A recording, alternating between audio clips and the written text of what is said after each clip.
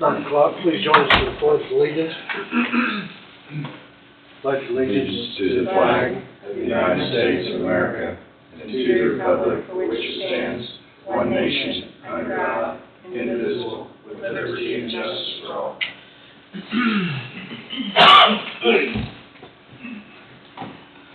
Good morning to everybody. Got a busy day today. First on the agenda is approve the minutes of March 25th, 2024 as written. That's a move. I'll second. Moved by Thompson, seconded by McCurry. Any discussion? All in favor say aye. Aye. Aye, motion passes.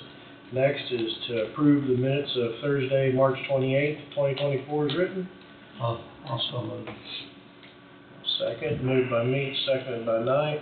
Any discussion? All in favor say aye. Aye. Aye. Motion passes.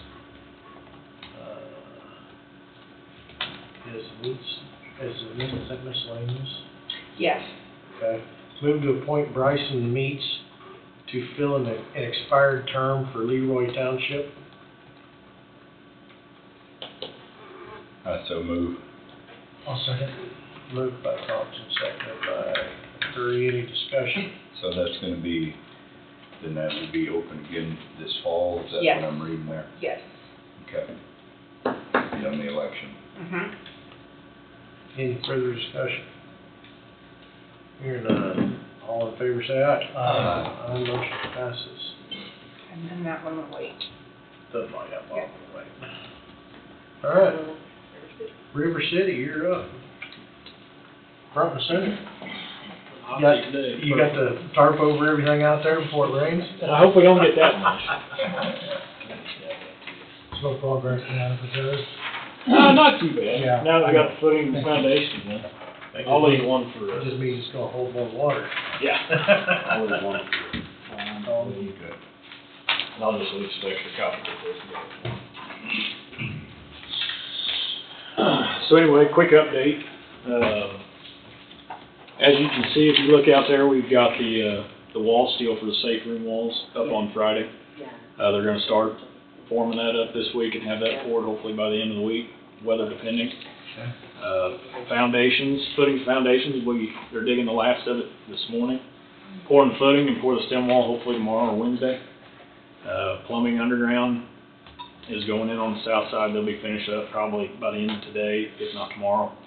Electrical will then follow them on the south end, and then we'll pour the first south slam on the 22nd, or start on the 22nd, putting reinforcing in, and pour that Friday of that week. So everything's tracking on time. Just gotta hopefully stay in the good weather. yeah. Yeah. But no, everything's looking good. Good. You guys got any questions for me? Nobody asked them when we last year that there's a lot of upright pipes coming out of the east side for a whole line through there. Looks like it's coming along pretty good Monday, Yeah. and I know you did more the next 4 days. Yep. No, it's coming along just fine. So. But you working 5/8 or 4/10s? The plumbers are working 10-hour days, some 10-hour days, days. yeah, 4/10s and then an 8 on Friday. But yeah, we're just on like 5/8 schedule for now. When the masons get here, they'll probably want to work 10-hour days, because when they got good weather, they like Got to. good weather, you take it back. You take advantage of it, that's right. So other than that, that's all I got. Looks like the progress is doing well out there. It is. It's going well. Very good. I don't want to jinx myself, but it's going good. So Knock on wood. that's right. So Appreciate it. yep, thanks guys. Take care, have a good week. You too. Wait, I'll take care of it. Oh, that was quick. That's all right, we need all the help we can get today. Looks like the X's are moving across the chart. They are, aren't they, Don? Yeah. We'll roll to our 9:15, Casa, Jamie Needham. I'm horrible with names, That's okay. even worse in spelling. Do you read the proclamation or? Jesse. Okay. Jesse will. Or you can, or You- Oh, no, you can- whatever. You can read it. Whatever works. We'll read. Would you want to discuss Oh, I've never done one of these before, I'm Okay. sorry. So, I can give you a little update on CASA if you'd like one. So CASA stands for Court Appointed Special Advocates. I'm the executive director, Jamie Needham. Today is my 1-year anniversary, actually, with the organization. And we are a nonprofit organization that advocates for children who've been abused or neglected. We do that by pairing children who have entered the foster care system due to no fault of their own with caring adult volunteers who then advocate for them in court. They've been appointed by judges. April is National Child Abuse Prevention Month. Nationally, the statistics are that 1 in at least every 7 children are abused before their 18th birthday. Coffee County has 8,334 citizens. 21% of those are below the age of 18, which translates to 250 children in Coffee County will likely experience some kind of child abuse before they turn 18. So that is the statistics that we are working with. I wanted to share a couple of other statistics. Child Protective Services in Kansas in 2023 did report 72,000 incident calls statewide, with 270 of those coming from Coffee County.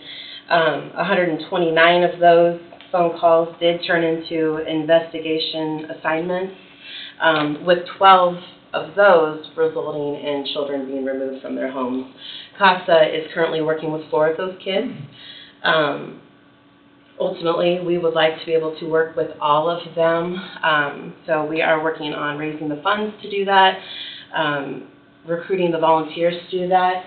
Mike Roney is our newest board member, and I really feel like with him here in Coffee County that we are going to be able to make great strides to hit that goal, serving all the children who would benefit from our services. Very well. Do you have any problems finding foster homes for those kids or anything? I mean, So we work with TFI, and they are the service that provides foster care I see. in our area, and I can tell you that, yes, they do have problems with that. A lot of the times, the children who are removed, they try to put them locally so that they don't have to change schools, but, I mean, they end up going to Wichita, Garden City. It's a struggle. Makes it tough on the kids. Yes, very, very difficult. So. And I guess the first option is to try to keep them with the parents if they can. That is If the, that's workable. yeah, that's the first, I mean, if that's an option, that is ultimately the goal, is to reintegrate them with the parents, but sometimes Oh, I that's just not a understand. safe Yeah. answer, so they have to look elsewhere. Sometimes they go towards kinship, maybe an uncle, an aunt, a grandma, sister, brother, but if that's not an option, then it is adoption with someone that they don't know. Right. Sad. Tough situation, yes. Proclamation here. Coffee County Child Abuse Prevention and Awareness Month, April 2024. Whereas the County of Coffee County, Kansas prides itself in giving back to the community, contributing to the quality of life among our citizens. The CASA of the 4th Judicial District and its volunteers represent for the best interest of abused and neglected children who are involved in the juvenile courts. And there are many children in Coffee County who suffer from some form of abuse or neglect each year. And through the national effort, members of the Coffee County Commission are encouraged to join together in the month of April to raise awareness of these children who are victims of abuse and neglected. Kansas Children's Services League works to create healthy parent-childhood relationships, and this effort is promoting awareness of the neglect and abuse will give abused and neglected children of our community and around the country a chance for a safe and positive future. Therefore, it be resolved that the Coffee County Board of Commissioners formally designates April 2024 as Coffee County Child Abuse Prevention and Awareness Month. That'd be a motion, right? right in there. That was the one you said we were skipping for now, right? Yeah, well, no, before. Yeah. Good. Motion to proclaim the month of April as Coffee County Child Abuse Prevention and Awareness Month, April 2024. I'll move. I'll second that. Moved by McCurry, seconded by Thompson. Any discussion? All in favor, say aye. Aye. Motion carries. Thank you very much. Thank you. Thank you. Thanks for all your work. Thank you. So, good luck, gentlemen. See you, Mike. Take care, Mike.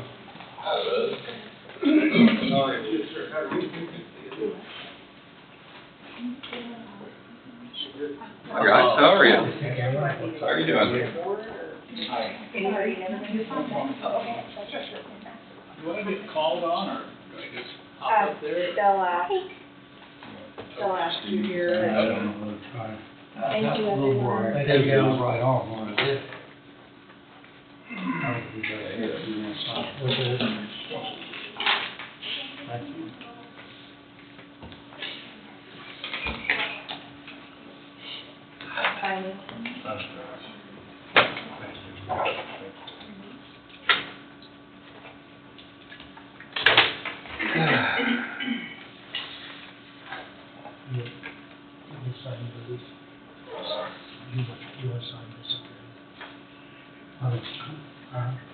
When did you sign in that day?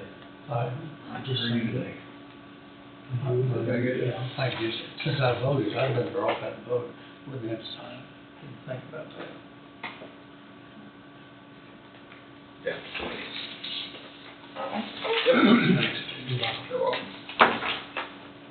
Cameron, we're running a little bit ahead schedule, but Good. we'll probably, need that here for your discussion, so. We're ready if you are, sir. Okay. Cameron Roth, you're up. Okay. Cameron? Hi. How we Good morning, everybody. Morning. I brought copies of, I'm not gonna make any assumptions, but I wanted you to at least have a copy of a listing agreement, each of you, and you can do with it something now or later or whatever, but you could at least review the terms and conditions of that. I brought one for Wade too. Is he coming in? Okay. We'll need to leave him one each. You'll be in. You got one.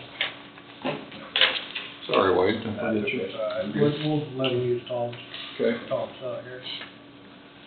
So I've reviewed the survey of the tracts in question.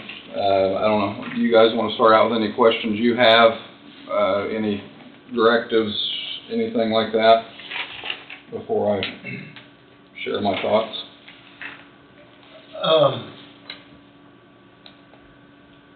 I don't. The only thing I see is the east property line moves a little further east than I anticipated it being.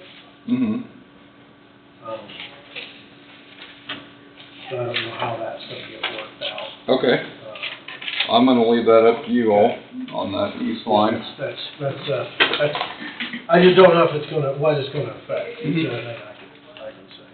Okay, To bring people up to speed, I've asked Cameron if he would be interested in, helping with the sale of these properties, and, he said that he would do it without his commission. And I mentioned to him that, we had just a rough estimate of what it would cost for advertising and everything, and he gave me that price, and I'd forward it on to you all.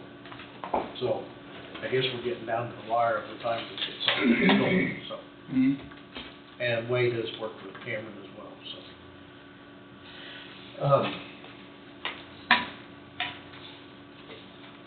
To go through your agreement, I guess, is maybe where we're at, I don't know. Jesse, you mentioned that east fence maybe or further east than what you thought, and I think I got the same thing. Is there a fence in that location? no, Just bare space? yes, Yeah, I mean, that's where our property line is. It's surveyed, so, Where's that? I mean, that's my thoughts on that. I see there's a gentleman in here that's got a map of I think, the property, is that correct? Yes. Do you, I don't know if this is the time to go into this, or if it's, I was hoping we could negotiate a change in the property line. The previous developer decided to plant trees and do landscaping on county property.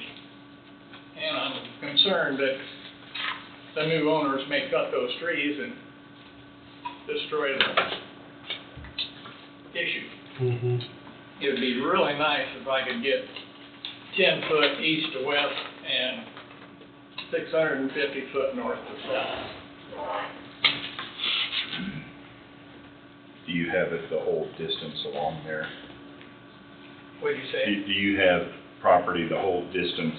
No, I do Along not. Burlingwood Housing Addition just in the red. Just owns looks- 2/3 of it. Mr. Anderson can. They own the lot 10 and the lot, it's not a lot, the property south of that. Okay, you're at the north portion then? Do I? Are you at the north portion then? No, I'm in the middle. Okay. Mr. Anderson, this is you right here on the, Right. that's you, and then are these the, I have the middle piece there. Okay. And that's the tree line that you're talking about right there on the. Yeah, that tree line, right down the center of the property line for the county.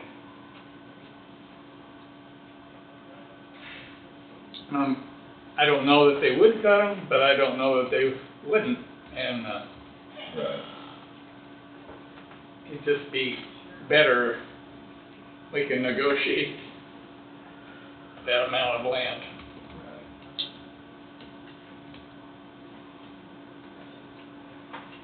My only thing is that's gonna prolong the sale of this property. It's already been surveyed. Yeah, that's the only issue with it. It shouldn't change, the south lot, you can just move the boundary to the north, and the middle lot, move the boundary to the north. And that north lot is 1.9, it would drop down to 1.7 or something. I think it's the south lot that's 1.9. South Yeah, lot's south lot. 1.9, Yeah, the other two are 1.5. 1.5 each. But if something like that is done, we'd have to resurvey, correct? You have to resurvey that line. Yeah. Is there any other way to?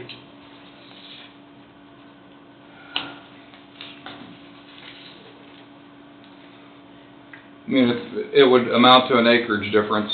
I'm planning to sell myself, what I would propose anyway, is to sell it, I'm not planning to sell it by the acre. It's gonna be by the lot, total dollar amount, is what I'm gonna recommend to you all. Right. We would be, and I just think I'll kind of share some of my plans with you so you can use that in your, thought process on that issue. I think the best thing to do, I'm gonna, just advise you like you were any other client, is we would offer, 3 lots individually and take those 3 bid amounts, add them together, and then have an escalator on there, say $5,000 I'll throw out there for right now. So if all 3 of those total up to be $40,000, we'd add $5,000 and open it up on a combination. We're not gonna let somebody come in and just outbid our 3 individuals by, $100. There needs to be an escalator. And the reason is because if people think the big bad wolf's gonna come in at the end and blow them out, they won't bid aggressively on the individual track. So that escalator protects the buyer that may just want one tract, to get them to bid aggressively. But that would be my suggestion, is to offer them total dollar amount per tract individually, and then come back in combination of all 3. Would that be under a live auction? Talked to Wade about this some. I recommend we have a live auction. It's a public entity we're representing, and I think it needs to be a public auction, live with remote bidding capable. either phone or internet or both, is what I'm recommending. I don't know as far as location, if we could get a room in the basement here, or if not, we could go to a 4-H building or something, but it'd be, venue, you know, a public venue. The other thing I was, going to, clarify on, that's in the listing agreement here, is we, are not charging the commission, as you know, but there was a little bit of misunderstanding on my part as far as what the proceeds possibly could be going to benefit, and, our brokerage is donating the marketing, so there's not gonna be any expenses at all to the county. What other questions you have? Camera on that east line, maybe I'm not catching everything, but the gentleman said the tree line, we need to move it west 10 feet to keep from destroying the trees, possibly destroying the trees. Mm-hmm. I went and looked at. Is that just forgiven to the, does the county just forgive that 10-foot strip there? I hate to be put in that position to answer that, but, especially, I don't need to create enemies when I'm volunteering my time and services. But, I did go over there and look at it, Don, the survey flags are, like this far north cedar tree, that survey flag is right in the middle of that tree. There's a bunch of planters, flower boxes, that are on this side of the line that were put in there by previous ownership. It was not his doing, but, Right. It's a very unfortunate situation. yeah. What was your question, Don? If we just needed to donate 10-foot strip, the length of it, to those 3 current owners on the east side, and whether that's good or a bad idea, I don't know. I think I'd much rather sell it with the trees to be kept in place. But that is a contingent on the sale of the property. Easement of some type.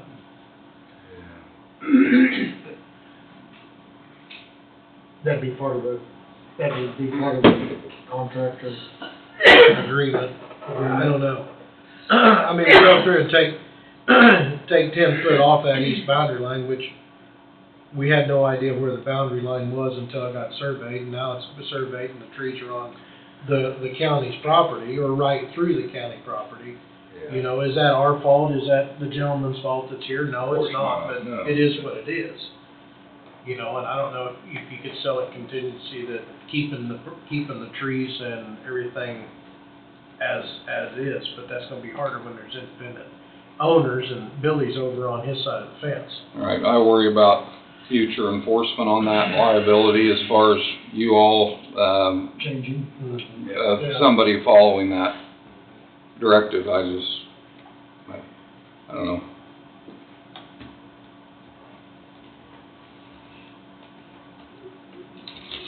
What's down there by the 1.9 where the buildings are, what's that white area that's right there on the line? The sandy looking area right there, Right yeah. there. Is that a flower bed, or is that part of where the water drains out of that pond, emergency overflow?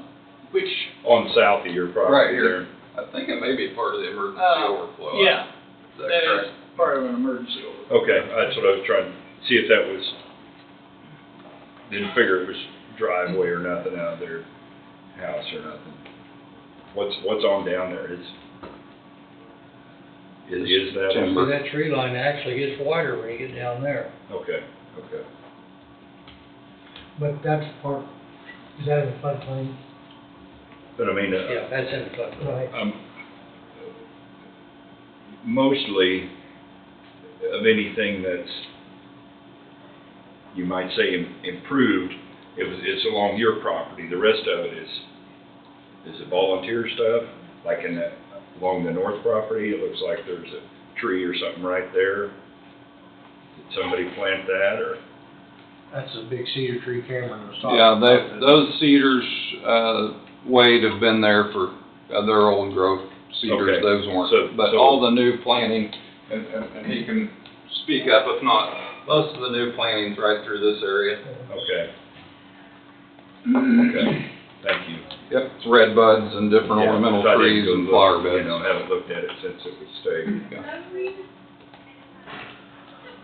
What's your thoughts on that, Wade, as far as getting it and keeping it detailed and yet keeping a clear title for everybody involved?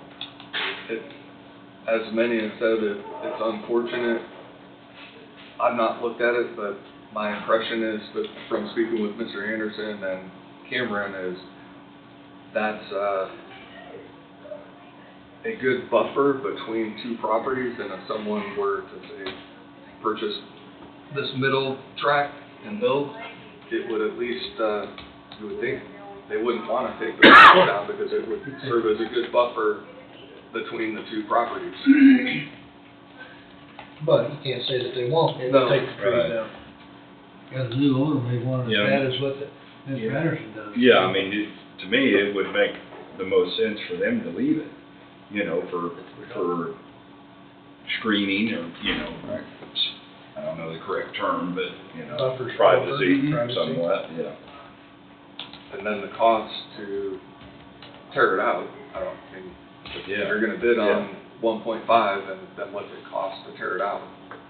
Then you have to add that on the cost of the Right, property. right. It's very And unfortunate. if somebody builds on this middle track, is their access right here on North 12th. So they'll have to have access there on Sure. 12th Street. But would there be a situation where they try to do this Berlinwood Court? I don't know what the rules are related to the land over here, so this is where it makes the most sense. I'm just trying to think logically. Somebody wanted to tear this out, what benefit would they have in doing so? Right, I right. don't, Yeah, because you build on the west side there. Yeah, yeah. Well, I mean, I guess as far as Cameron goes, this is gonna be a discussion for us, I guess, not really Cameron's involvement's just yeah. auctioning off, getting it set up.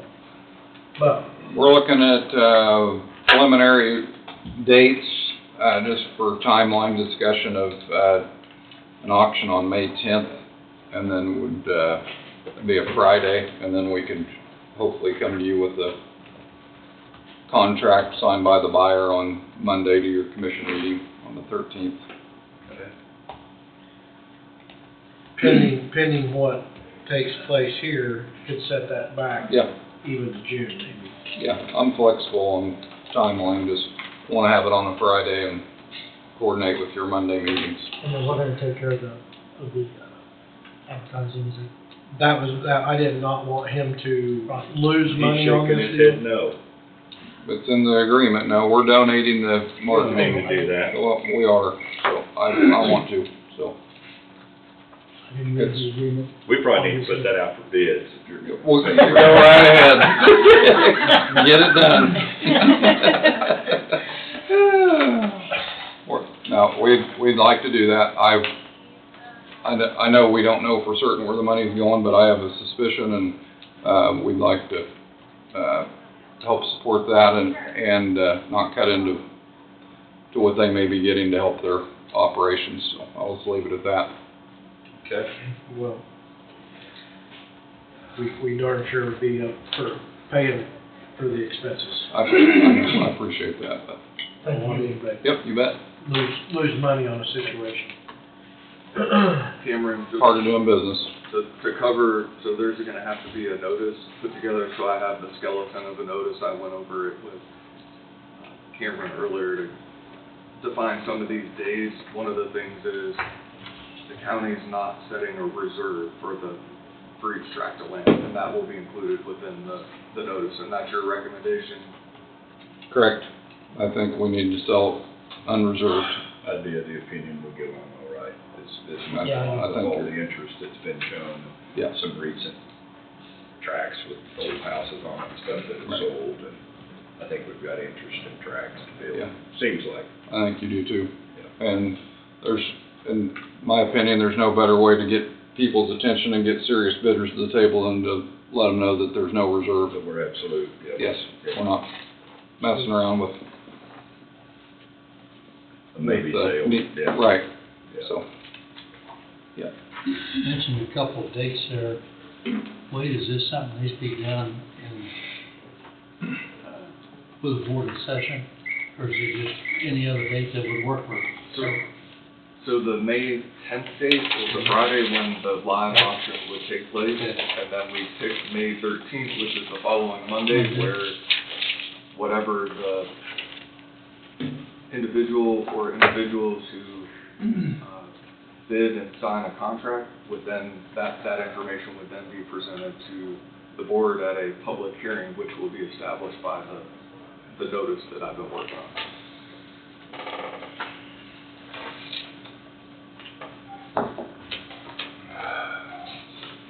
Well, it sounds like we got some more decisions to make on this thing. Is there work to be done? I'm just not sure how, where it's already been surveyed and everything, I'm just not sure what options we have. Very unfortunate. It is. What it is. It is.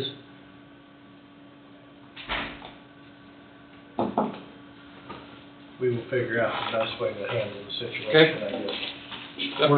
We're not gonna, somebody's gonna be unhappy either way, so it's a no-win situation in my eyes. So we'll work with whatever you guys decide, so, okay?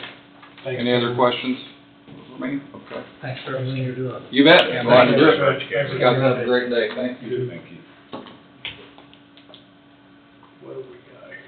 We got a little bit of time.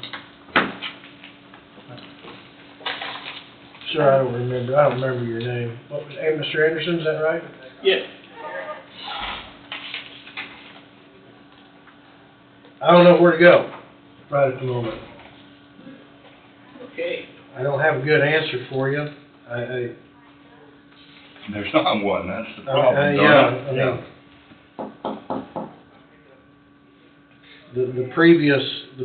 the previous person did things that maybe they shouldn't have done, you know, but, unfortunately, you might be the one Holding the bag. holding the bag, so to speak. Yeah. You know, which, like I say, there's no good. The result for the county is if we have to go through and redo the plots, you know, that's gonna be expense as well. You know, then it's gonna be a smaller lot than the other one, you know, so I don't know which direction to go. We're gonna have to make a decision, as a board to figure out which direction to go. You know, to me, you just move that whole east side over 10 feet or 12 feet, so it includes all trees, and keep it cleaner later on. I suppose you'd have to set pins again, but it wouldn't be a major deal. And you know, 50 years ago, every fence row in Coffee County, hedgerows down the middle of the Well, fence row. yeah, but that's kind of what we've got right now. That's what we got right Is now. It's down the middle of the trees, Yep, but same thing right now. what he'd like is an assurance that he's hopeful the trees wouldn't get taken out. And I wouldn't really think they would get taken out, but you never know, you know, that's the problem. Are the trees gonna grow into a point to where we're gonna need 15 foot of right of way? Or you mentioned it was old cedar trees, if they quit growing? No, the red buds, I think. What did you say? These trees that's in the middle of the fence row, are they old enough to totally quit growing? The two there on the north are quite old. They have to be there 50 or 60 years. They probably done grow. They're the cedar trees, correct? Yeah. And then the ones in the middle are red bud and some, They're I mean, considerably younger. They're still 25 foot tall. right, but they're red bud trees, is that right? No, there's just one redbud tree. Okay. Most of those are cedars. Oh, okay. Okay. All of them are cedars. But I planted, because I thought the property line was on the west side, I planted a couple of peach trees and a couple smaller cedar trees that are just over the border, like 2 feet or so, 3 feet. Yeah. Those could be replanted because they've only been there a year. but it isn't a really big deal, but, It would be if somebody come in with a chainsaw and cut them off. though. right. We really hate Or eating my peaches, or. Are they producing yet? Don't pick Oh, his no. peaches. You get his half of the tree, I get the other half. 10 years from now, eating my peaches, yes.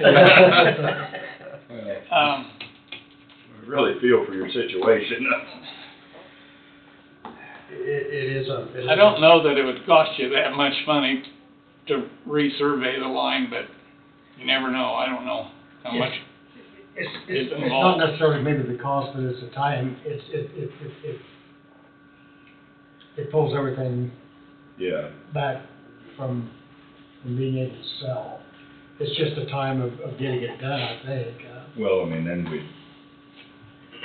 we'd be looking at selling that other, we would need to sell that other property. I mean, Do what? Just add a 10 few, foot, we would need to, Yeah, just add a few square feet to 1.5 acres, it'd be done.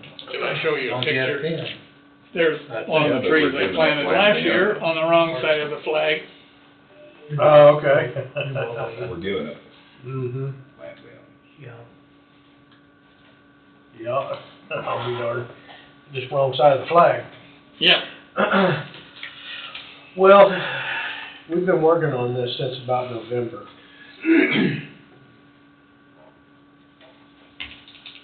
Let's discuss what we're gonna wind up doing, and we'll get in touch with you. If you can give Angie your phone number, or if somebody's got your phone number. I've got it. Lady's got it, so. What was your first name, sir? Robert. Okay. Thank you. See kind of what we can get done here. We've got to come to an agreement as a board to do that. Maybe we want to see when Tom comes back, or, Yeah, Tom will be back next Monday. Have everybody here. Hopefully we'll have an answer next Monday. Okay. Which So direction? I should come to the meeting? You can. You don't have to. You can. We can always call and give you what the board decides on. No, I don't mind coming to the meeting, so. We don't mind having you. yeah. Thank you. Thank you. And just for clarification, Mr. Anderson, my understanding is, what you said initially is, for that 10 feet, you're willing to pay the county for that difference? So that property It becomes yours? depends on the price. Okay. If it's a reasonable price, like $1, sure, but if it's gonna be thousands of dollars, I don't know that I wanna step up to that, because, as I say, the association owns the front part and the back part. I'm in the middle. So,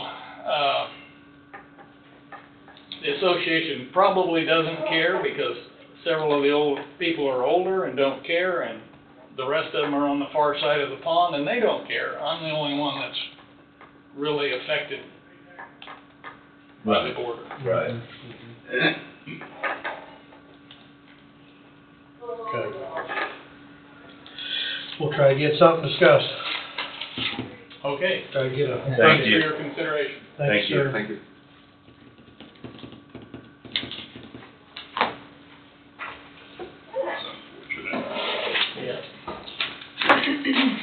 What you got for us, Amy? I did miss this motion. I'll still have to get Tom's signature, but we got that in, so I can probably go ahead and approve the, I put a motion out there on that. Oh, you did?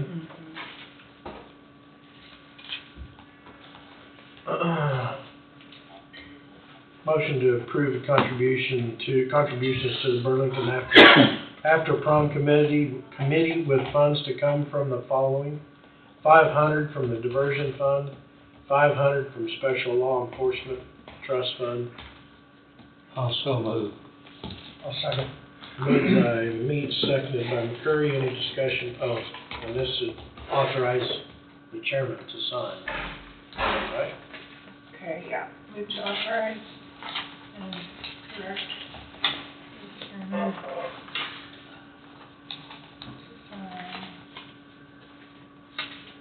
Well, I don't know, does he need that, Wade, with both you and Tom signing?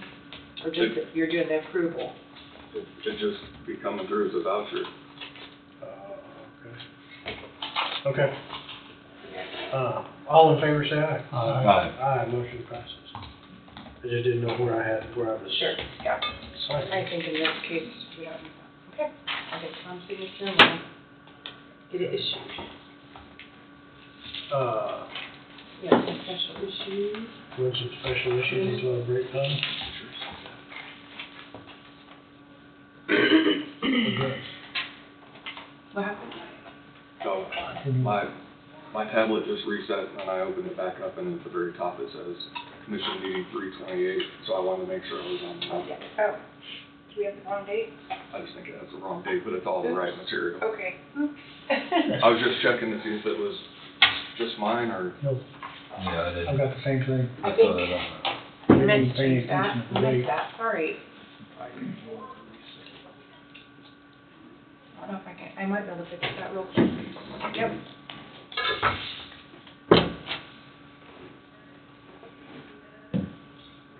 Okay, should be fixed now. Hey, how about that? April Fools. Yeah, April Fool's, see? You just thought it was March 28th again. Be careful who you pull, that's no problem. Yeah.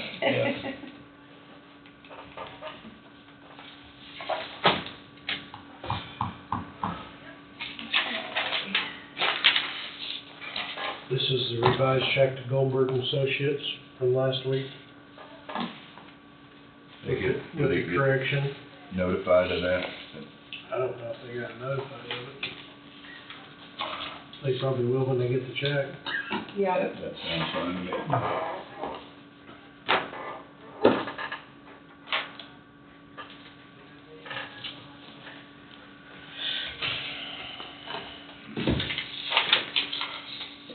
How are you, Mr. Higgins? I'm good. Good.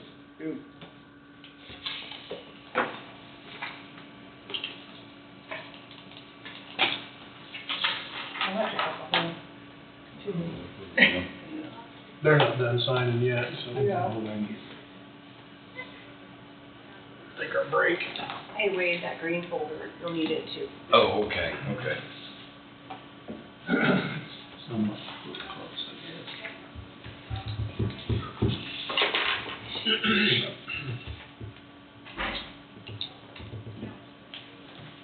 That's all that we're, I just want to say, all the day. That's it.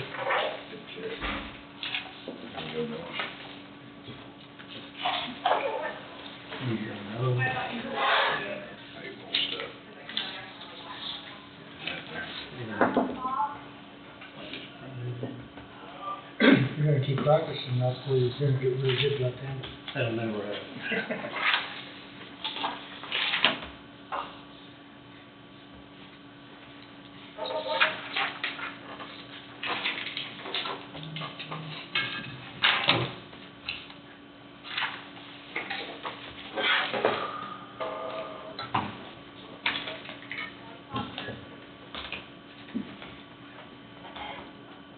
We'll take a break till 9:55. Good with that? Yeah. Or we gotta keep on schedule? The only thing that's, is the hearing at 11:30, that's gotta be prompt, right? Yeah, I would think so, right? I mean, one of the advantages of being recorded is everybody can see what happens, so. Right. Well,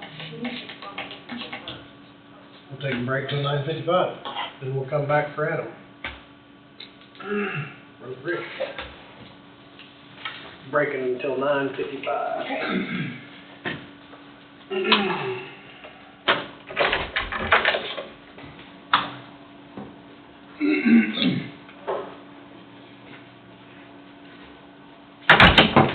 All right, we're back. We'll start with Adam, Road and Bridge. Got to meet your wife Saturday morning. Saturday morning. Oh, where she was working. Uh-huh, yeah, hospital. Casey? I didn't catch her name. Yeah. It's her weekend to work. She's a good gal. She was busy. She has to be, she puts up with me. I was gonna say, she got her hand full out of it. Let's see, no call-outs this weekend. I got, looks like some motions and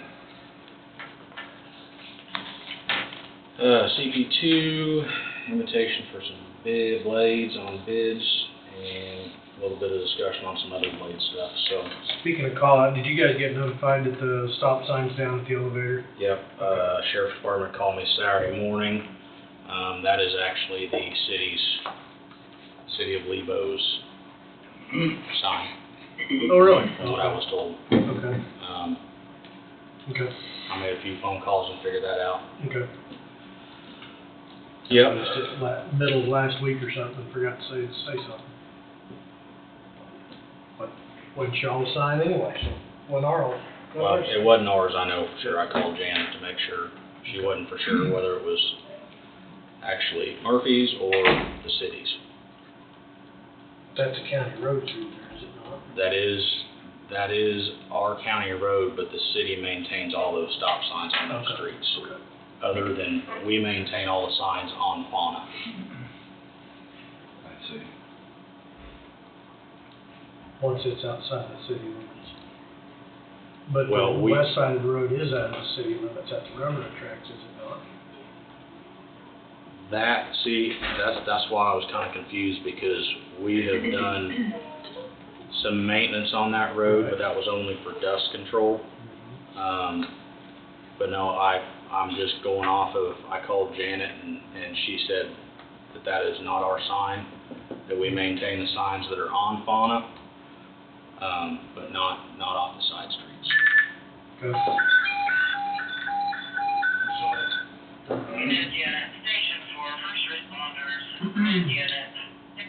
So, we got some bids in for our mowing. That'll be, I think, my first motion. I don't actually know how they're ordered, but Mowing? Well, if I read your motion. Yes, the shop It should be at the very top there, and then you can slide it down to that.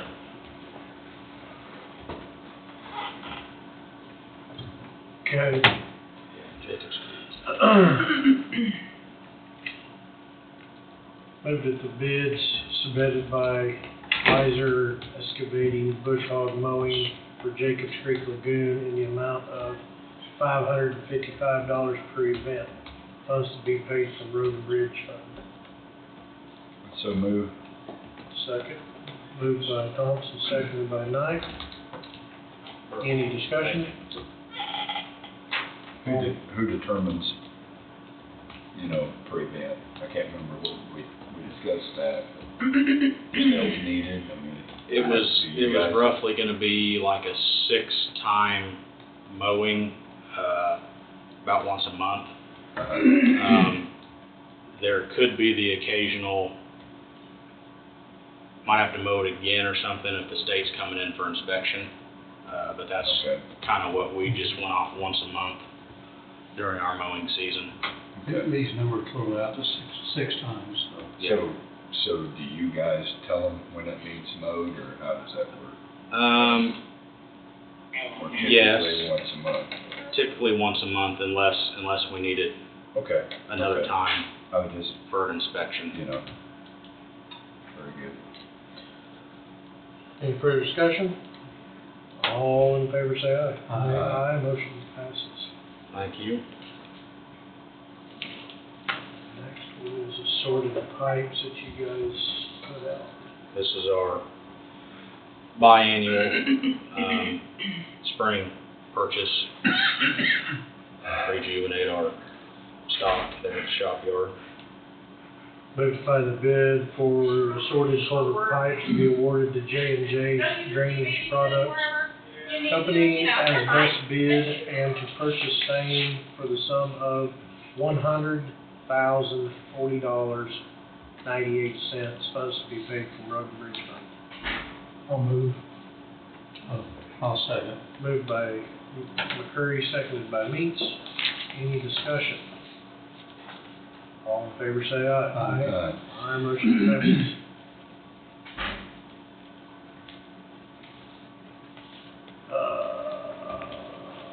More mowing. Move to find that the bids submitted by David Lindo Mowing Services for Strawn Monument, is that right? 16th Road in Fauna, in the amount of $30 per event. Park at Old 50 Highway in the amount of $60 per event. And Rock Creek Cemetery in the amount of $50 per event, with a combination cost of $140 per event. And Pankowski Company LLC for Hope Cemetery, half-mile south of 22nd on Emmer Road, in the amount of $30 per event. I don't know that it matters, but that first line, it's actually the Old Strawn Monument. Old Straw. And the Hope Cemetery is actually 35 per event. Yes. Hope Yeah, Hope Cemetery. Okay. Amount to be approved as best bid for seasonal mowing, with all bids awarded according to terms of the bid. Funds to be paid from loan bid fund. I'll second. I'll second. Moved by Meeks, seconded by Knight. Any discussion? All in favor say aye. Aye, motion passes. Thank you. Let's see, the next thing is a CP2. One summer help.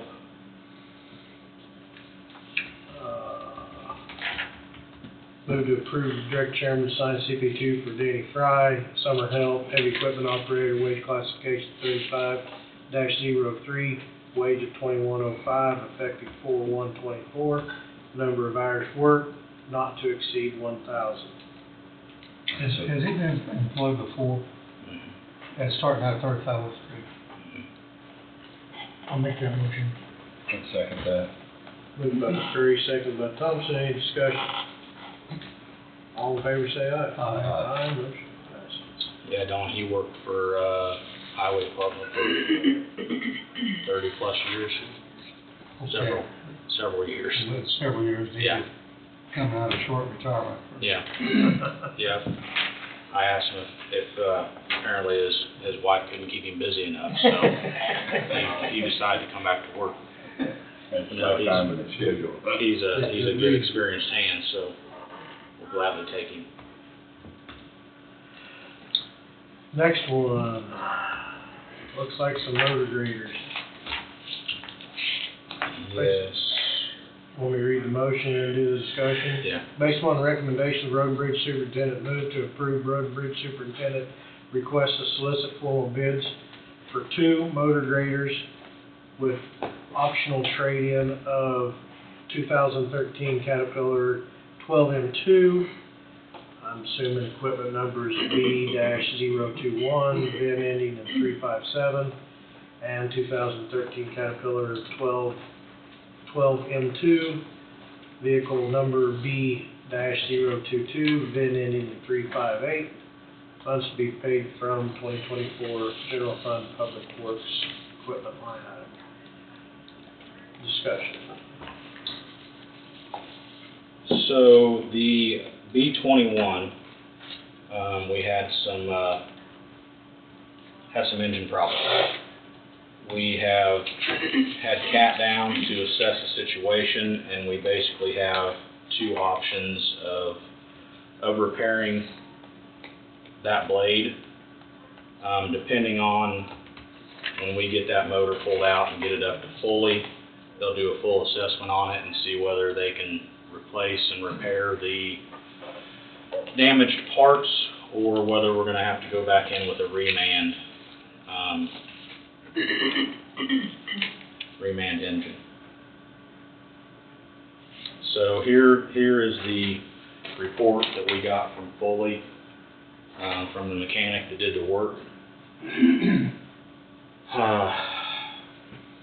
You're talking on that B-21? Yeah. Yeah. And then I've got a couple quotes here for the repairs. If you guys would like to look at them. However, we have decided to do some of this work ourselves.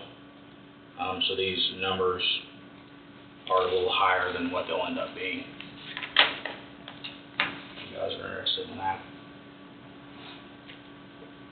So you don't think this is just gonna be a new head on it? We don't know yet. It does have some metal in the oil, Yeah, it's like a can. and we're hoping that it just needs I know it wore a load down on the cam, so it's gonna need a cam and push rod that's bent, and until they get in there to check everything out, you know, we don't really know where we're at. Rod bearings, how many hours on it?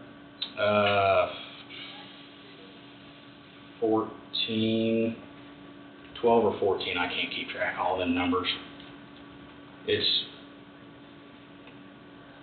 goes back to that plan Ryan and I are putting together of getting our equipment and our trucks and everything on a cycle. We're behind. Right.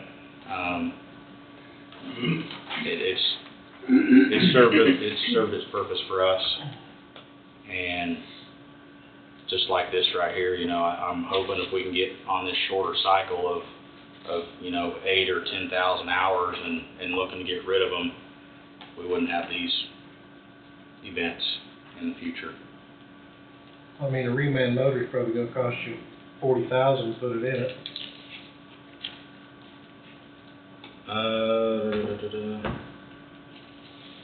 I'll let you guys look at this stuff, but like I said, these numbers aren't totally accurate. We're gonna do A lot of the labor getting it in and out. we're gonna do number 3 on that one, and number 1 on that one. The remove and installs.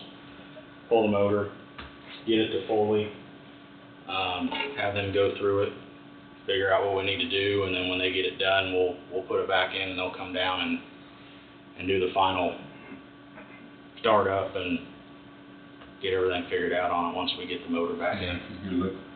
From what they're saying here, you're looking at maybe that cylinder might be washed down in that one from getting the fuel in it and not being burnt. So they need a piston sleeve and You know, you do it, it appears, do it 2 box. It appears you do it 2 of them this year. What's it look like to get them into rotation for the next 2 or 3 years? Well,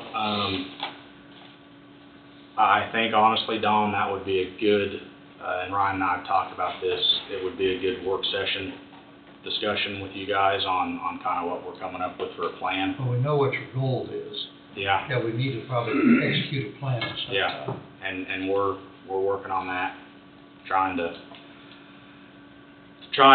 figure out the best suitable route to go on everything we have. I mean, if we put new motors in these 2 graves, I sure hate to trade them off, because you're not gonna get anything out of them. I mean, they're really not gonna account for, you might get But what we really 50, got, 60,000.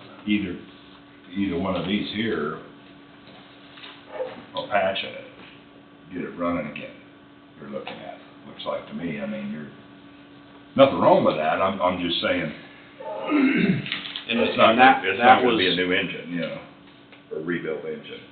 I would admit, and I'll agree with Jesse, we probably won't recover all that money, but the value of the way that one sits right now, compared to getting it up and running, I think is a better option than, I mean, right now you have to drag it up on the trailer to haul it off. Yeah.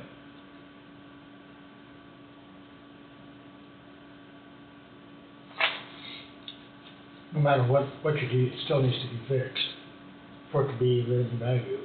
The question is, if you put a reman motor in it, do you get rid of it, or do you keep it as a spare? Well,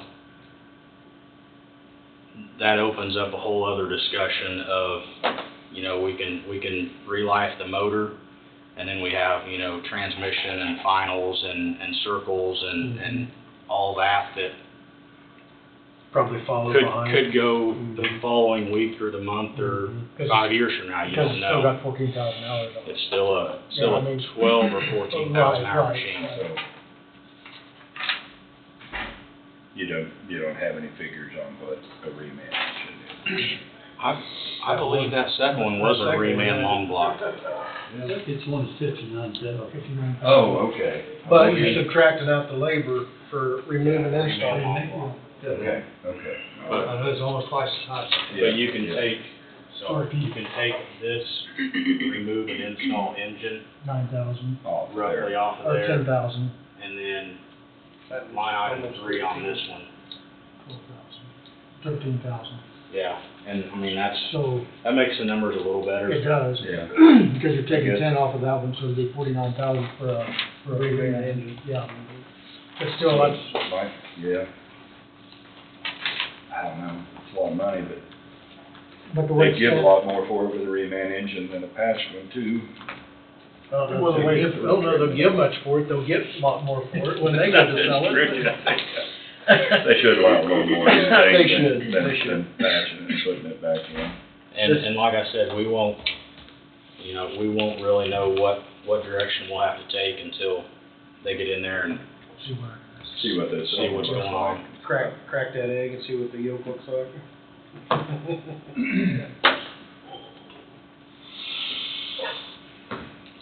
Well, motion 2024-29 is still on the table. Been approved, or, hasn't been voted on, been moved, hasn't it? Yeah. There's been- No, I don't. nope, there's been no move No, second. we let that discussion. I would move. I'll second. Been moved by Thompson, seconded by McCurry. Any more discussion? All in favor say aye. Aye, motion passes. I guess it's a scavenger hunt of what direction. And we'll still be back for more discussion.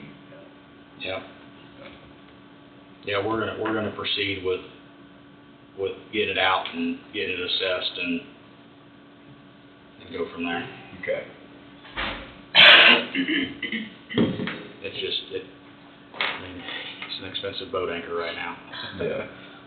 High dollar yellow paint. Next motion, based on the recommendation, Road Bridge Superintendent to authorize Director Chairman to sign contract documents with straight line pavement striping at several locations throughout the county. Project number S2401-C. I'll so move. Second. Moved by Meat, seconded by Knight. I don't remember ever signing those, but maybe I did. We had them 2 or 3 weeks ago, if I remember right. That was just the bids, wasn't it? That was the contract documents. I don't recall getting them yet either, for this year. No, we talked about straight line, striping doing all our. Yeah. Right. I'll make a phone call soon as I get out here and figure it out. Any further discussion? All in favor say aye. Aye. Motion passes. I think that is all I have, unless you guys have something for me.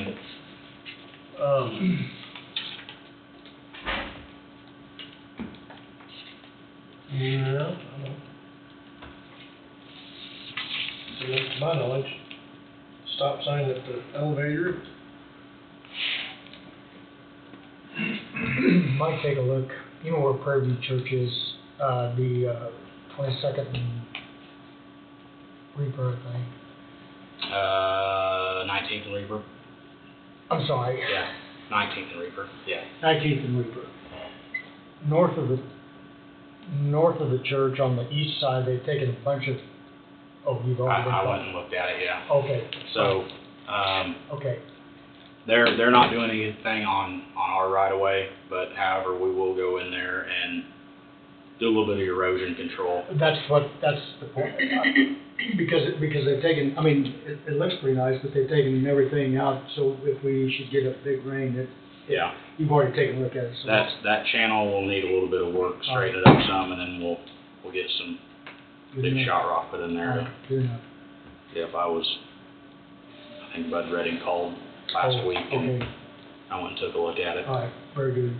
Thank you. Yep. Anything else? Alright, I'll make that phone call on that striping contract and be right back. Okay, thank you. Thank you. Thanks, Adam.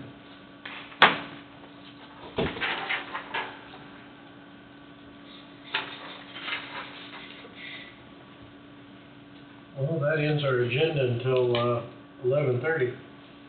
Guess we can go to roundtable on.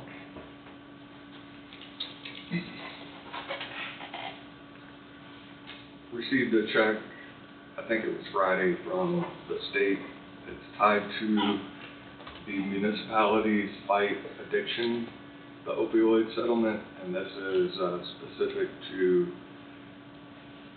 Mallinckrodt, $514.03, Allergan, $638.62, and Teva, T-E-V-A,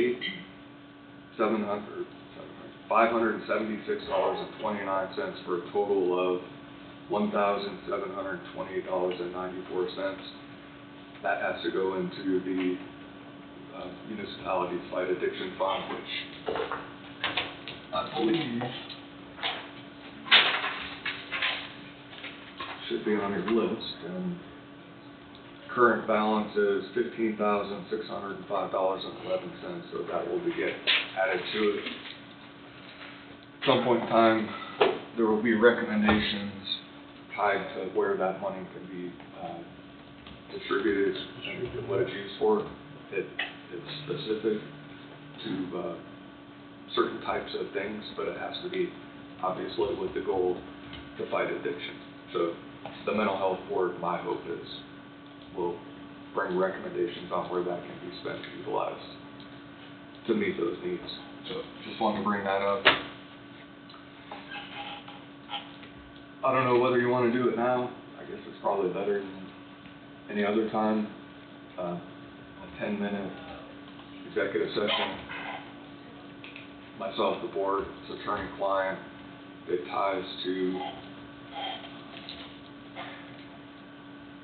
legal advice surrounding legal issues in reference to the Maribel's property.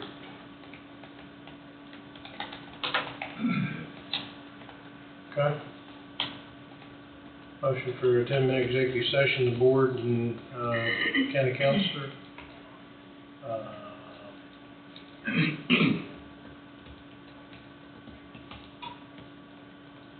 Yes. 10 minutes. 10 minutes should be sufficient.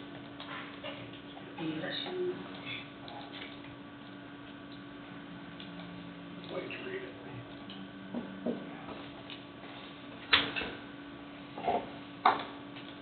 Quit. I didn't do it. I didn't do it.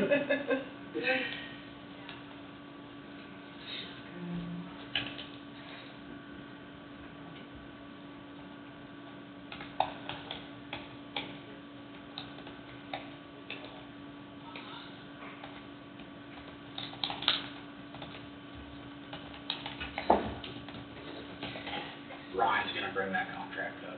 Okay. Okay, good. Done typing? Yes. Motion to enter executive session for 10 minutes.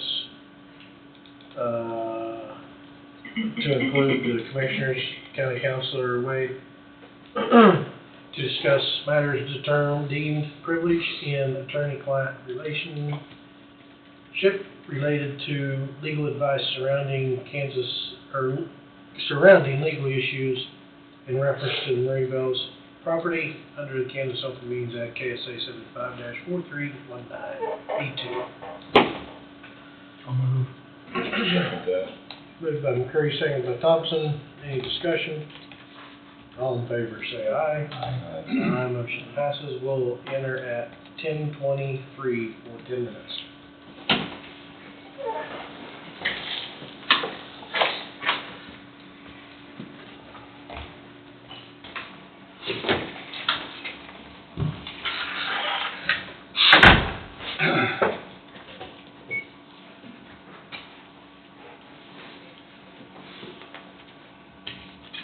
All right, we're back. No action taken? Say no action taken, but maybe just a brief update. The county and the city are working through an agreement so that the county can pay off the Maribel's, I'm not sure what the right term for the loan is, but with the city for updates or upgrades to that building facade. And what's currently due and owing is somewhere in the neighborhood just over $8,000. As I mentioned last week, the city had came out of executive session the last time they met and agreed that the county could pay that off, but with no penalties or interest. It's straight up what's due and owing on that note. So that agreement is hopefully going to be finalized to be presented at one of the very next city council meetings and then to this board as well.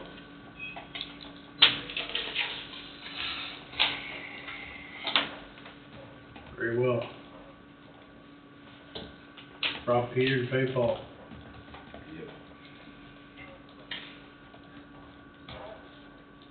Got a geotech That's for the survey.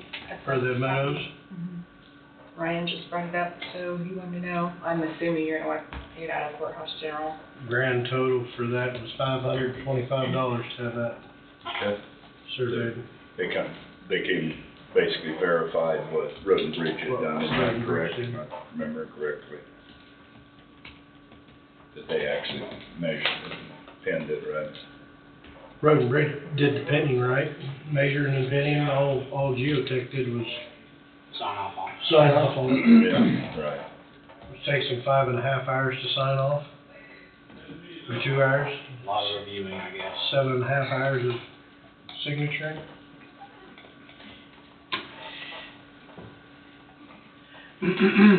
Alrighty then.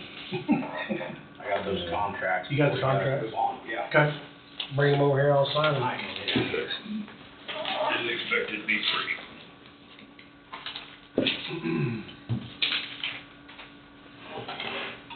Alrighty. I think I am done. You wanna wait, and I'll just Yeah. send them back with you? Yep. Save that trip. Oh, I guess Wade's gotta sign them too, doesn't Yeah.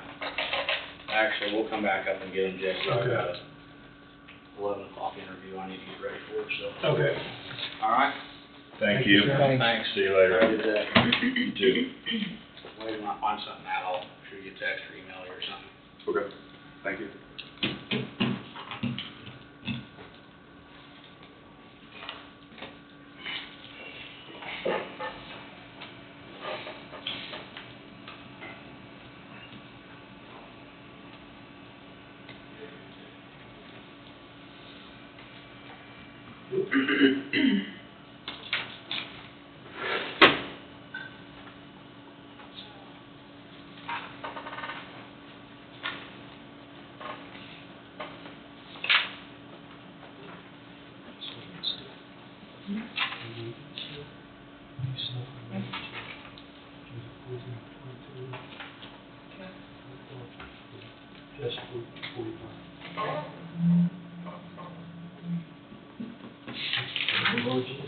Nope, you're fine.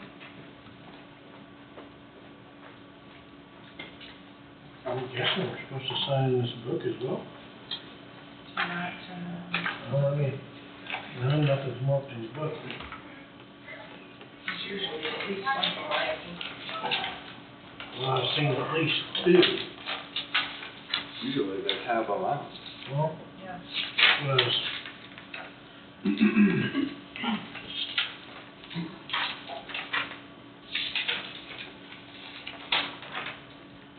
No signature there.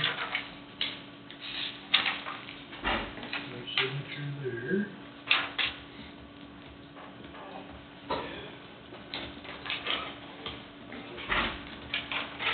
Here. Careful, it's sticky here. You can find it too. Okay. who mayors are calling. Yeah. There's another one. Being waived.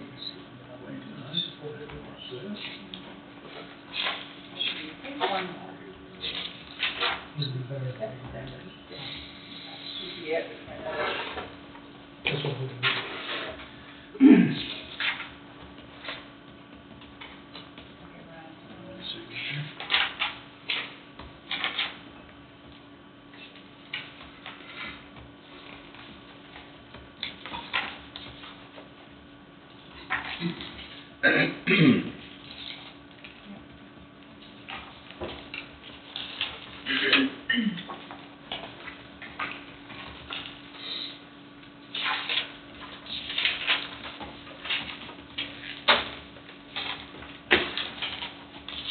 I don't know where they got this counterfeit paper from. This looks like the full part where it's going.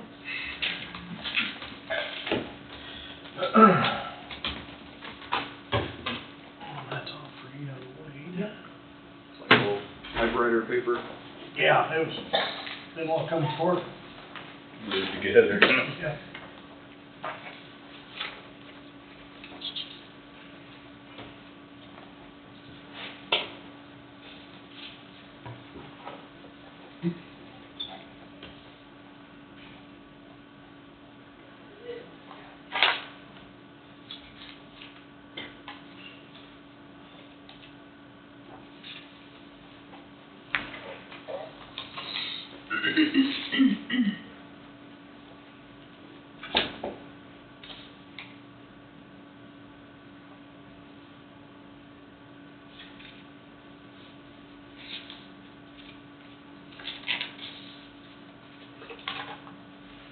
No checks in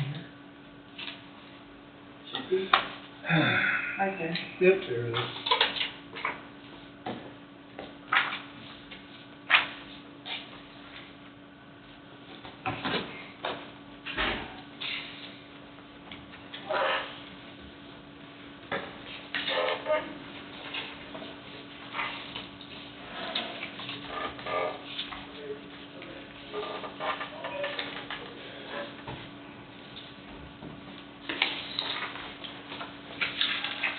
Looks like normal.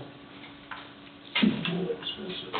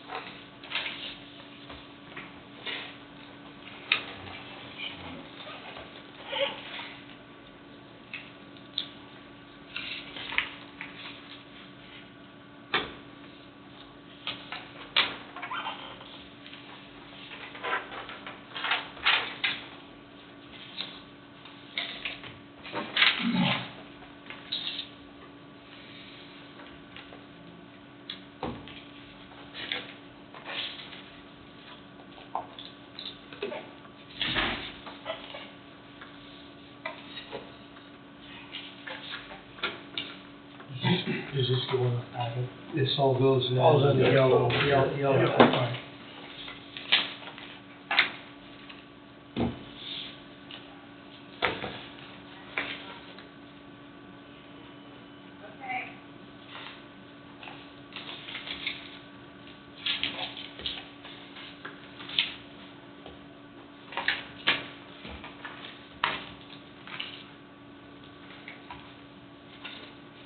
And one stuck in the corner.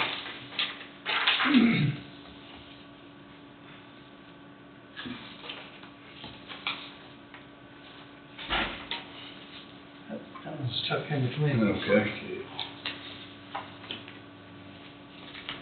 Not pay for a rock, do we? Pardon? We don't wanna not pay for a rock, no.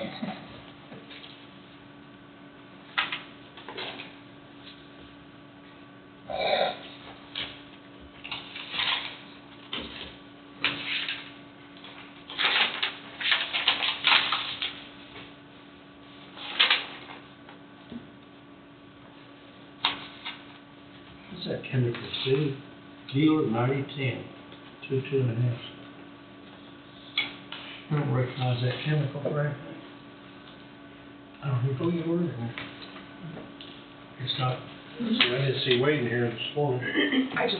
Oh, you just put him in? Oh, he snuck it in on us. that was a generic, I just, Snuck it in on us. I don't know what it is. It's part of Easter Sunday for me.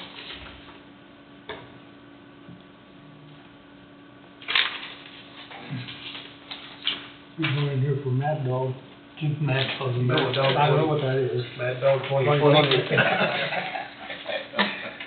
That might be two different things. Well, I thought we were. Most of those generics, you can't recognize them by name.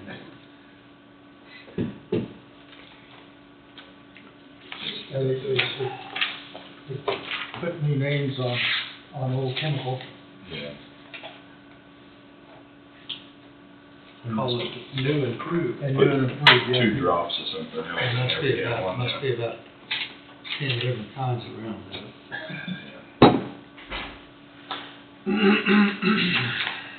Monsanto's one that messed up, and they didn't get their patent renewed 20 years ago.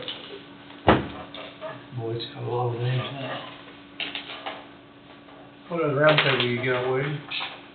What I have on the screen, although it's not going to be finalized today, if you remember, I have to put out a notice for the public hearing related to the sale of the Meadows property, so I have a skeleton put together that covers all of the tracks.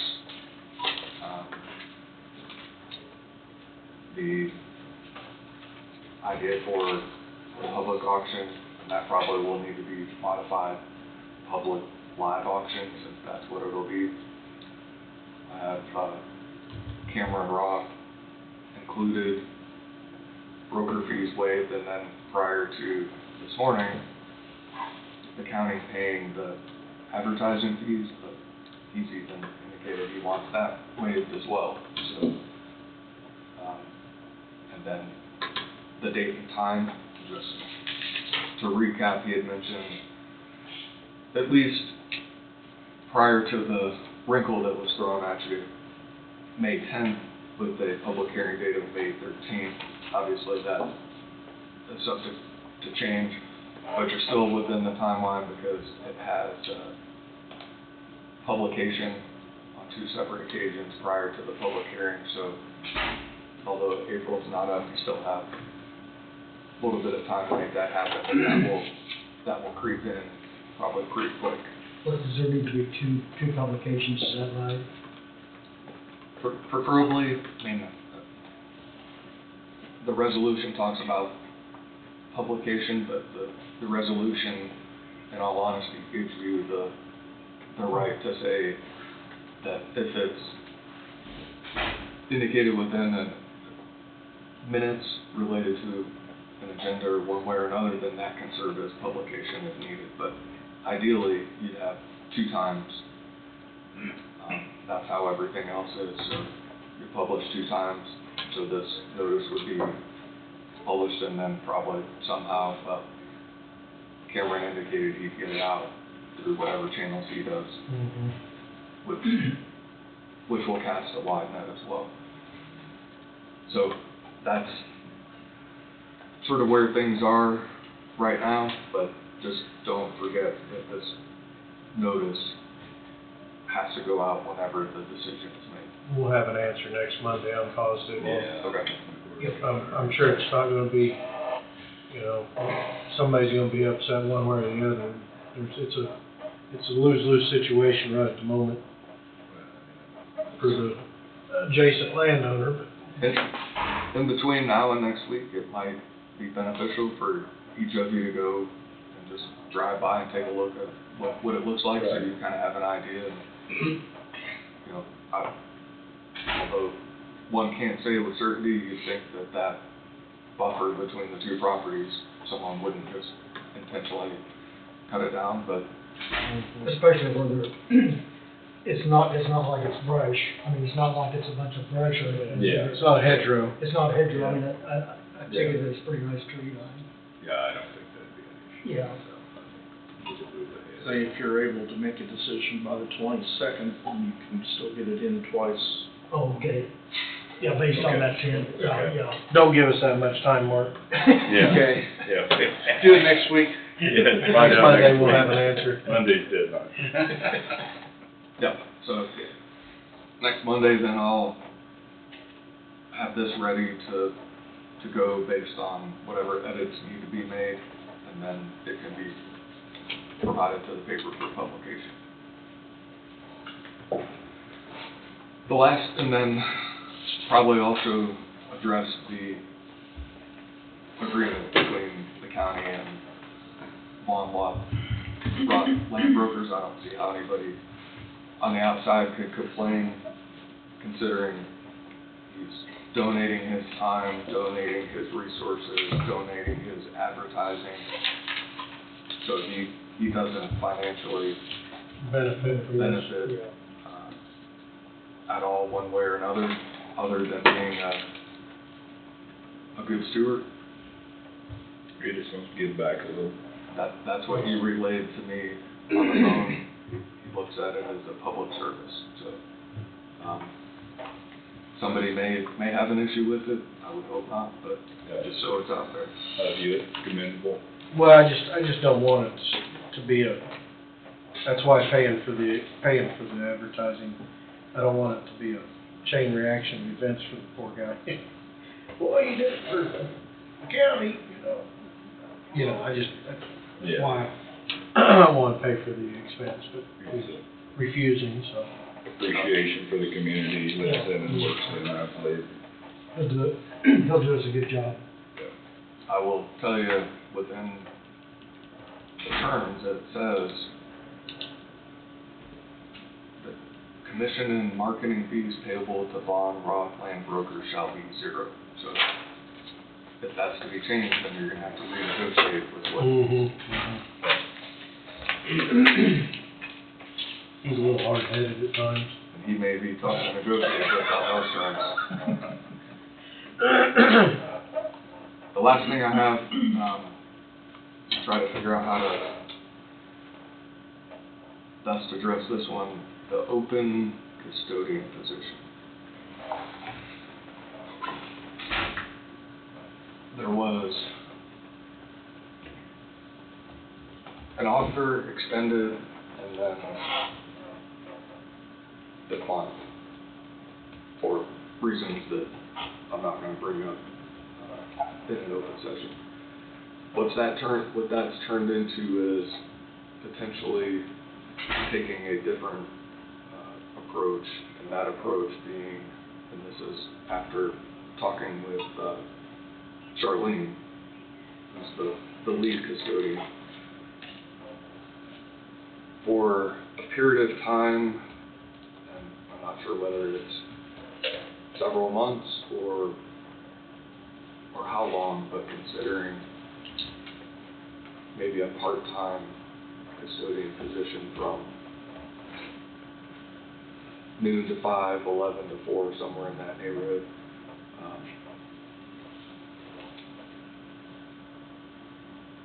Or just to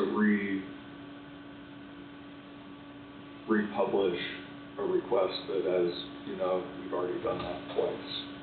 And one of the complications is the hours. I think that ends up being maybe more of an obstacle than one may realize, but it's worked for the people who've worked here previously. And you had one that just retired and has been here somewhere around 20, maybe just over 20 years. Charlene's been here for a number of years, and then the other custodian's been here for a number of years, and they've made it work. But we also are dealing with a different workforce, and my understanding is a number of,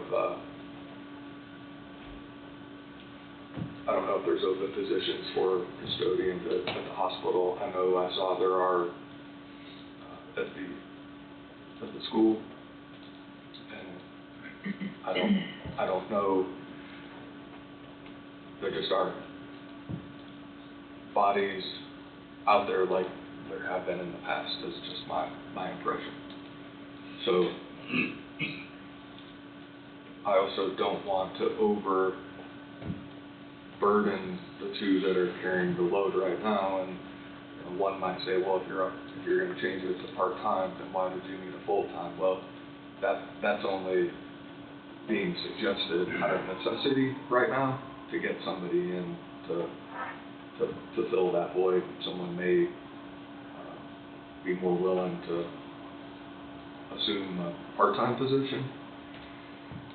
But then the question would be, would that be a part-time position with no benefits, or would that be a part-time position that would have benefits, and that would be a decision that you'd have to make. I don't have a good answer. I was hoping it would be addressed, taken care of, but the same type of situation looms on the horizon, because once the new jail is in, then you're gonna have to do this all over again. And right now, it's put on hold the need for somebody to do the same thing at Road and Bridge. And I know Amber has mentioned having somebody, at least on a semi-routine basis, do the same thing at the JSB. Because right now, they're sort of taking care of things internally. Historically, those were contracted out outside, but then you have issues regarding, are they employed, are they not employed? If something happens, then what liability does the county assume? That after investigating that with the county insurance company, either certain things would have to be signed that would take the exposure to the county out, or they do it internally with an employee, which is what happens right now. So all those things are sort of out there for discussion, and I don't know if you have an opinion one way or another.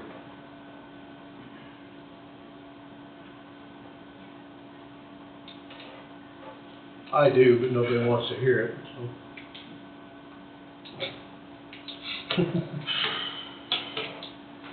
With a 8 or 9 days split in two, one way or the other, does that present any more of a challenge of finding good people? The split shift, I'm sure it does, because you have a morning shift, you go home, or whatever you go do, and then you come back, and it's not an ideal situation. If you change that, then my opinion would be the people who are here need to be offered the opportunity. Their option, yeah. Because that's how it would be anywhere else, so. And they may not, they potentially would be interested in that, but, you know, over the years, it's my understanding, there's always been 3. And, So it'd be a possible solution to have this 2 part-time for one morning and one at. well, I think right now, the idea would be maybe just to start with one part-time, and that would be enough to at least relieve some of the pressure that's there now. Right now, the 2 that are there, if they want to take any time off, if they had appointments or anything like that, they feel like they can't do anything because they're carrying the load. And I know anybody in this building is willing to step up and help and assist, and some of that's been done by, if you're here at the end of the day and you walk down the halls, each department will pull their trash out, stick it out in the hall, so that's already done and taken care of, which is greatly appreciated. Yeah. But when it comes to, you know, the bandwidth of what they need to be handling, I think. Yeah. So, but if they're here, if you have a part-time position and somebody's here during the day, then you have coverage from the morning until when that first person leaves and then somebody here during the day, if something happens, then, you know, let's say the men or women's bathroom has an issue, then you can get a hold of somebody who's here, because typically that's not what you could do. The bathroom gets taken out of order until somebody shows up or somebody's able to go in and take care of it. So maybe there's a benefit to having somebody here during the day to meet the needs of whether it be the employees in the building or the public. But trying to think outside the box. Yeah. Higgins, you're retired, aren't you? You looking for a part-time job? No way. It's too hard to work. I just throwing it out there. And Charlene was all right with the part-time situation, was she not? She's indicated, I mean, she's trying to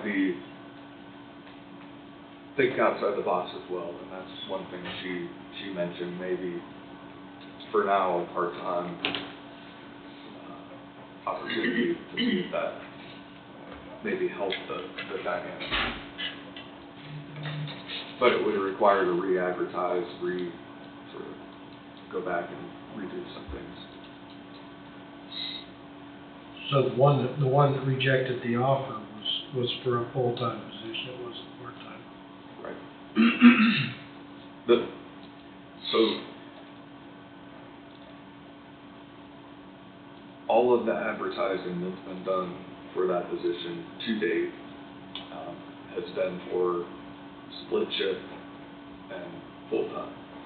So in all fairness to those who looked at that and said, there's no way I'm doing split shift, it needs to be re-advertised because you might cast a different net that would end up with a different pool of applicants. So what did they think when they was applying? That it was split shift or Yes. full-time? It was advertised as split shift. That's my thought, that it was. But you had like 3 that applied, or 4 or 5, whatever it was, narrowed it down to 3, right? And then selected the one out of 3 or out of 2. But there are, all of the above is accurate.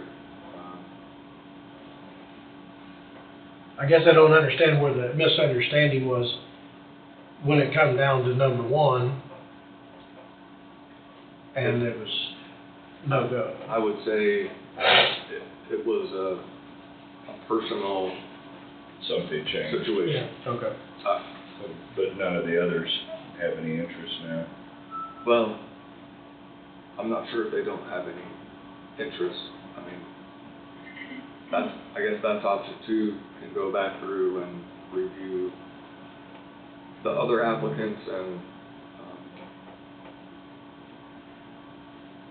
It'd probably be best just to re-advertise and redo, and Take your word for it. And show part-time. if that's what you want to do. I'm just trying to figure out how do we get off center so that Why couldn't you word it as part-time may result in a full-time status? May result in a full-time status. and That might trigger something, because then they get in, they get to work, and they realize, hey, this isn't so bad. And then it comes up as an option to be a full-time, you would go to that individual and say, would you like a full-time status? That comes with this, this, this, and this. and that would work. I wouldn't give the perks to them as a part-time status. You know, you might pay them a little more as a part-time status. sure. And that's why I want to have this discussion, because that makes sense. I would flip it and do part-time may result in full-time status. Yeah. My thinking.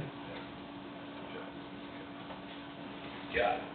So is that's the direction you want me to go in? Part-time? It's another option. I mean, I think it would sound better to others, maybe. I think that would be the way to go right now, and then if, of course, if it didn't work out, then you'd have to do something else. But I think for right now, to alleviate a problem, and to help the 2 that's down there, I think this is the way, I really think this is the way to go. Give it a shot. I will consider those marching orders and move forward. Unless you want me to call Governor Abbott and have him bus some workers in, that's the only thing I can think of.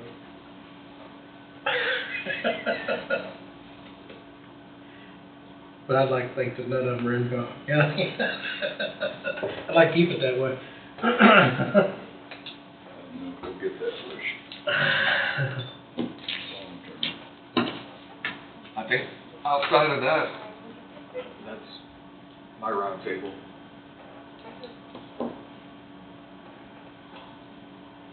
I don't know what to do, you know, because you did mention the jail when it gets up and going.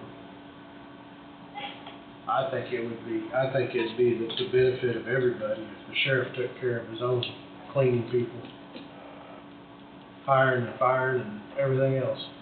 Put it in that department. I mean, that's gonna be over there, and I just don't know that. Probably could, except for right now, that's not.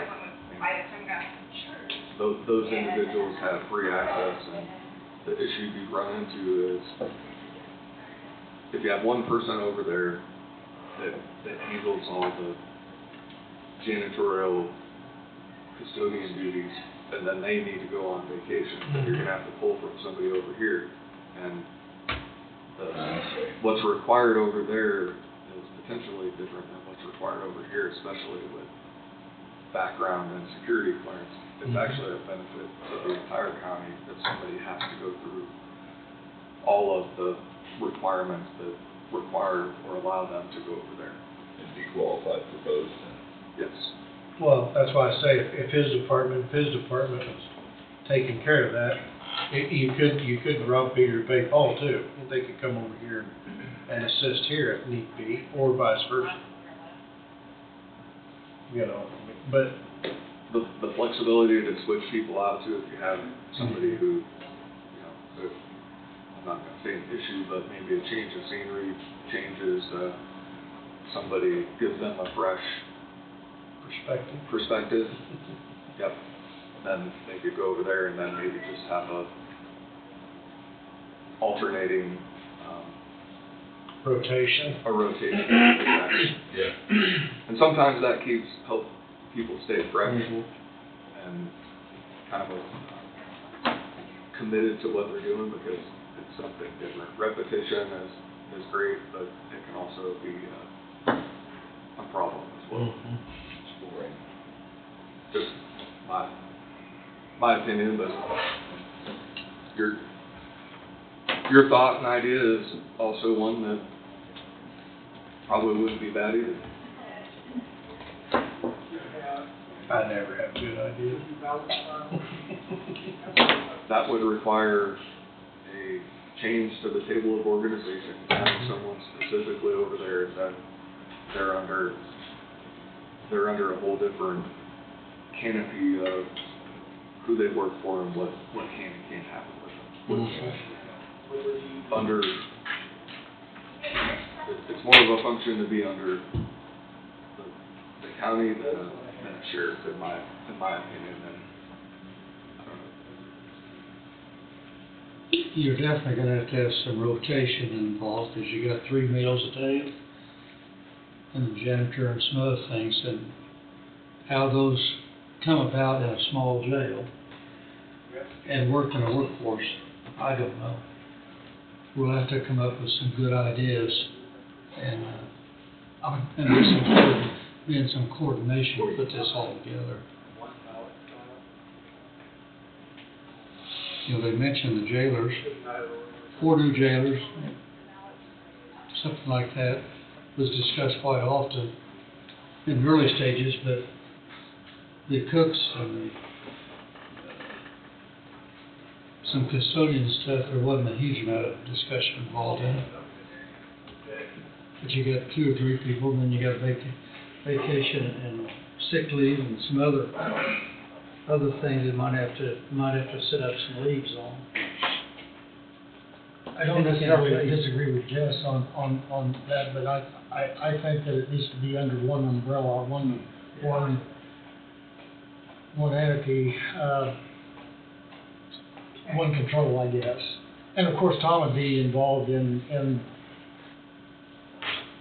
I would assume, in the hiring and everything, would have to be for the background. But I think it would be, when the time comes, I think it'd be better for it to be under one umbrella, one entity. But Was that the estimate or whatever that one person could handle it? The jail? Janitor or the jail? I mean, I think it would be the jail, I mean, that entire building. Yeah. But pretty much your jailers are gonna handle everything inside the barrier, so to speak. Yeah. They'd just be satelliting on the outside, the Yeah. offices, 'Cause and be they're not in gonna there. go into the actual. They might go into well, probably not going into individual cells, but they may go into the outside boundary. I don't know. I mean, that's more of a, Well, it's, it wouldn't be inside the actual house. They'd be inside the house, but they wouldn't be in the, I don't know how to explain it, in the pods. it's in the pods, right? I mean, Okay. once you have your day rooms, because your day rooms, I'm assuming, is gonna be open all the time, during the day, I don't know. I mean, or does that just come out and eat lunch and everything, and then they go back to their cells? Or is it gonna be kinda, Yeah, there's probably a structure to that. I'm guessing, I don't know anything, but that'd be something we'd have to Depending discuss on with the sheriff. the individual. I would think the jailer could wind up, once lunch is served, pulling all that stuff back and putting it back in the kitchen, or some of the kitchen staff, maybe, I don't know. So in Lynn County, where I went to the tour, you had trustees, and trustees were the ones who would clean up. You had a head cook, and the head cook then had trustees, and they'd have ingredients, and they'd actually make the food, and then the food was put on trays, and then it went out. They did the same thing with inmates who washed the clothes and that type of things, and it appeared to be they were appreciative because the questions were asked. They were appreciative because it got them out of their cell, and Yeah. you know, they had a radio they could listen to or something like that, instead of sitting in four corners of a cell. and that worked out pretty well, Woody. I mean, it seemed to. The sheriff in Lynn County said it worked out well for him. Good. And the design of the Lynn County jail is very similar to the design of what will be the Coffee County jail. Now, right now, food service is provided by the hospital. And I think, if I remember right, I just saw one of the bills for that here recently, for the food. I don't believe the hospital has the capacity to meet the needs of what the inmate population would be, if I recall right, but I could be wrong. Maybe. Before I left, that's correct. Yeah, so, I mean, if you look at I looked at the jail board this morning, and we're full. In fact, we're full to the point where we're farming out people. I seen to other Franklin counties. County's bus here this morning, headed out. I know we've got, we've got people in, if I remember right, 3 different counties right now. And that's sort of you call and see if they're willing to take them. So that'll fluctuate, obviously, but here, a month ago, we had 5 inmates, so. When Brett went there for Yes. a few days. So I think that's just the ebb and flow of the Springtime. Well, I think it's the type of cases that come through. So if you try to predict, well, we're only going to have so many people in jail, and how are you going to deal with that? Well, as it warms up and gets nicer, apparently people get more active. When it's cold, they're less active, and once it's around the holidays, the families get together, and then they have some adult beverages, and tensions spill over, and things happen. Things happen. So it's a discussion that we'll need to kind of keep on going because it's not going away. And when the time comes, probably, you know, this time next year, it'll be pretty close to turning the keys over.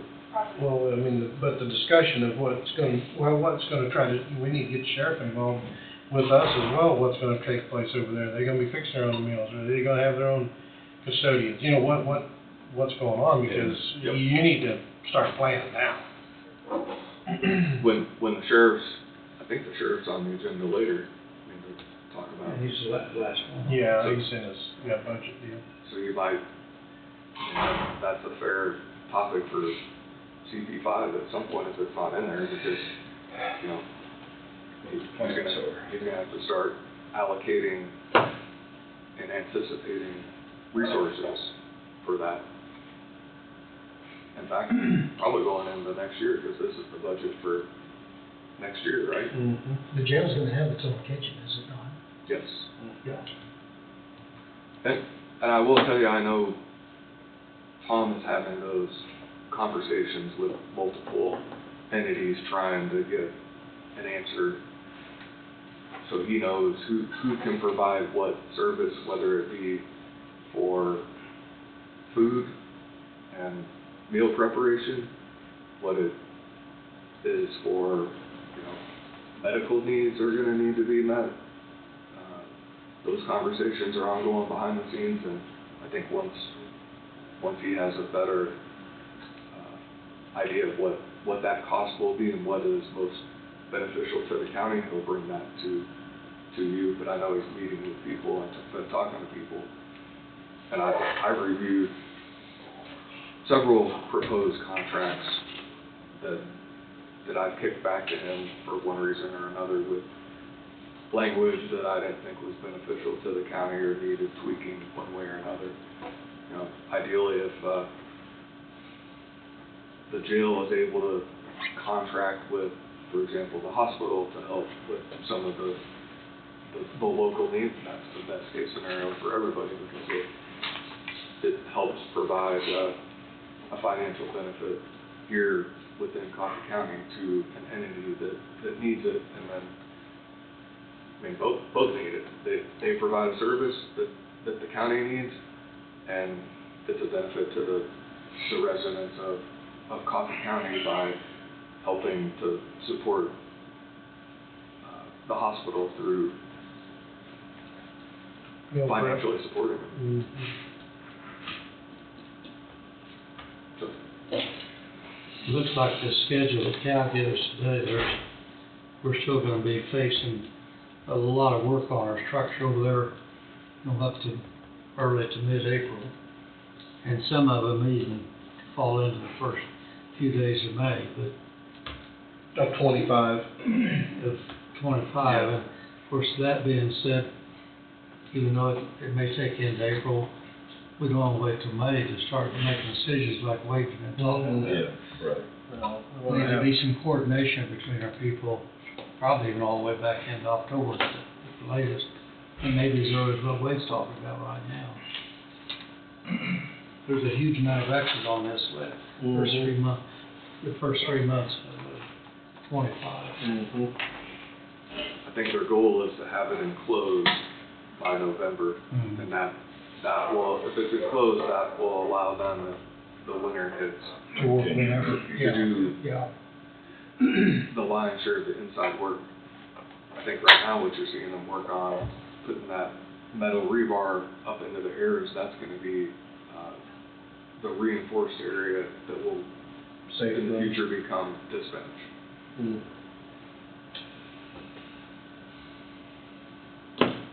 So it's a lot to talk about and discuss. I will say on the jail topic, I've had a number of people mention to me at various times, especially last week, about parking around the courthouse and how some of the people tied to the project are parking where they shouldn't.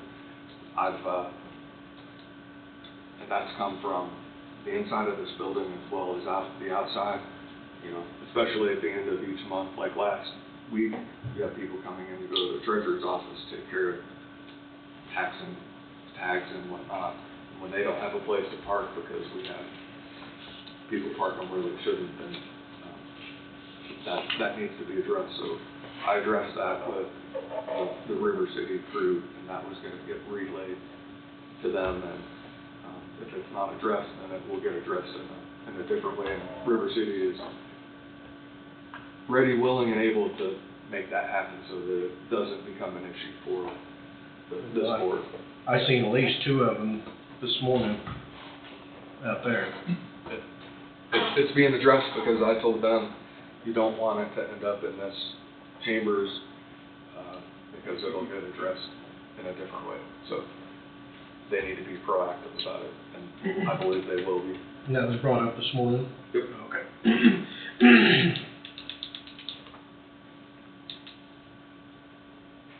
I've had a couple people express concern about the vehicles being parked across from the Methodist church here, especially like during if they had a funeral or something, if there was, I don't know if we could do something with those vehicles if they had a scheduled funeral or something like that, or, I don't know. If they give us enough advance notice and we could relocate those vehicles, I think everybody would be willing to accommodate that. And a funeral is a very personal and important event that you don't need to be worried about parking. Yeah, you don't need to be trying to find a place to just, you know. And if all that's sitting there is fleet vehicles can easily be moved, even if temporarily down to Annex or the road and Road and bridge. Bridge or somewhere. Yeah, and this actually wasn't even people from that church, but Sure. just a couple people in the public Yep. made an observation, and I didn't disagree, so. It's a good, conversation to have, and hopefully, if they feel that way again, they'll reach out and let us know, and we can get vehicles moved.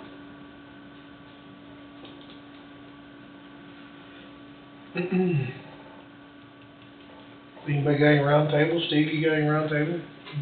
Not for today. Dawn? I'm good shape today. Wade? I think everything I've thought about, we've already talked about, so. Angie, you got some round table stuff? I have presidential reports for you guys just to sign the final. Gotcha. And then I had a question, we had a call from Kirkham Michael Engineering, and they're a civil engineering firm, and they wanted to send 3 employees to our Southeast Kansas District meeting. And I mean, I guess we've had maybe vendors that came, attend, but I'm not even familiar with who we used with them, so. You know, Who has that's tied up with senators, 8 different counties. Among those counties, like we're hosting it this year, among those counties, there are 3 or 4 of the clerks act as a liaison for any of that kind of stuff. What you'd be allowed to bring into it, or would like to see within that meeting? Or is it just our call on what we, Well, we know what we're hosting? Yeah. Well, like we're having, the clerks is having the, Secretary of State's office down. And so each department is scheduling their own meetings, but Yeah. this group just wants to attend the,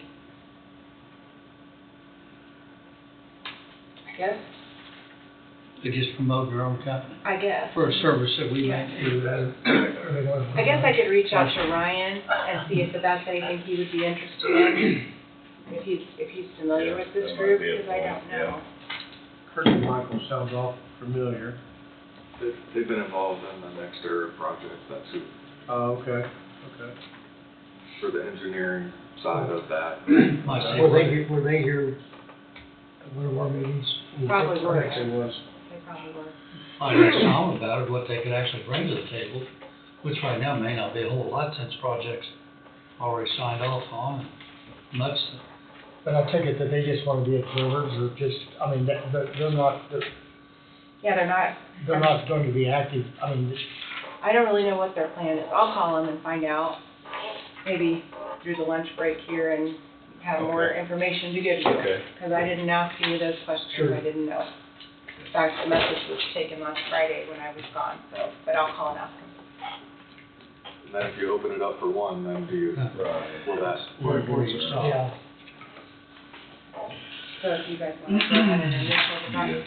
competition. Sign it. Sign the back page? Yeah. Competition amongst them all to all make sure their face was seen there, then you'd have, Yeah, oh, yeah. And I don't know. sign the front.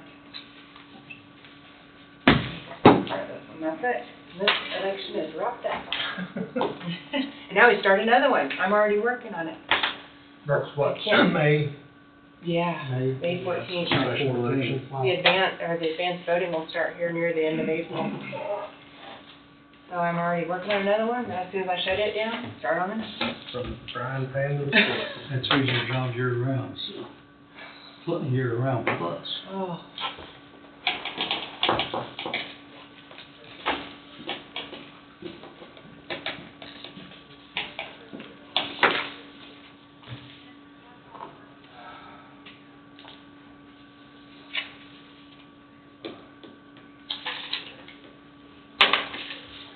Just Wade signed this also. I know. Just the final. All we did was change the word to final, or official, Official. That's it. instead of unofficial. It's Yeah, official. yeah.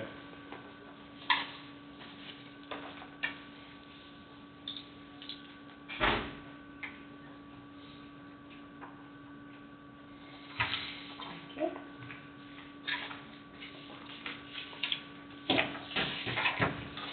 Sorry about that.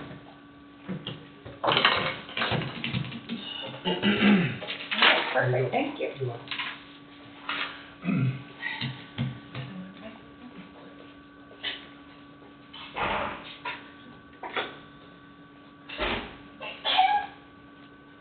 Bless you, whoever It that wasn't was. me.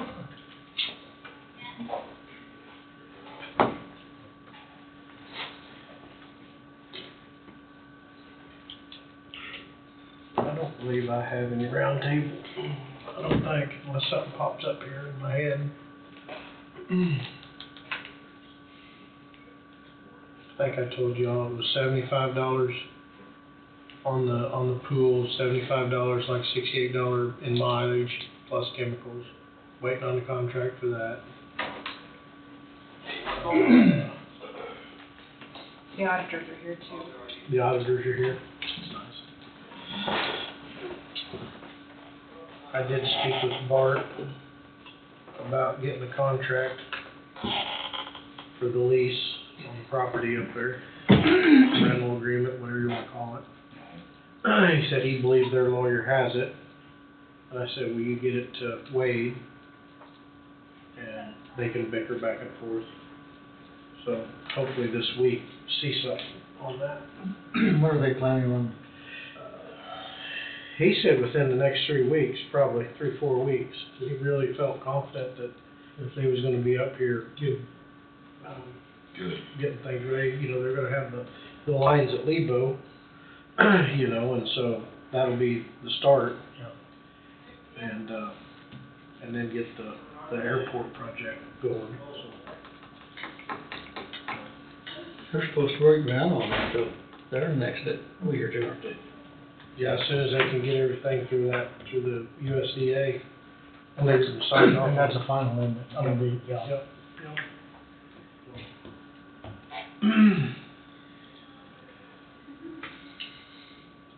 We're at 11:30 almost, waiting on.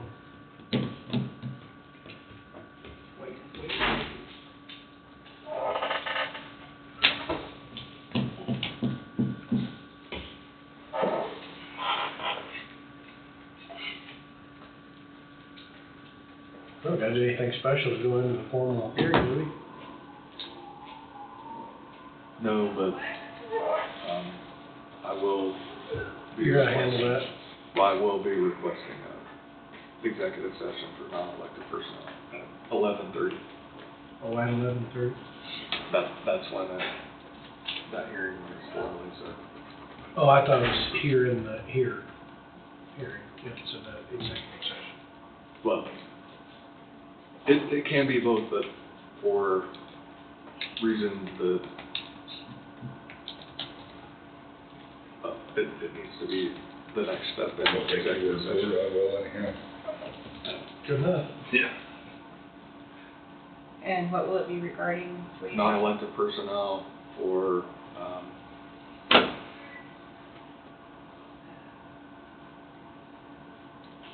sort of a combination of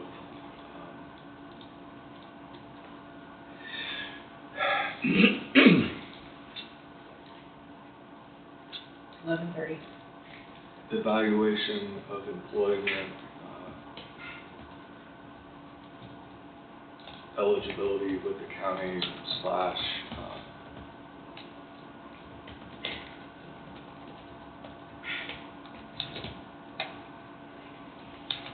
well, we'll just leave it at that. All right. Myself, the board, and Tom Beams.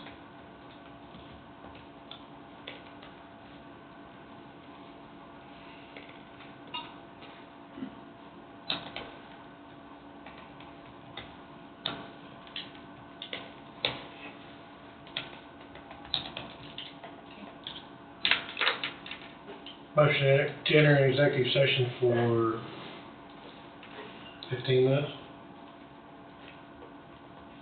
Sure.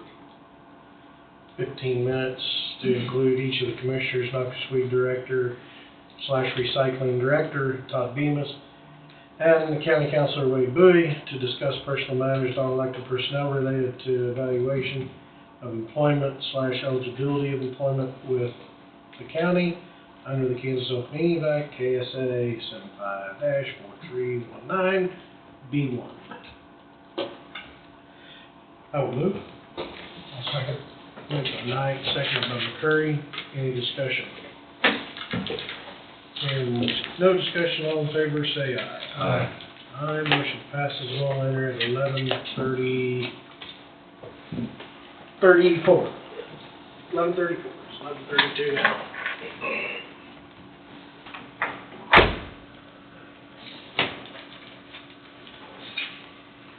All right. We are back. The formal employment hearing was set for 11:30. I think as I don't want to say record, but as the YouTube world reflects, there's nobody here, nobody showed up. So the necessity for a hearing is obviously unnecessary. So there is not a hearing. That was the opportunity for someone to show up and appear in person related to their employment. So I think we move on to the next thing. Very well. Todd, yes, sir? Yeah. I would like to get commission approval to advertise and employ 2 summer help for the noxious weed department. And I don't know if you want to do it separately or if you want me to continue on, that I'd also like to request approval from the commission to hire a light equipment operator for the recycling department to fill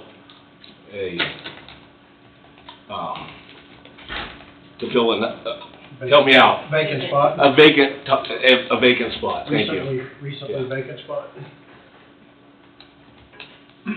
She's typing it out, and I'll read it. And then we'll go from there. Light equipment operator for the recycling department.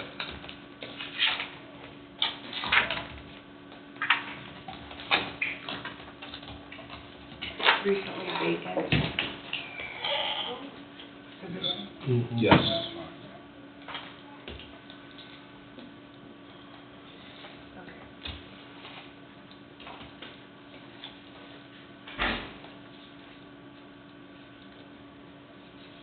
I did them separate. Okay. Move to advertise and hire temporary summer help. Yes. 2 of them, right? 2.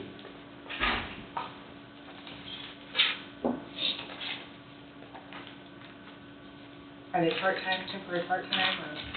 They're part-time, yes. 1,000 hours. Not Normally, we have them working, less than 600 hours, I think, Should we put not to? so, not- yeah, that's fine. Yeah, definitely. Usually when they're going back to college, Yeah, we don't get close to that, so. You want not to exceed 1,000 hours? You want- Okay, that's fine, yeah, absolutely, Let's do the. just to be not- safe, not we don't exceed run- in case we get one that could work a little Right, longer. you get one at 602 hours. There you they're go. over the 600 Right. hours. Yeah. Motion to advertise 2 temporary part-time summer help not to exceed 1,000 hours for the, that'd be the weed department? Yes. I'll move. I'll second. Moved by Knight, seconded by McCurry. Any discussion? All in favor, say aye. Aye. Motion passes. Next one, move to advertise and hire to fill a light equipment operator for the recycling department for a recently vacant position. That's so moved. I'll second. Moved by Thompson, seconded by Meeks. Any discussion? All in favor, say aye. Aye. Motion passes. There you are. All right, thank Hopefully you. you can get them filled. I hope so. Great. So can I give these to you? Or you want me taking this paper off this? How many times you want to run? 2 weeks. All right, We'll do. thank you. Thank you. Put in that open until filled? Yes. Open till. I just saw that. I think that's what it It says in the paper, or for Yeah. the paper, okay. All right, Thank you. thank you.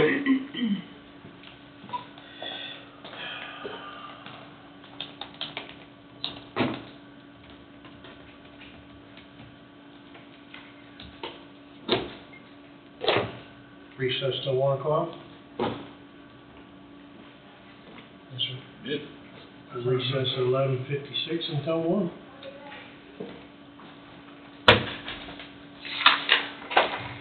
We are. Ta-da. Ta-da. All right. 1 o'clock, we're back. For our discussion of CP5 forms with department heads. And I believe Emergency Management Director, Amber, you are front and present. Front and center. Here. I gotta find your number here. Number 10.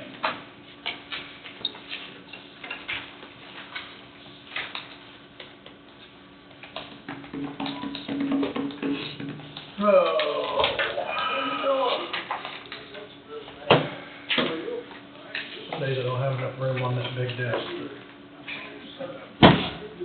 Get my spillage out of the way.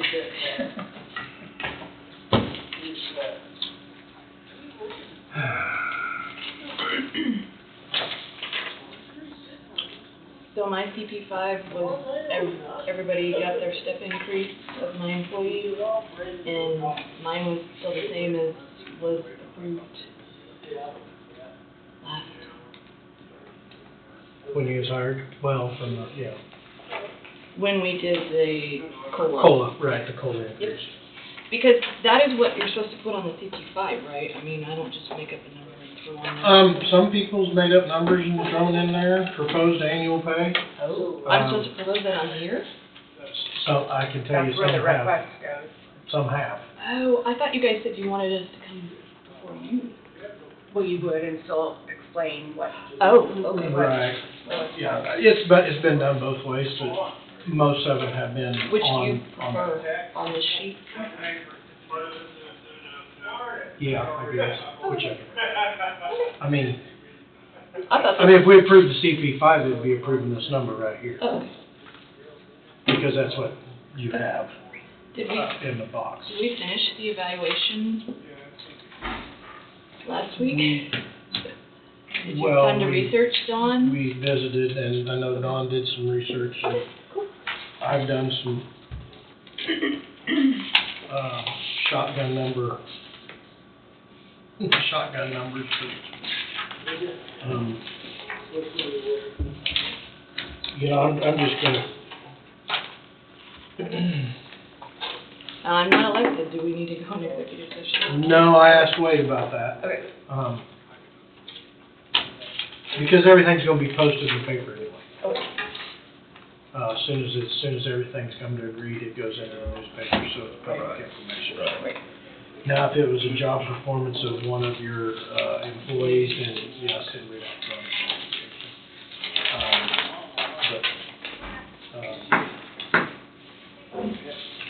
You know, I think you,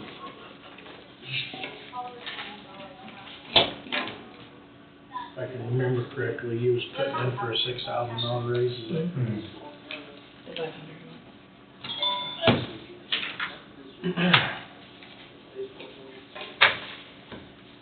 And I don't know what your original was before COLA.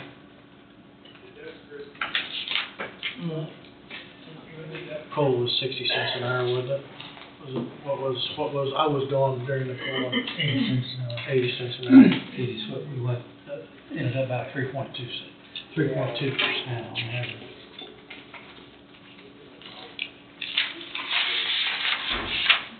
You asked what, Jess?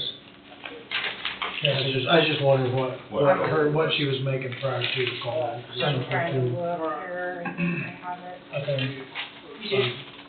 You have it? 74.2. 74.2. Okay.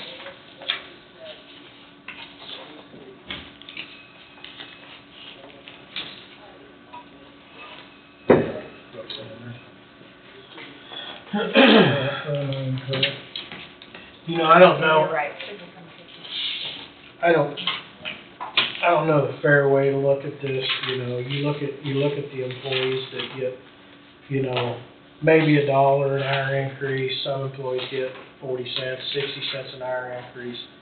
I don't know a fair way to go through and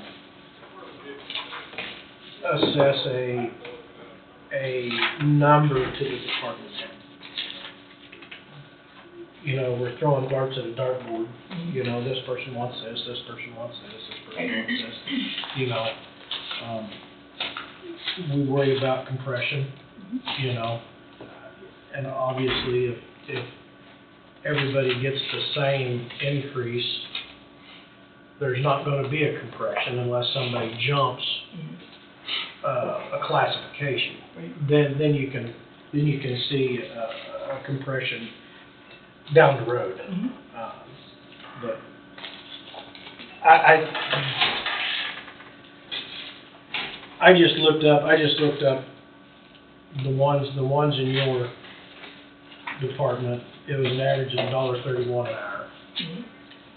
Increase, 2,080 hours, that comes out 2724.80 roughly.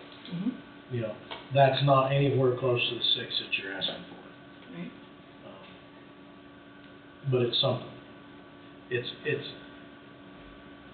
like I said, I don't know a fair way to go about and say, okay, department head, you get this.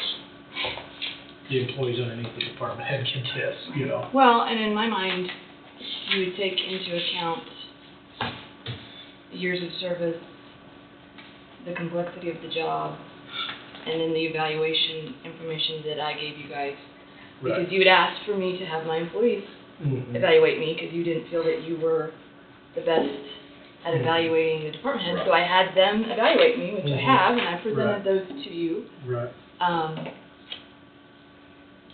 And then I gave Don a little bit of background information that I used to come up with that number, and he's got that. You know, I'm not downplaying your role in the county and the Wolf Creek situation, emergency preparedness, and so on and so forth. I think you do an excellent job with that, you know.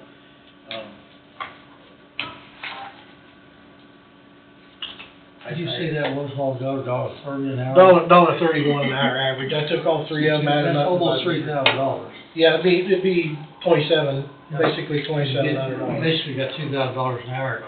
2,000 hours, you just take it times 2, and be awful close to the 2,700 or $3,000. When you're evaluating it, and I don't mean this being negative for you, Amber, or anybody else, but wages are probably the toughest thing to evaluate and be fair. Employees are working together, employees have and I'm not saying nothing that we don't all know, but the employees have all got different job descriptions. Some of them's been working 20 years, some of them 15, some of them 10, and yet they're probably losing 50 cents an hour now when they started back in 1990, and there wasn't much of a gap there. I don't know what to think. They're just, and then we got the department heads, you know, are averaging about 70. If they were average just a hair above you, department heads are in that 78 or 79. Other wages, when I spent 40 hours on doing all the wages, at the same time that the lady, Kane Fingerling, you know, did the salary study for all of us. Out there, at that time, our wages averaged $22.99, hourly wages and not department heads. And then we done a little studying on that the other day, or a little review, and at this time, you know, they came up to an average of high 26s or low 27, $5 increase in the last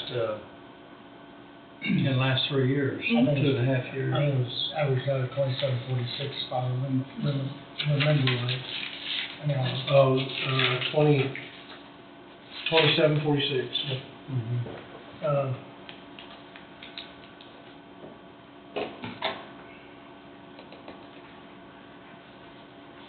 Amber, I think the 6,000 is,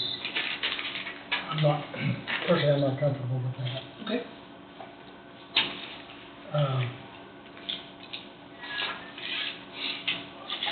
Look, I think you do a great job, it's not bad at all. I think 6,000 is, I'm just not comfortable with that. I was looking at last year's sheets. Nobody Look at that last sheet. Here's 23. And Don, did you have the sheet that I gave you that had all the percentages and dollar amounts? Yeah, I got more percentages. Any parts got pills, whether there's any value to them or not. We can, I mean, I'm a little bit awkward today with. I can tell you got a, You got a broken got a wing. broken Trying to find wing. that blue sheet that Amber gave me. It's not blue, I think it was just white. It Oh, it had a blue sticky It on had the a blue top, didn't sticky. it? Yeah. I'm positive. I got some of them separated now. There it is.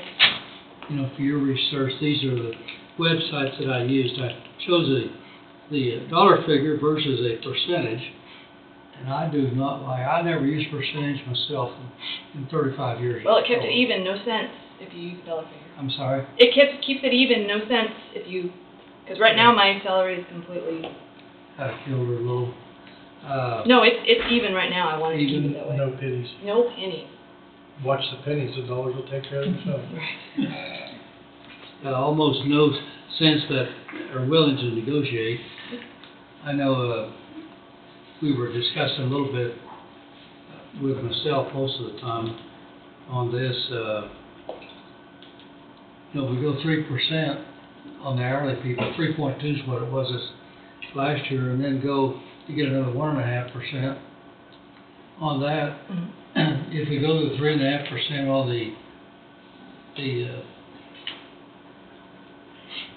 on our department heads, that's what they got, and then go 1%. 1% on the salaries, that almost gives you the same increase.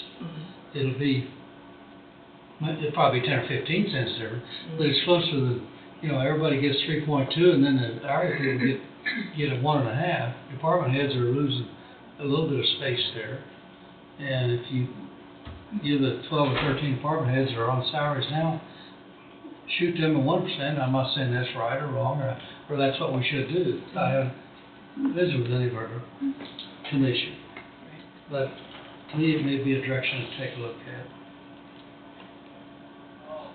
What kind of a figure would that add up to then, Well, 3.2 was 1664, and most of the 1.5, you know, if they're making, say they're making 26 or 27. But the 3.2 was the COLA. That was That was done in January. It actually ended up being the COLA, and they just happened to nail each other. 80 cents nailed COLA head on, 3.2. Right. It was one of those years when it kind of hit. and I've got my papers scattered far enough, I could find where I wanted it.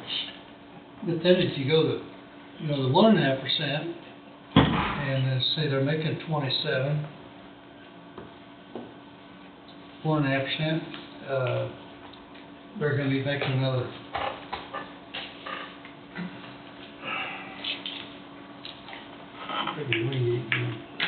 I would like to figure something out that a person could roll it out to all the department heads. I'm sorry? I'd like to figure out something to roll it out to all the department heads. You know, if it's a 1.5% or a 1% or $2,000 or $3,000, whichever it is, to roll to each of the department heads, even the ones that aren't here asking for it. You know, just an increase. You know, if we go 2%, 2%'s in that $2,200 range, the department heads and the higher wage people, it's on scale 18 on up, they're not gonna be getting the monthly salary that those are that is making 18 to 24 range. I'm not saying, I'm not pointing that out to be anything, but Right. if we go that way, then the people, the department with a lower salary are not gonna get what those people are that. Right, doing the 79,000. percentage. Yeah, during their percentage, or even on the dollar amount, you know, if they're making 79, you give them 2, that's 81. I don't know whether there's any easy, I know there's no easy way to get to the places. I'm gonna run. Just what was that number that you had, 27? 27.47, 27.46 was the average. Yeah, 26.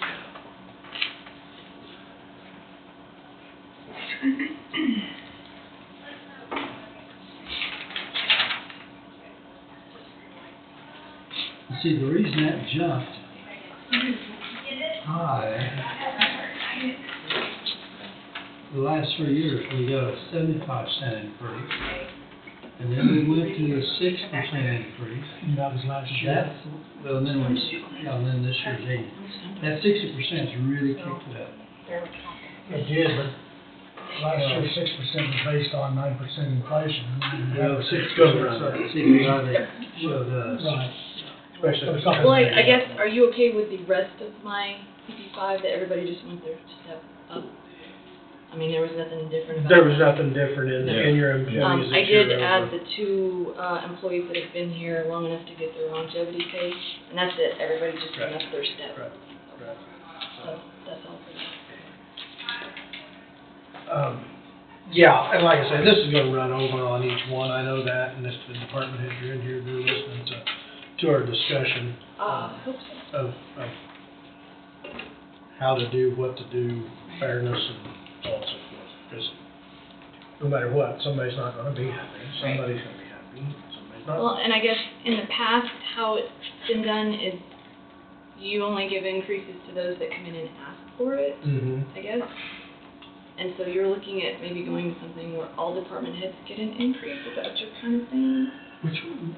That's something I threw out there, and it would just be a ballpark number. I just ran $2,500, that's $1.20 an hour increase.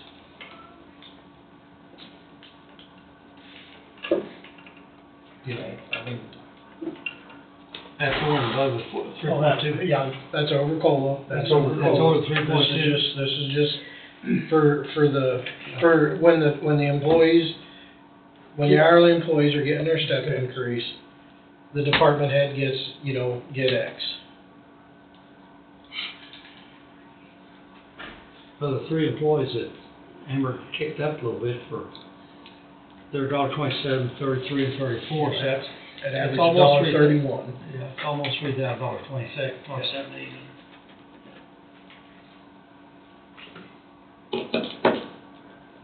That's just my thinking. It might be off the wall, screwball thinking, but.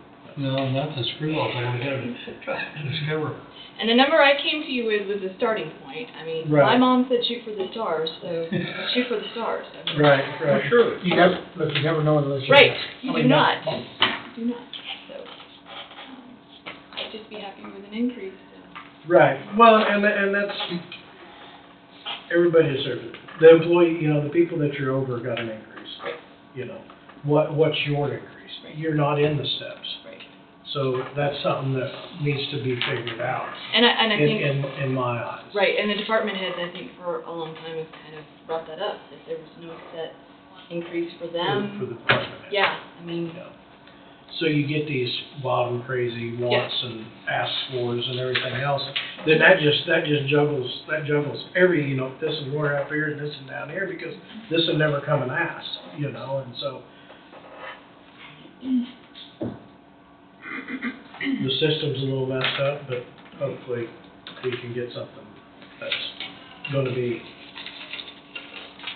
well, if you guys wanna figure out what you wanna do with department heads, then let me know, and then I can plug that number into my salary, and then my CP5 is done, if you're okay with the rest of it.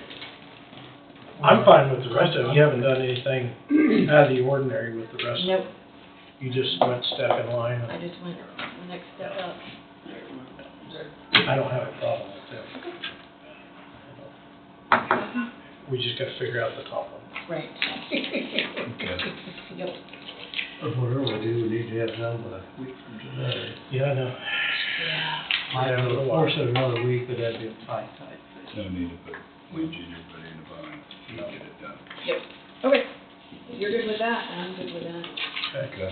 I'll Thank hang you. out. We'll get I'll hang out some- for a we'll bit, get just in something case figured. anything else. I'm sure the same discussion's gonna happen at you know, with the others from home. Right. Yep. Gwen, Right. you're up. And she kinda talked about a little bit, I think, I got in here late, but, yeah, well, to begin with, probably my change for my employees, I'm upping the hours of my part-time employee. She was 2 days a week, and would like to make her a half-time, which would give her like a two days a month of a floating day of when, since we have a small staff in our office, it's like if somebody's gone, it's kind of hard for one person to cover it for very long. Right. So she would have like 2 floating days a month is kind of what I'm talking about doing with her. Is she So- full-time? No, she was working 2/5, 2 days. Okay. 2 days a week. And then, so I was just increasing her hours from 2/5 to basically part-time. So Instead of the 3 days a week, we're just adding part-time, which would be, you know, a half a day a week. But instead of doing a half a day a week, I want to do like 2 floating days. She works part-time for Coffee County Land Title. So, we're gonna see if that works out, trying to do those floating days to help between us and them, see if that works, but that was probably my big change. My other was, again, I added a couple thousand on my salary, again, because we have not got this step increase, cost of living. And honestly, if you look at the grid, there is several people that, because I'm at almost 71,000, have been there for 35 years, so I would have maxed out that salary deal. So even in the 50s, 55, 60, in the 50s especially, there's several employees that are not supervisors that make more than I do, that if they would be here for 22 years. Because they're, well, I'm sorry, in the 55, because they would be up to 75,000. I'm at 71. So I haven't even raised myself to that much. I thought maybe gradually I could try to get up to that. But, you know, I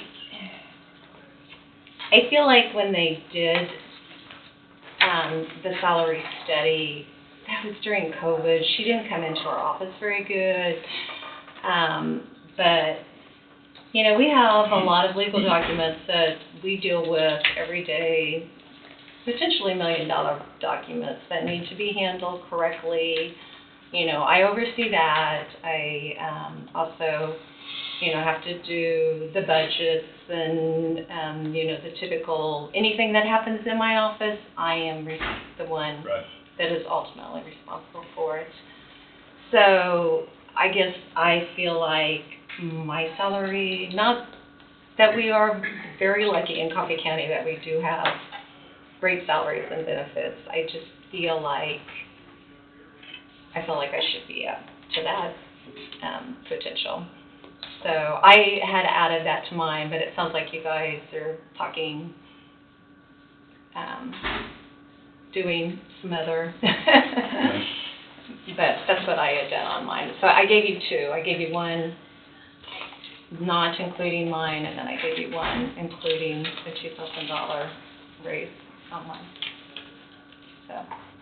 Well, I can see your point, why you feel compared to the others on the. Yeah, I just feel like I do have a lot of responsibilities that I really am not being compensated for at this point. Yeah, thank you for understanding. And, again, I'm like Amber, I'm throwing that out there. Whatever happens, happens. I love my job, and, So you folks all get your COLAs or cost of living at the first of the year, right? But when was the last time that you got anything above that, I guess is my question. Honestly, it's been a long time. In fact, So- when they set the grid up, they gave everybody they gave everybody step increase and didn't give cost of living increases. So we didn't even get that at that point. Oh, okay. So. And I don't mean anything by mhm. but you receive the cost of living just like everybody else, but Mhm. but as far as, there's no steps for you guys. Mm-mm. And so, to my understanding, you haven't gotten anything above that, the cost of living from that time, is that right? Gosh, honestly can't remember the last time. I think we're probably have to do some checking out. Long time. There's Well, I'd say it's been 5 or 6 years, Before COVID. maybe. Yeah. Long before. Before COVID, Mhm. okay. Mhm. See, we got 10 years here where the increase is 5 I don't have that information with us back here, 5.6% increase more than the CPI. When this percentage increase went into our hourly employees,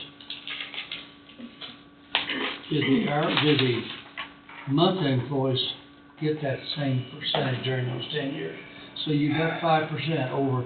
And we did, 5%. which was a wonderful Yeah. cost of living. A 10-year period from 10 to 20, 10 to 19, the employees here, for as long as they got the same percentage, the department heads would have received that 5.6% more percentage here than what CPI. See, the CPI, you get minus 6% once, 7%, 1.8, 1.7, 1.3, 1.8. They're all basically the 2% range. And the increases, 2.5, 3.2, and there's 3 of them there at 2, and then 1.5. But there's, like I said, there's. And then last year, I think it was 6% just based on 9.5% inflation rate. Yeah, I think that's right. It's just been, percent. But I guess my question was above that, you haven't, nothing's done there, but. Not in 3 years, not in 3 years. Right, so, in 2020, it was only step increase, there was not.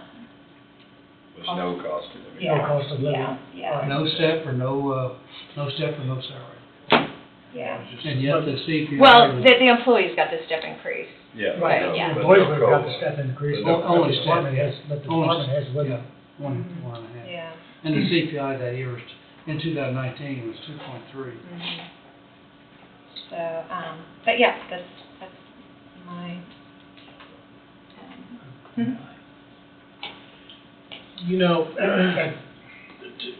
To make this simple, and I know, the past is a past, and we can only try to strive for on down the road. You just take the 65 bracket, go all the way out to the end, step 20, in between 21 and 22. mhm. The difference between 41.55 and 42.15 is gonna be what? 42.55 minus 41. That'd be what, 5, 60 cents, is that right? let's do something. I think it'd be 60.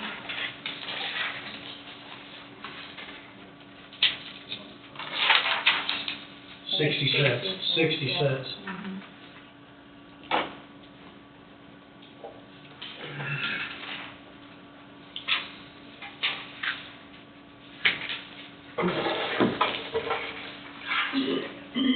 I need a bigger calculator. You run a big number. Yes, I do. You know, that comes, if a person did that every year, that's $1,248 annually to the department head. It's not this $2,000 jump, it's not this $5,000 jump, it's not this $6,000 jump. It's that every year. Right, Boom, boom, boom. right. Where would you be at today if that would have been something that would have happened 7, 8 years ago?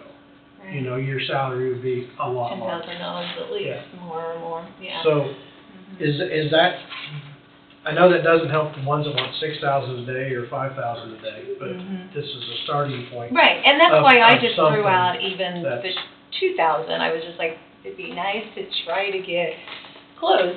Could continue on more, and every time the employees get or the hourly employees get a step increase, boom, you get that 60-cent increase Yeah. every year.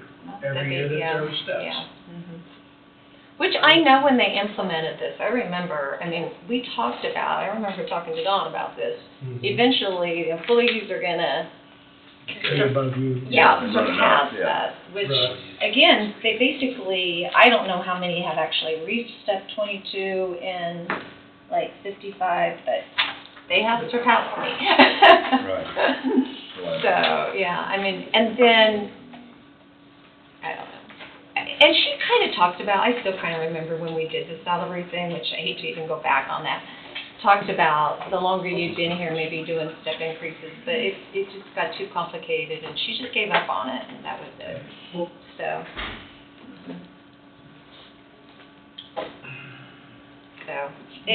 What would be wrong with going $1.10 an hour for this year, and then next year taking a look at what your, $1.10 an hour, that's $2,200 roughly. Yeah. And then next year. Yeah, gradually, Then it might be more at the. Be more like the 60 cent an hour type deal every year. Every year, but for this year. Kind of perk it up a little Perk it up, bit, and then come back come next year. back to the 60. Yeah. Yeah. Find something that you can continue with year after year. right, yeah, I mean, That way sounds it like a doesn't great get- idea to me, so. $1.10, that's Because we don't want to see you $290. getting left Behind, behind yeah, the I know, hourly I just, people, I feel like you know. that's, yeah, it just gets discouraging a little bit when that Oh, yeah. continues to happen every Yeah. year, so. I'd be agreeable with that, 22.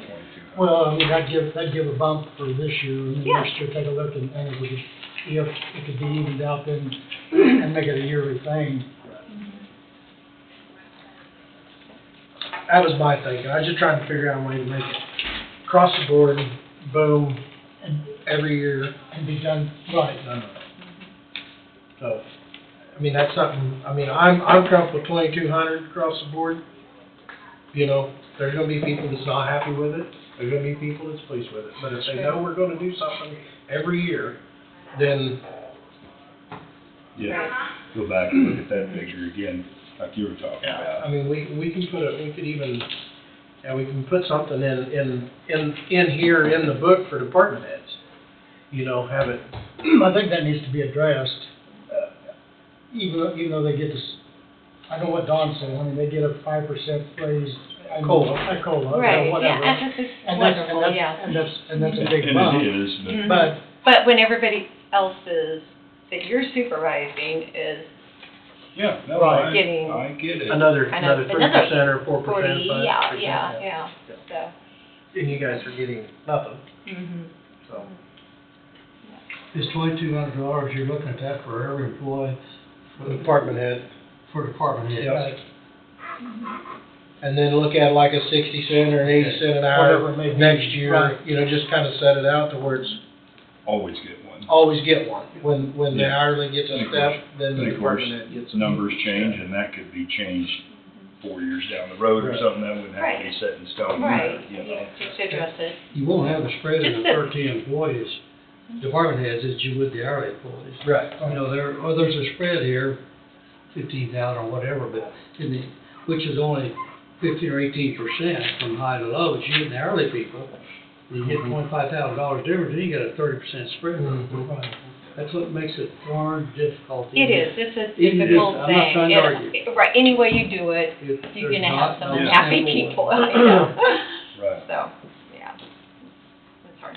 I mean, you know, we gotta look at our budget as well as far as the county goes, because our assessments were way down for the income, for the state side. Okay. But I don't have any problems with your employee or hourly stuff. Okay. I don't know about the No, others. no. I mean, I think the main discussion was for the department head Okay. increase and, So thank you for considering Thank all you. of that. Thank you. Thank you. Get up here. I have good news. You have good news? We've only had 29 appeals. Good news. There you go. So far. Only 29. Only 29. 29. Out of 8,000 parcels. That's not bad. No, not bad at all. That's better than 177 or 200 we started out with. I forget what the number was, but Yeah. it's a pretty solid number. Yeah. All right, I finally got turned to your side. My numbers are a little negative in the end, but I have 2 employees that's supposed to be retiring this year, and my overall budget should take care of it Once they anyway. retire. Yeah. And I just throwing out there that I know when I took over GIS, I didn't get any extra money, and I never asked for it, but what you guys are doing is great. What we were just talking about. Mhm.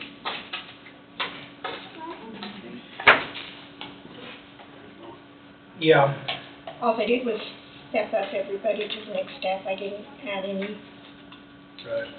I see, stayed on course. Okay. Yeah, like I said, I don't think we didn't have any issues with yours. I mean, we're still gonna discuss more about the department head Okay, side of it. I appreciate whatever you could do. Okay. Fair well. Thank you. Thank you. Jesse, you don't mind, we talked about this deal here just a little bit. Now I forgot how it just does. Here's a question. How many of our employees in step number 22? How many did somebody get?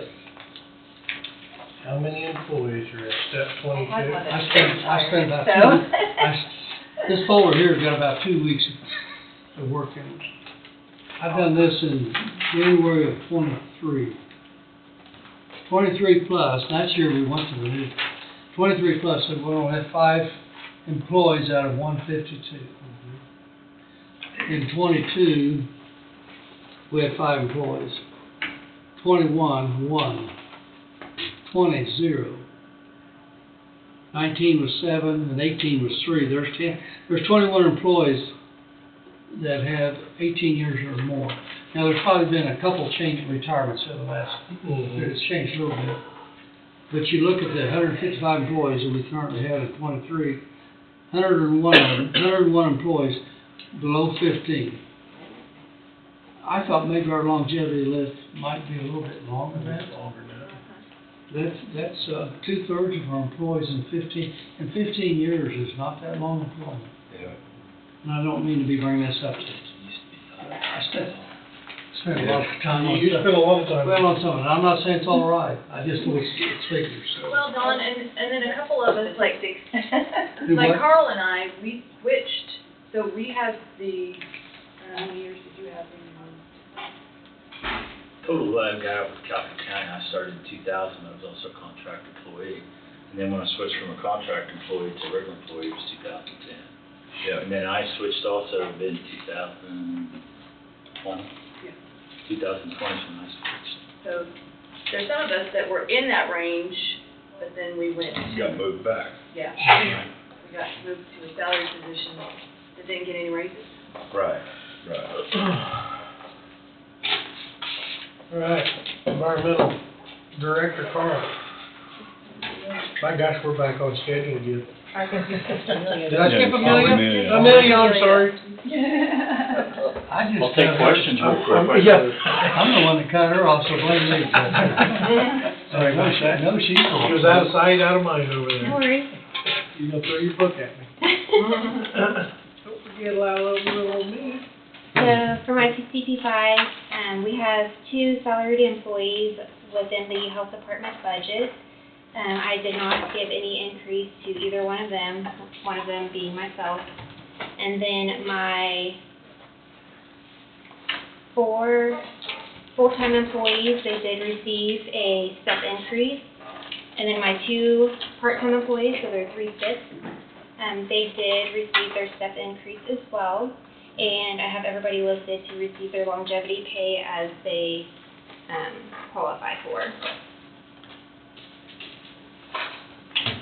So, And I do have an open position that I do not have filled currently, because that would actually put us negative within our budget for salaries. so your part-time position, number 1,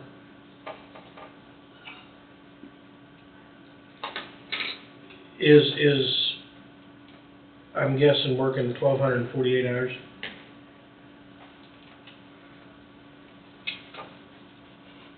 I don't do math on that. Number of hours? Oh, 1248, yeah. So they're the 3/5. Okay, so it's not full-time. It's not a full-time position, No, it's part-time. part-time. Mm-hmm. Why is that individual getting the longevity bonus when they're not full-time? Because if they are 3/5 time, they do qualify for the longevity. There is part-time longevity and Mhm. full-time longevity. That is correct. It's 2 different amounts in the policy manual. Are you looking at it in a way that anything over 1,000 hours is benefit pay? We do You're that looking already. at that, anything over 1,000 hours is probably gonna be the same thing as what was just announced here. I didn't realize it.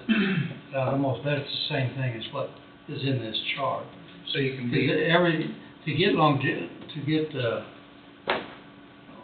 gosh, to get the benefit package, 1,001 hours to get that. Right. And that's probably what that's falling into. Am I looking at it right? 1,248 hours. I didn't realize it would trigger that longevity.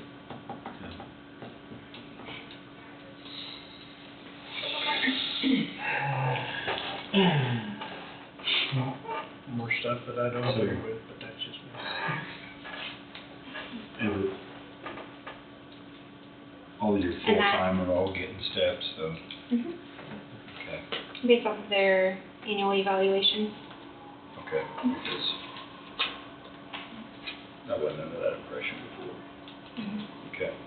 And I'm more than happy to go into closed session to discuss. No, them if you'd like. Okay. That's your judgment, yeah, that's fine. It's your department. No, that's good, I just, Mhm.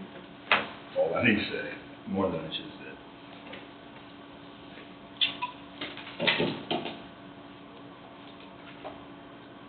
So that's good. Yeah, I don't have any problems with the hourly paid. Yeah. However, So I did pull like the historic CP5s and part-time employees, they did receive their longevity Okay. that was within the health department. So I pretty much just matched it based on the chart that's in the employee handbook.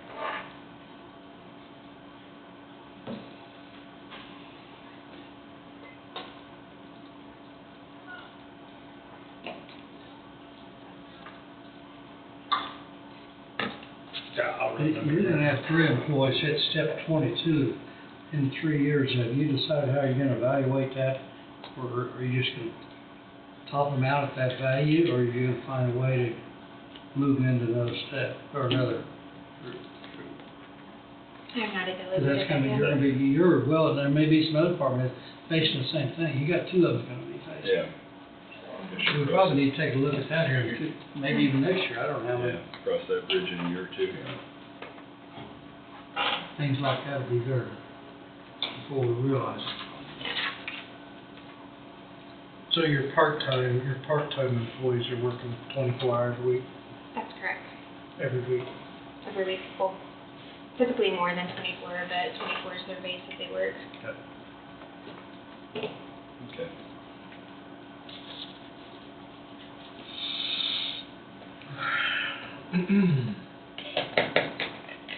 Any more questions for Amelia? I don't have.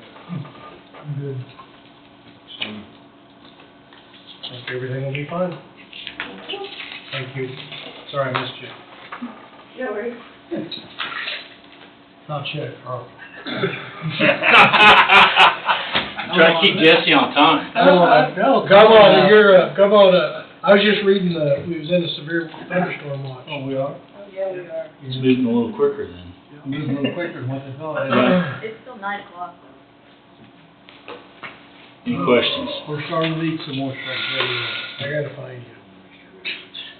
Right here in front of us. Under on here, I don't see environmental. Oh, he was in. It's a house. That was part of health. He was part of health. Yeah. He's under the hill. Yeah. Okay. Okay. We haven't pulled him out, separated him out of that yet. Not yet. You guys probably should do that at some point, We probably need to do that at some point. just Okay. because I'm not in the Well, spirit. You have a negative if I were to fill that open position. We would have a negative if we filled that position. Okay. Or are we Yes, I subsidizing wouldn't his even look. salary into yours? Is that what we're doing? We didn't change that. Okay. It's under my budget, yes. Right, that's what I mean, subsidizing your your budget for him, basically. That's what it's. and I think the plan Yeah, was 'cause I have to nothing separate that him. supports me other than you guys. Gosh, we support you. And then you give me a great benefit I package think too. you I don't even guys wanna- were gonna We were separate going them, to. but when you combined them, we missed separating them last year before budget time, and so it just remained on that. So that's something I think you probably should go ahead and take care Yeah. I can start that transition. for this budget year. Yeah, I think that'd be beneficial. No problem. You're probably gonna have, you gonna have anybody coming in as a helper on your side eventually, part-time? When we, 1,248 hours? once we start getting more, well, we know what's gonna happen up at BDO and we can anticipate what the workload's gonna be. Because if the workload stays the same, there's no need to add anybody. It gives us the workload increases. Let's hope you have the workload increase. Okay. Yeah.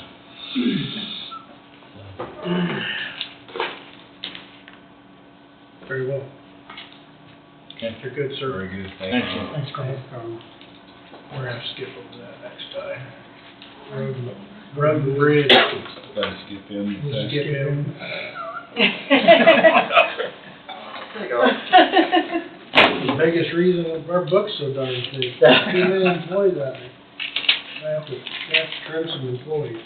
I don't think you would want that. Not very bad. So basically this year's CP5, I mean, we've had some discussion on a few of them.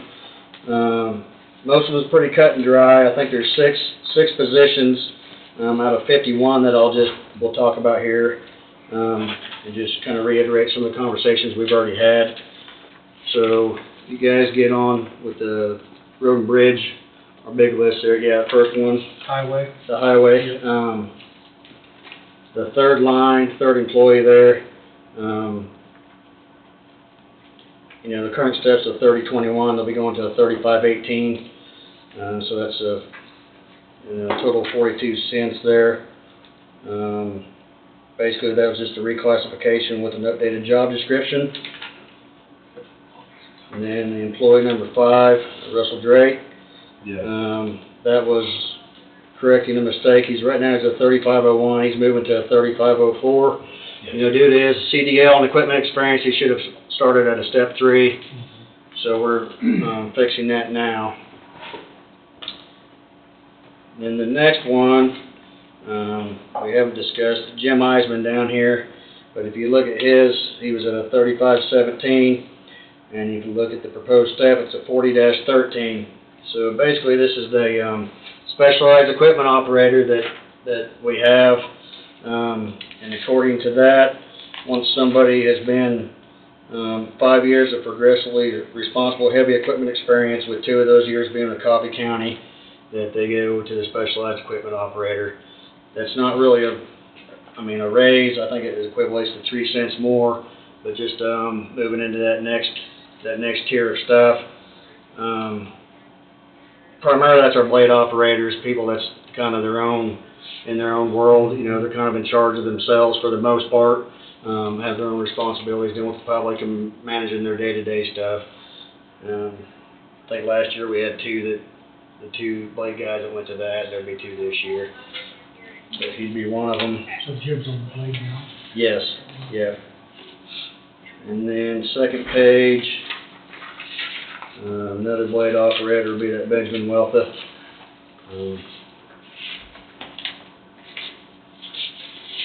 Same deal. You see he was at a 3506 and he'd be going for a 4003. So basically that's just 3 cents more than what his time and step would have been from last year, but getting into specialized equipment operator.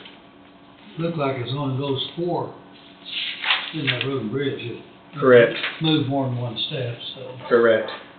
And then, next we have our special bridge, and basically there's nothing out of the ordinary there. Everybody's just moving up 1 step. What number is it? 12. Well, then just keep flipping. Yeah. When you're on the road and bridge. It's in 12, but it's just for the back end of it. No, there's one there that. Special bridge. Yeah, there's the one there that stayed the same. That's employee that's still in probation. Yeah. So that's why there's no raise there. Okay. Next, solid waste. So this has been a couple job changes we had here recently with job descriptions and some reclassification. One would be Jason Herod from the 3517 equipment operator to a 40-17. It's a lead operator for the landfill. And then Carrie was a 20-19, which I think that job was office support associate, which is basically what our part-time position is at the at the road and bridge. But anyway, her kind of redid her job description to reflect her responsibilities. Landfill clerk is the new position there, so that's a 25-18. And those are the changes in. Looks like you just had 6 out of the whole department. Yeah. Correct. Yep. Okay. So I don't know if there's anything else I can answer for you, but those are the out of ordinary changes. They're on to Jason. highlight. I'm sorry, go ahead. Right now, Jason, 3517 to 47, that's only one group up. But it's $1.92, that's what I was gonna. Yeah, I mean, that was the new job description. That was one we put under a new job description? Correct, and with the responsibilities he does, and, you know, that job position was reclassified when all this took place. It's correcting some of that, but also highlighting, you know, what his responsibilities are. So basically, I just took what his time and step was, and I think it was, winds up being $1.55 more than what the normal step raise would have been. So that'd been the raise that he's getting. More there.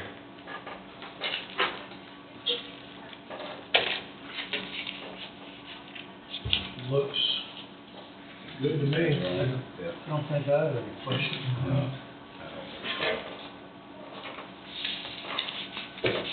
Unless you want to downgrade some. No, we don't do that. Well, be ready for the storms. I hope not. Well, I'll take a little rain. I don't want any storms. We definitely need some rain. Yeah. Mushrooms need some rain too. So. Oh, you have not been out looking, have you? They're out. Are they really? Yeah. Deep in the woods? No, not yet, but Started scheming this weekend. my boys found a few this weekend. Did they? One was the size of a Q-tip, so they're They're pretty tiny. pretty small. They're looking pretty hard, aren't they? Yeah. So, I can hardly find one the size of my cup, let alone Yeah. one that looks like a Q-tip. yeah. So, all All right. right, appreciate your thank time. you.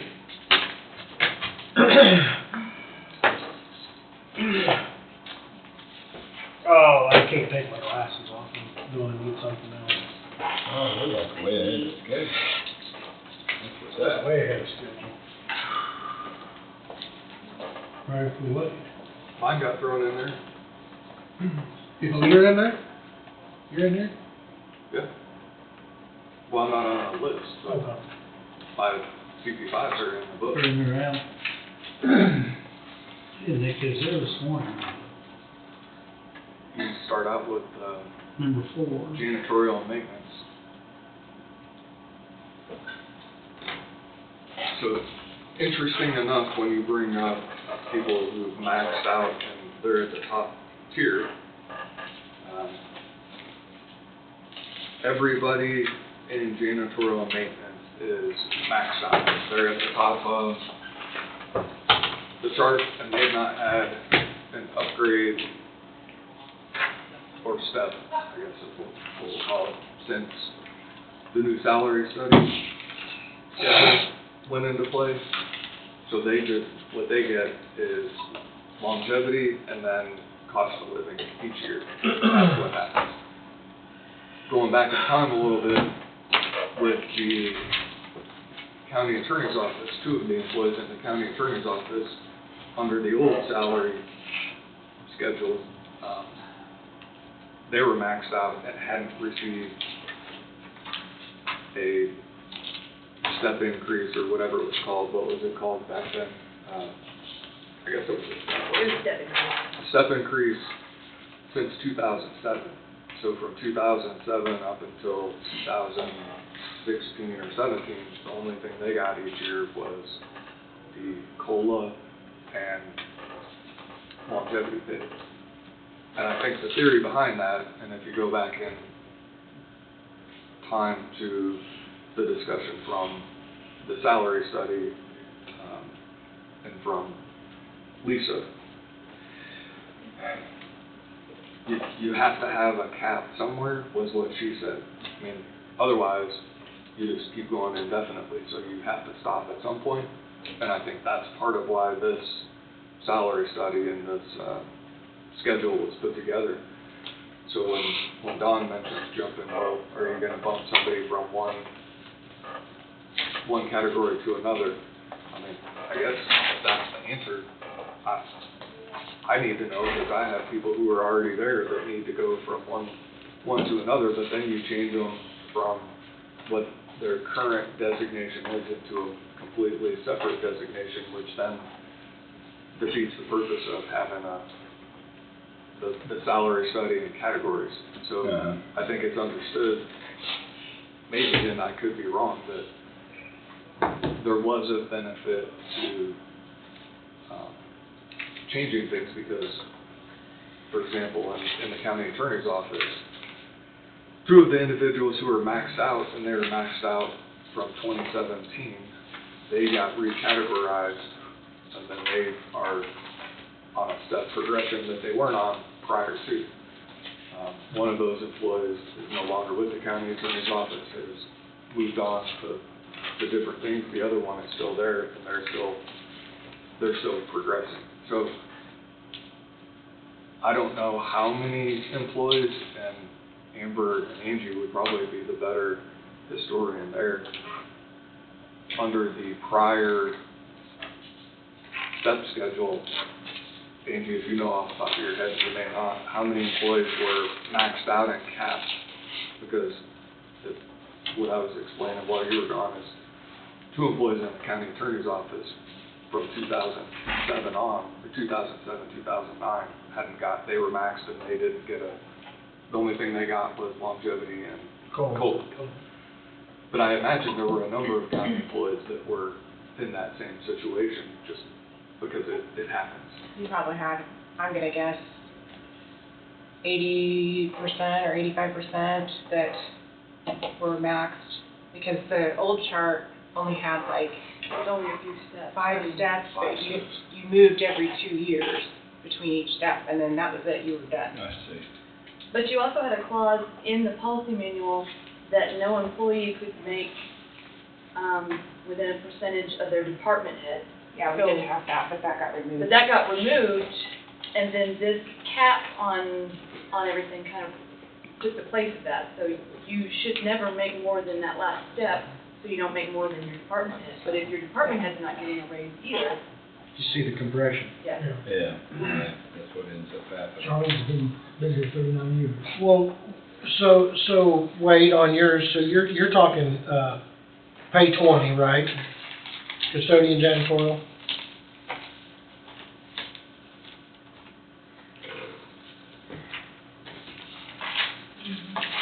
For which one? Pay 20. So you're saying the janitorial, you got 2 of them that are maxed out at step 22. Is that what you're saying? Well, maintenance is maxed out at 22, janitorial is maxed out at 22, and then I guess they created a special place for Charlene at 26, because it's the only one on the pay schedule that's in that category. And you said she was what? What number? 26. 25, 26. If I recall right, when they started making this long sheet, there were Okay. 3 So- or 4 employees out here. So everybody's They were under That's a lead. 26. That's a lead custodian. Yeah. They were under 26. They, That's where Charlene's sitting out there, but. yeah, from what was her name, Lisa said, based on whatever her study, those people fell in that category, but she felt that they were already overpaid in that category, so she put them out there, and then when they left, those were to go away, Go away. so.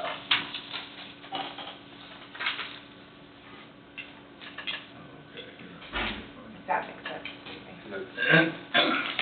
And Charlene, in 1985.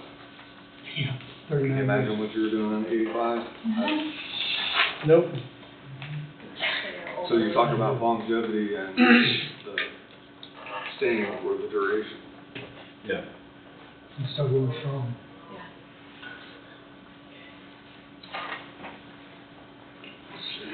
So you take an employee like that that's been there since that period of time, 40 years or close to it, for the increase that she's had in the last 40 years, if she'd have received the increases that the newer employees only been there 20, you know, she'd be way ahead of all of them. How do you evaluate that deal? Yeah. Yeah, there has to be some kind of a cap. There has to be, but Yeah. I know you're not supposed to count the COLA, but it's still money that the county is paying out to their wages. You know, they say you can't look at it as a wage increase. Well, it is a wage increase. It is. It's just that it's not getting them any further ahead. Right. That's the issue. Well, the other side of it is that if you go back to regular employment and lots of businesses, the average employee's probably not at that employment opportunity. 10, 12 years, they're probably gone. Where you got a county here with good wages, good benefits, and you've got some longevity pay real quick. That kicks in pretty quick too. I know when I was at the elevator, we had 26 employees, and then those, I forget now, I think there's only 3 of them that wasn't there after 25. So we had dedicated farm boys back Sure. then, more so than what the generation is now. I don't want anybody to misunderstand that statement too. Yeah. The dedication through those generations back then is awful strong, and you don't see that type of graduation, that type of Dedication. dedication now is as strong as what it was. Well, people didn't change. 35, 40 years. People didn't change jobs all the time. No, and when they got a pay raise, it's 30 cents. Yeah, you know, at that 30, time, 30, at that time 40. in the world, if you changed jobs all the time, there was an issue. There was an issue. You know. Most of the time, you didn't have a chance to change jobs every time they done get you.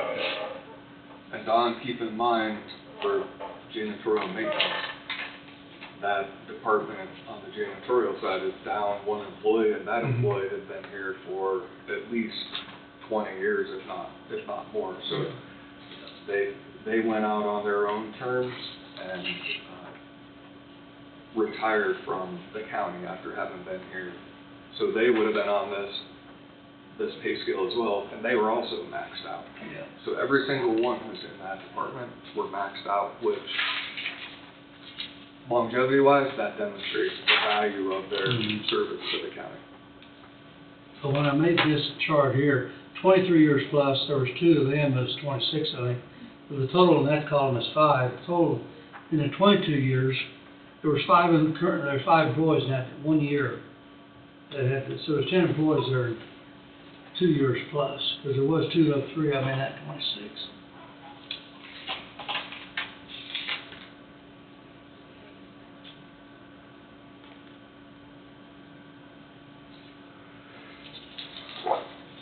So from our discussion earlier, the janitorial maintenance, it's, the vacant position is listed, but if that is gonna go from a full-time to a part-time, then, you know, it still needs to be there the way it is. Yeah. But that's sort of a Band-Aid. So you got the Sheriff and Dale, 12, 13. So Wayne, you've got, Which one are you on? well, I'm just kind of scattered out here. You're jumping ahead. What do you have in the 20? You've got 2 people in your 20 that's maxed out? 22. 20 and 30. You got a 20, you got 2 of them in the 20, 22? And they're both 22. I got one in the 20 that's maxed out at 22. I have one in 25 that's at the 26, and one at 30 that's at 22. Why don't you move the one that's maxed out on the 2022 up into the lead custodian?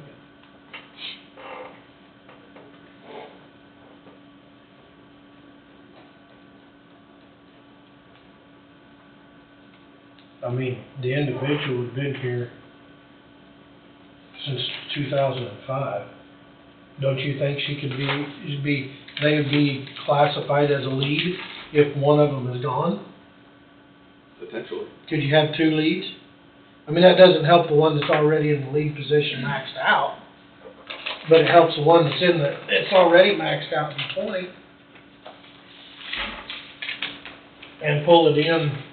You'd pull it in. I mean, it'd give a little bit. It ain't gonna give a lot, but it'd give a little bit. So you 2375.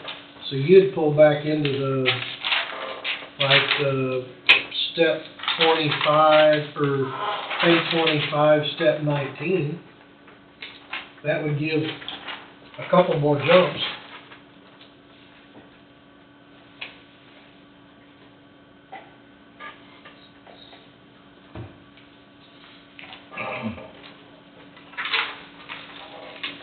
So the individual's maxed out at 2375.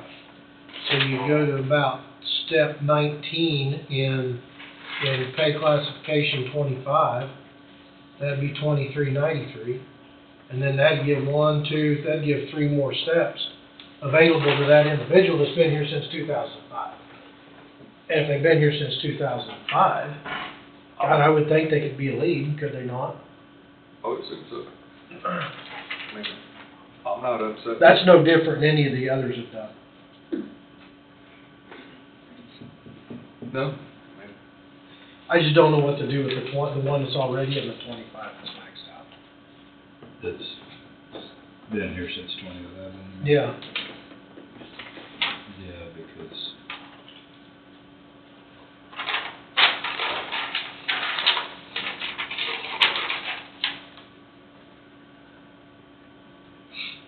Were you guys discussing something to do with those toughed out individuals at one time? It seems like last year there was some discussion on some kind of. We've had several discussions about it, and I mean, you know, there's only so much that you can,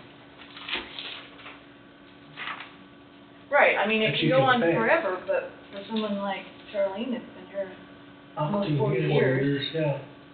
Yeah, that's why she stays, is because she likes her job and she's taking care of That's what I mentioned a while ago, longevity, they don't stay 40 years like they used to. Yeah. So they hit that longevity and they just stay put. Yeah. So Amber will probably agree she can outwork anybody in this building. Well, ain't no doubt in my mind. That's Charlie. she's a good lady. Well, they're all good, Yeah. Pretty fortunate to have employees. uh, Pretty fortunate to have overall employees. we, All of our employees. all of our employees. You know, my thinking for your last, you know, you're topped out. The only other thing you could do is take the difference between the last one, step 21 and step 22. Whatever difference that is, give the individual that every year after they've maxed out. Say that again, because. So whatever classification they're in, once they hit, say, step 22, Yeah, get to the 20. you get the difference between 21 and 22, if that's the last step increase. What that difference is, continue that on For the folks that are maxed out. for the folks that are maxed out. In that category. Within that category. Yeah, it's just, they're 55, it's 51 cents, or That would the one there in group 60 would be $1. be $1 difference in 60, yeah. But that's another approach, that's for sure. I mean, I don't know. It's an idea. We're gonna run out of approaches. And I realize That and there. I realize there's gotta be a stop gap there, but for somebody that's been there for 40 years and, or whatever, 25 years, or Yeah, you whatever. got one here that, yeah, that's been here over 20, that's Yeah. really valuable, in my opinion. You know? Yeah. And I know you can't start picking individuals. No, No, Because that's, yeah, send it the wrong way. that's the one thing that's kind of bad about this is, I wish there was some way.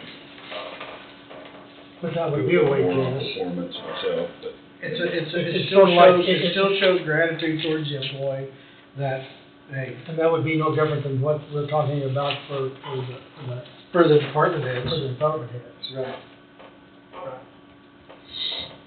But you're doing that for all employees. That's what, you're doing that for all employees, where they, when they go from 21 to 22, they get that in.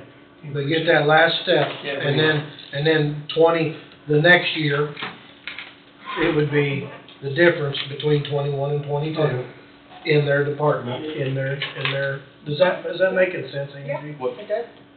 That would be their annual increase every year. What do you do for the one who's in category 26?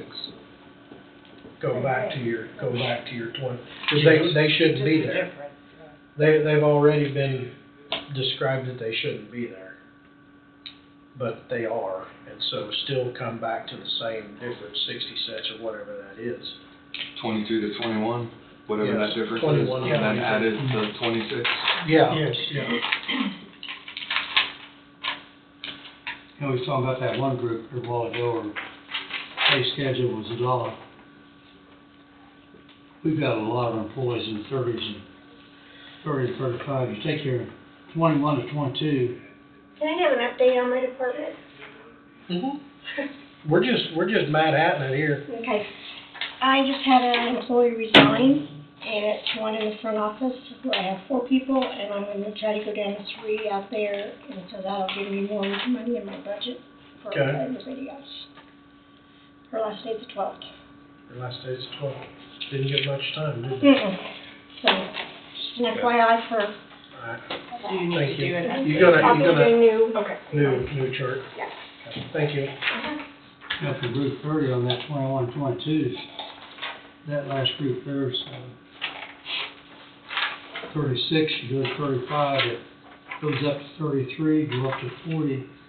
But, so those ones in the upper three groups getting $1 increase, where those down this middle half, and we got a lot of them there sitting on about 40, but that's just, Yeah. it's just part of it. Part of it.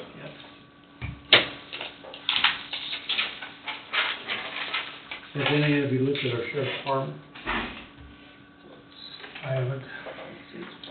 It's all in here, it's under number 12 and 13. I haven't went into it There's one, in the sheriff's department, there's four of them that changed because they took additional courses. Ryan does that quite a bit worse, we know Tom. We Tom did encourage it. that. So there's four there in the jail department that's got more than one step. Because of that, here's one, this went from 35.3 to 35.3, stayed the same. He's got some that are, and many of these they haven't been. Oh, gosh. I've never been here 6 months. Steve's pretty good about correcting that for you. About saying. He had to put mine all together a while ago. Yeah, but you've got a broken wing too. Worse than Snap broken. my fingers. I'm getting away. Yeah, you're like, whoops. Yeah, I knew it. So, here's one more. This is under jail. Only one of them went from 35.14 to 34.10, and only a 30-cent increase. So, Tom hasn't got but about 5 or 6 of them that's got I see. any change at all, really, other than one step. But back on what we were talking about with wage, what are we going to do there? So if I heard correctly, the employee that's been here since 1985, go back and look at category 25, number step 22 and 21, the difference there, that is 35 cents, add 35 cents to the Right. top pay. Right. The employee's been here since 1905, 2005. The suggested move is to change their job category from category 20 to 25, bump them into 19, so they don't lose any hourly pay, and then that gives them not only a step increase, but the ability to move forward for at least Couple more years. two more years. And then the employee who's been here since 2011, they're maxed out, do the same thing, compare step 21 and 22, the difference there is 36 cents. Add 36 cents to the proposed hourly pay that's at that cap. Yep. I think that's the only fair way to do it. I do too. I think that's the fair way to do it. I'm sure there's gonna be somebody that don't like it, but, I mean, Well, it's not a lot, but it's better than nothing. well, it's more than what they were given. If there are other departments, and I don't know if there are, that the same situation is occurring, then it's something that department head will need to know, so they can probably revise and do the math. Now, we circle back around to department head discussion. Well, we've got, when's Mr. Johnson supposed to be here? 30. Oh, Richard's supposed to be here 2:30, isn't he? Yeah.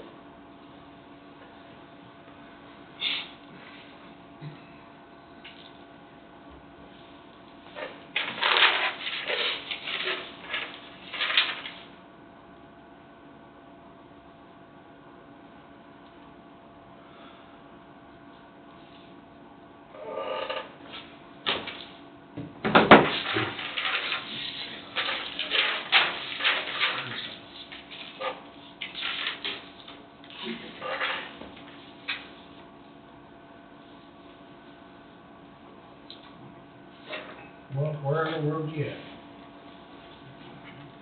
Which one? Oh,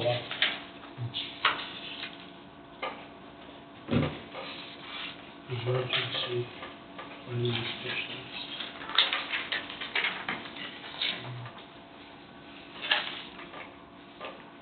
You look at the clerk, or treasurer department. No, I was looking at, I'm guessing what Amber is, emergency planning specialist? Is that where she's at? Emergency management. Emergency management, Who are you talking about? Amber. She's not on there. She's not on here, is she? No, Okay. she's on a, Yes, because she's on the on department. the chart. Yeah. Couldn't find her, I huh? got too many things in my head. They're not any good. 23 was 74 too.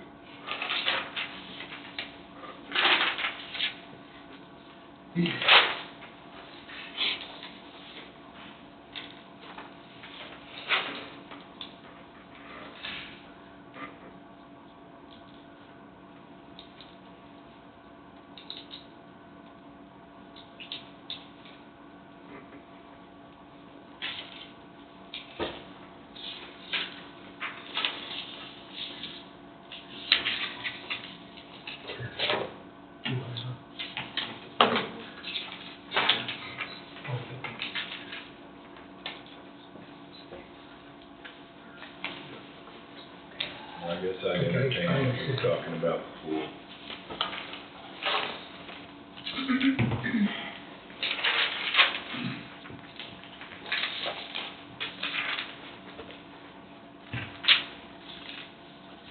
Like the 60 cent, is that, or the 2200 up front this year, and then like a 60 cent an hour increase year after?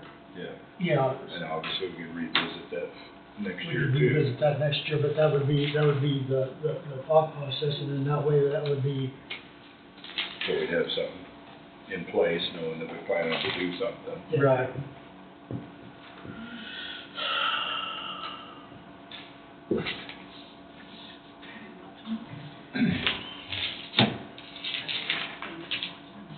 Doing nothing doesn't work, we know that. Yeah. Doing something and showing that you're gonna do something and continue. I was the hard one going, everybody tops out, and you do. But this workforce is something to reckon with right now. Yeah. well, We've even got- more so, if things go ahead and even more so that we, and I realize we can't give away the farm, but we've got to make an attempt to do something To retain. to retain, yeah. That's my thought. And their benefit package is second to none. I mean, and that is part of their wage. That is part of your money is the benefit package that we have. I wish my whole family could be on that. That's not the case. Yeah, that's a lot. For me, it's a lot. I know that.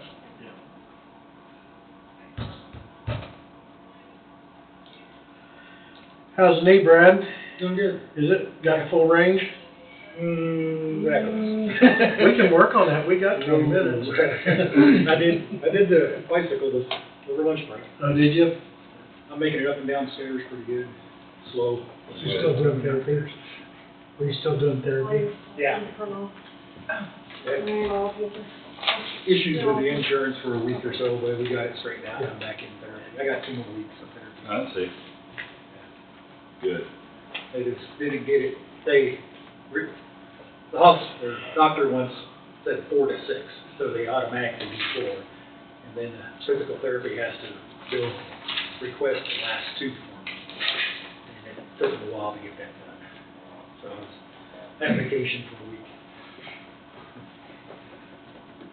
You got your range, you say you had your range? Straightening my leg has been the hard part. Yeah. That's, it was never straight before. Getting my knee straight again is a little more difficult. Stretching everything back out again. I could bend it fine. I agree. Get this show on. Yeah. I mean, we could get Brad, we got Do my Rich. We can do you. Richard's not here yet, he's got till 2:30. He's got so many employees. Yeah, you only got, yeah, mine won't take very long. Well, I can get Richard earlier. And we're not taking any increases on you, so. I don't know about that, come on now.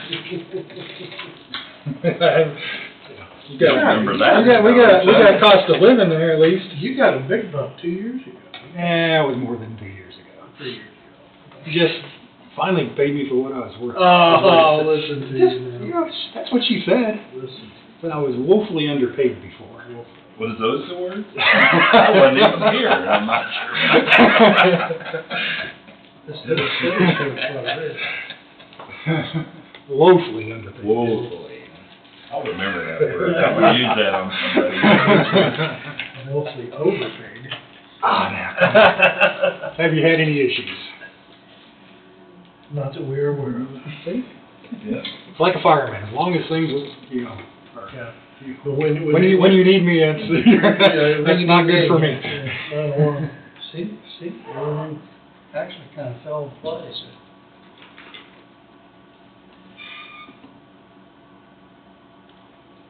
Mine, I just did step increases and the cost of living.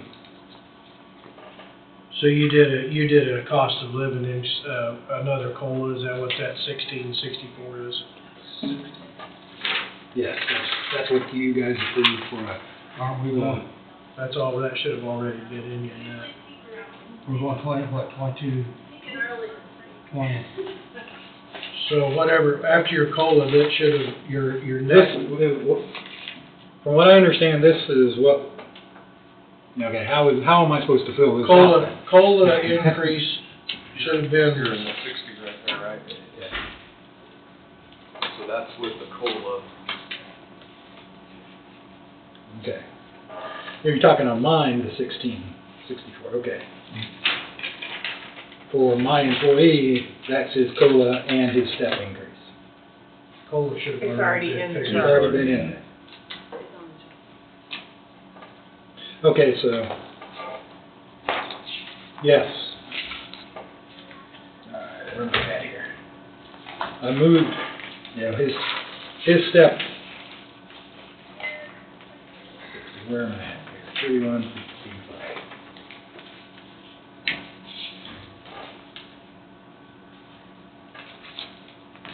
Your 89,811 should just have both been in both columns. Does that make sense?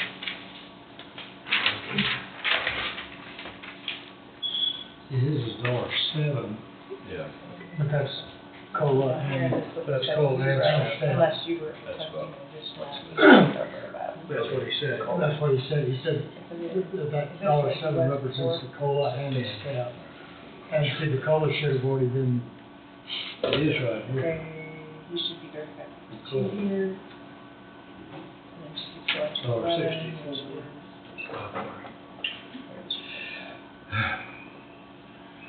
What was he going to, Angie, now? Okay, so We're not quite. he was in 10, Okay, so he was he's going to 11. 32.45. Now he's going to 11, which is, oh wait, did we read? He didn't go to 2%. Which one is he? He's up here. Okay. So 10 is 32.5, he's going to 32.92. 32. 32.92, that's what I have there. His is, Okay. oh, so the COLA is in there. It's just the first number should have been 32.45. Okay. Yeah, the COLA's Because if you're looking at this chart, I think I It's got it well off. $1.07 yeah. on a step. Which is $1.07. And this is what I made last year, and 2 is what I'll make this year. So that's where I came up with that extra 16. That's what you consider. But they were separating, Current that's why annual. we separated, doing cost of living in January, Okay. and the steps in April. But anyway, however. Okay. Whatever works. So my annual will be this, that final. The far column. That should be under current annual. Okay, yes, Is that right? that's correct. We're talking about the 89,811? Yes. So there's zero here. Who's talking about Unless he was those requesting department heads? more there. Would be 2,200. He's doing it like we used to do it. You guys change it every year. It was changed when we did that salary study. Okay. So current annual is 89,811.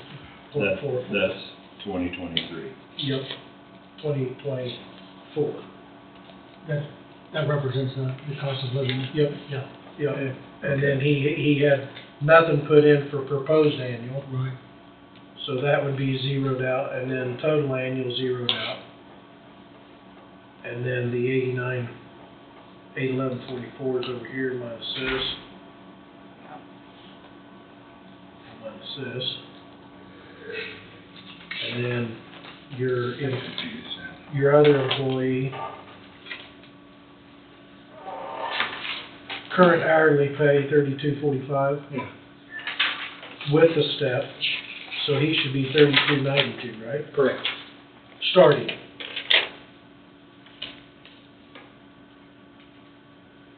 And then you went from 10 to 11. Okay, No, now. No, that's all no, right. that's all right. So this This is is right. correct, that's right, yeah. Okay, okay. So starting current hourly $32.45 on step 10, Yeah. and then he's moving to a step 11, which is $32.92. Because we did the cost of living in January, so for January, February, March, he was that salary for Okay. just 3 months, and then now he's stepping, so he's getting Okay. that. So this dollar seven. No, it's not.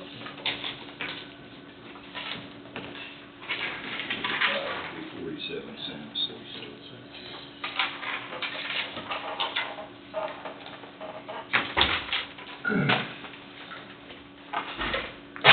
Sorry to confuse you, I was confused then also. That's okay.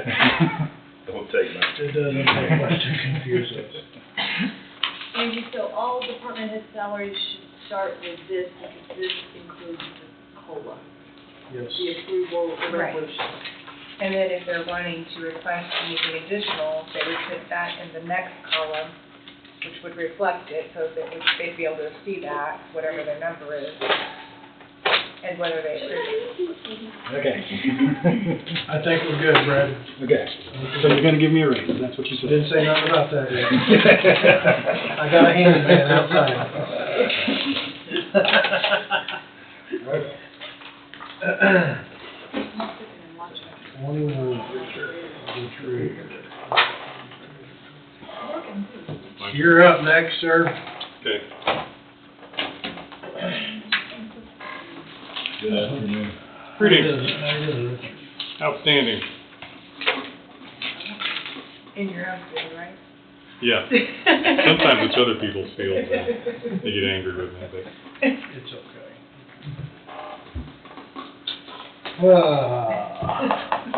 we're used to it. I seen you had number one employee underneath. You went from a 45.22 to a 50.19. You recategorized an individual. Yes.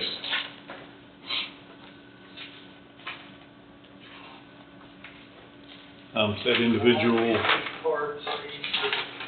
is more cross-trained amongst all of the upstairs, I think, than anybody. And she helps make everything run.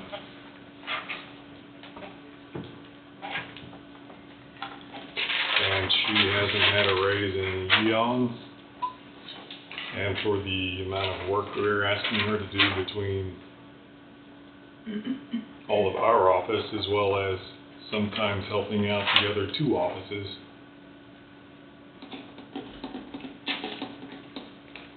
So what did you categorize the individual as? Well, Other than numbers? She doesn't technically have a title underneath, what, 50? Is that what we say? So did you change your table of organization to reflect that? I'm in the process of rewriting job descriptions. I can't say that if there's a different person in her shoes, because I can't go into any other details, that they would qualify for that. So I don't know how to mark that one down. She was maxed out when she. Because, oh yeah, and has been for years. So what we have been discussing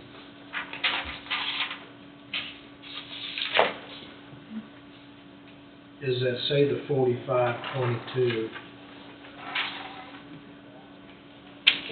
maxed out, so whatever would be between the difference between 21 and 22, moving that into an annual increase when steps come. That's our discussion anyway.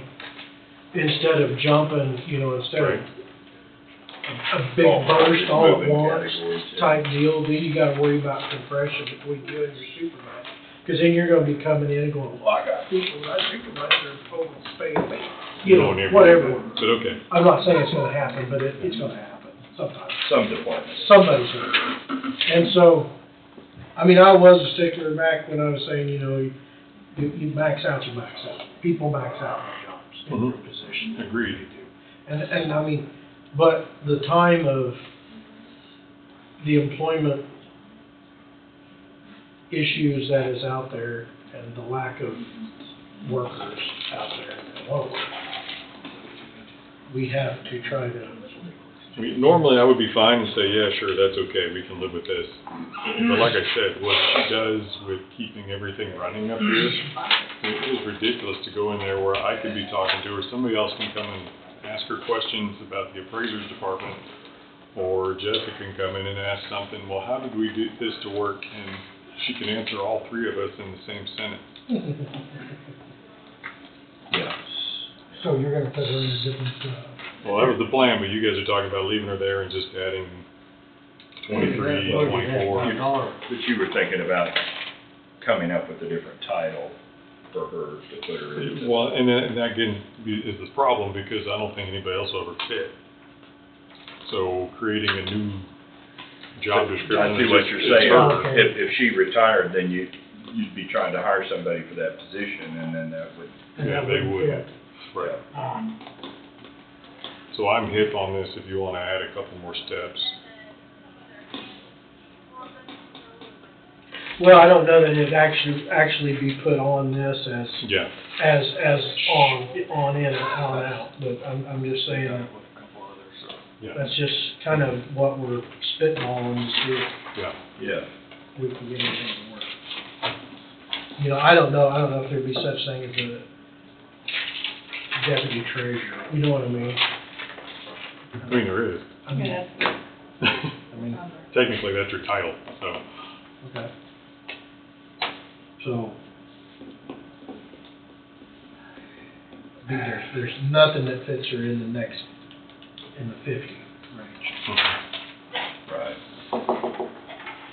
Deputy clerk. Benefits and payroll, that's clerks. That was when I had, payroll clerk who was my chief deputy and payroll, but I don't have that now.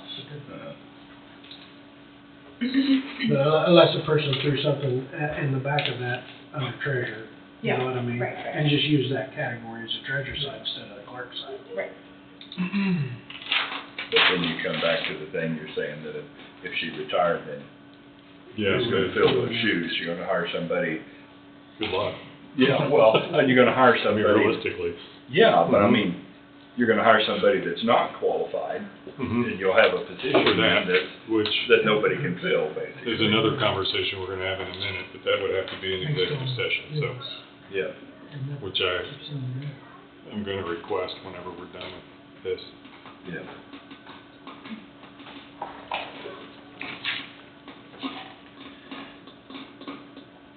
I mean, that'd be a 44 cent an hour increase. Well, she hasn't had one in 5 years. But I don't know where you're looking at. I mean, that's fine. I mean, if an individual's seen this, they're looking at a 68 cent an hour increase, and they get a 44 cent an hour increase, that might be an issue. I haven't explained anything. Okay. 44 is great. but tell me if I'm wrong, that puts her above you then. 44 does not. There's another page that has my name on it where technically, yes, but I get motor vehicle money that's kind of included in there, which is Okay, not the same grant. Okay. I didn't, That's why I have two pages.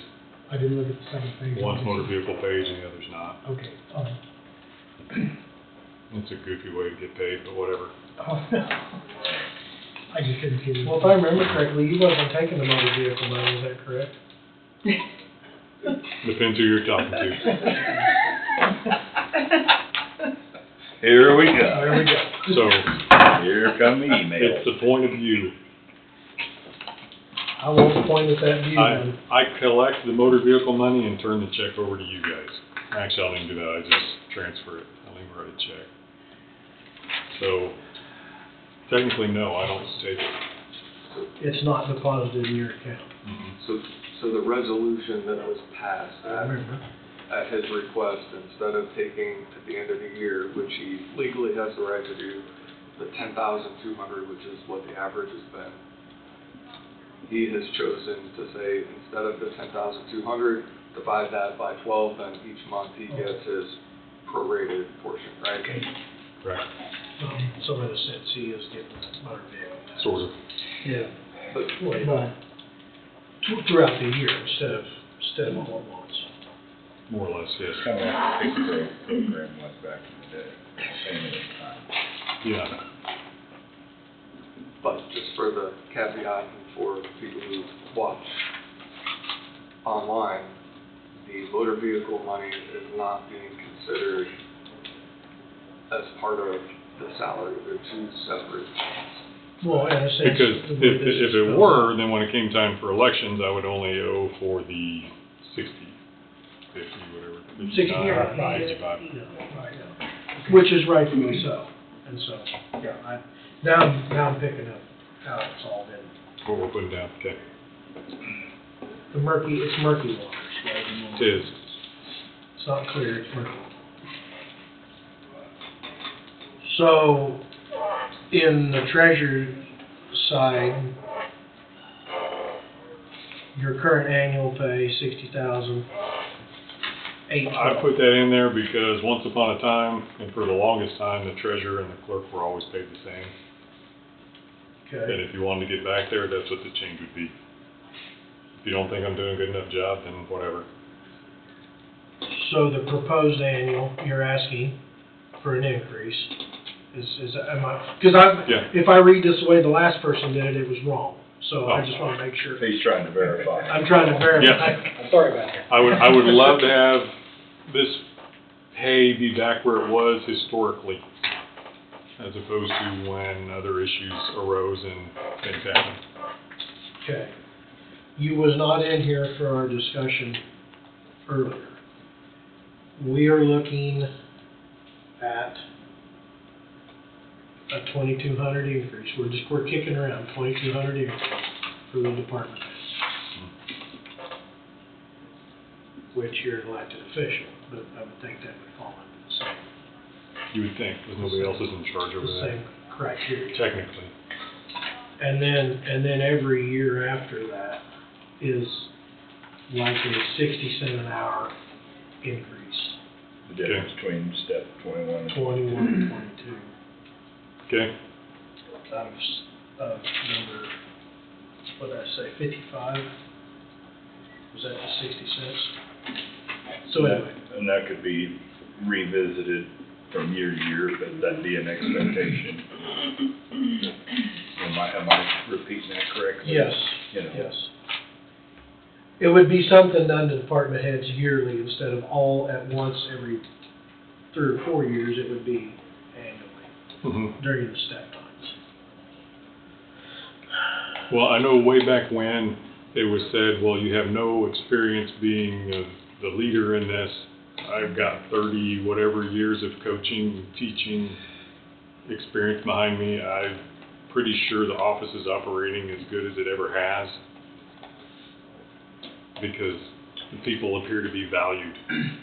You said something just a minute ago about bringing it back up to where it should have been, these two offices used to be the same. When you combine in the motor vehicle money, and the clerk once upon a time was supposed to get like election funds, anyway, she says, no, just give me this. So, but in the end, these two offices have the same pay. You know how long that lasted? We're Forever? good, probably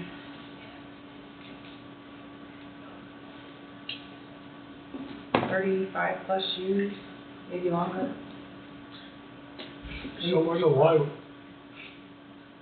why the decrease then? I wasn't here. That's a story for another day.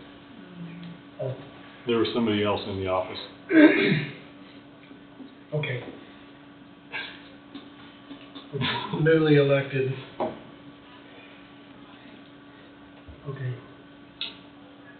And in that case, I can see, I mean, there was no leadership experience from what I saw.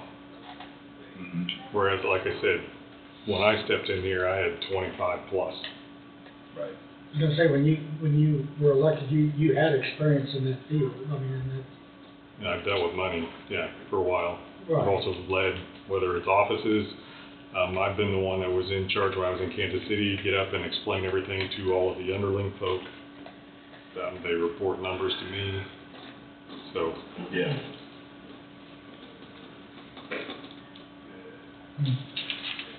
But I'm at your beck and call, so whatever you guys would like, I'll deal with. I'm not gonna pitch a fit, but it just seems to me like that's where it should be.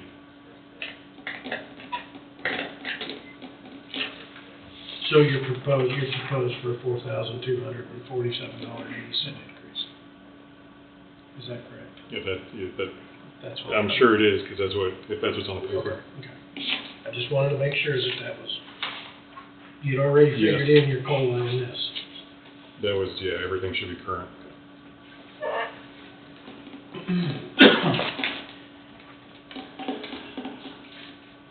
So, you guys can mull on that all you want, but I need an executive session to talk about non-elected personnel. How many minutes? I only need, well, it depends how many questions you have. 3 or 4 is all I need, so if you want to round 5, feel. Probably 10, sounds like a good 10. Sounds like somebody's got a pocket break a minute. If you wanted to, Jesse. Yeah, we'll get an extra minute, I see that, or get this, To transport, either up or down. Okay, Angie's probably typing. Well, It's raining, by the way. you want 5 minutes, 10 minutes. 10 minutes? He says 10. Okay, We must have to take a long hike. and then, I'm question slow. regarding personal matters of non-elected personnel related to what, like Job evaluation, performance. job performance, Job performance is great. okay? And who all do you want in it? Met the commissioners in Wade.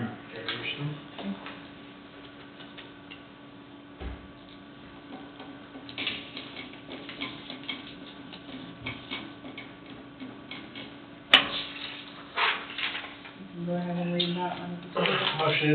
Motion to enter into executive session 10 minutes to include each of the commissioners, Treasurer Richard Kroll, and County Councilor Wade Bowie to discuss personnel matters of non-elected personnel related to job performance under Kansas Open Meetings Act, KSA 75-4319B1. Moved by McCray, seconded by Meats. Any discussion? All in favor say aye. Aye. Aye, motion passes. We'll enter at 2:51. Now, you mean? Yep. Recite what you just said, because it got shut off before you finished. Oh. Yeah, we'll be back at. We'll enter at 2:51 for 10 minutes.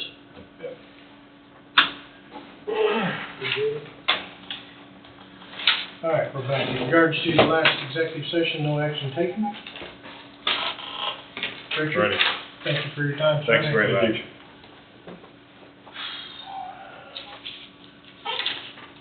Now we got that guy. Oh, yeah.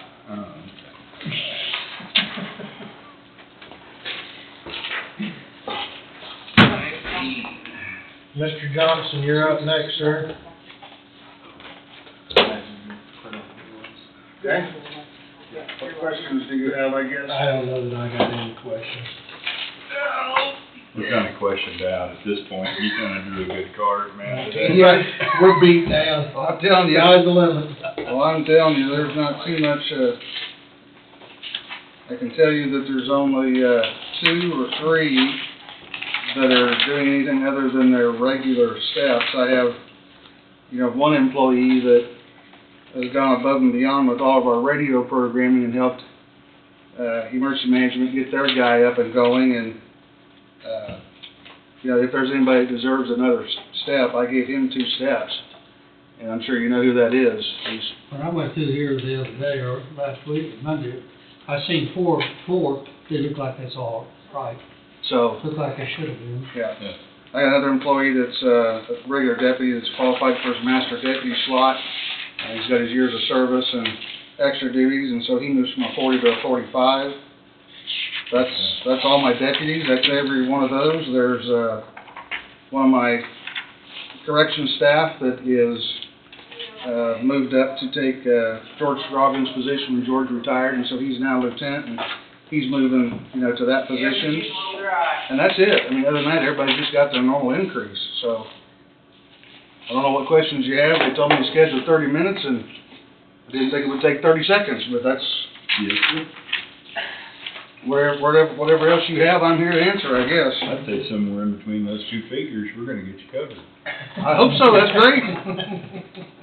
Well, under the jail, I only seen one that was moved to a different number. Yeah. Just because it's or had some additional training or something, just one out of that whole bunch. Yeah, like I said, there's one there, and the only person that's moving more than a regular step is a guy's moving to a supervisory position. Everything I thought looked pretty good. Yeah, hope so. So what's your thinking on planning for the new jail? What is your thinking as far as, Architects and construction people make too much money. What else do you need to know? Yeah. What else do we need to know? We were talking about employees. Oh. The discussion come up earlier today, talking about like employees. custodian service? Yep. Meals? Yep. So are you planning on having cooking staff? You planning on having a cleaning staff? I mean that budgeting wise is going to be going into probably partial of that. Well, I can tell you that's in the works. I mean, we're in the process right now of trying to figure out what we're gonna do. Let's take it step by step. Let's say the kitchen staff. We have a company that already does our jail commissary. That we get our commissary food, does our phone system, all that stuff, mail system. And they have, a slash kitchen portion of their services. And I truly believed that I was interested in just, having them come in and take over the kitchen. Do all of our ordering, they have their own dietitian, everything. But I'm not kidding you, in the last 10 days, I've had 3 people come talk to me and say, we'd really be interested in taking over your food service.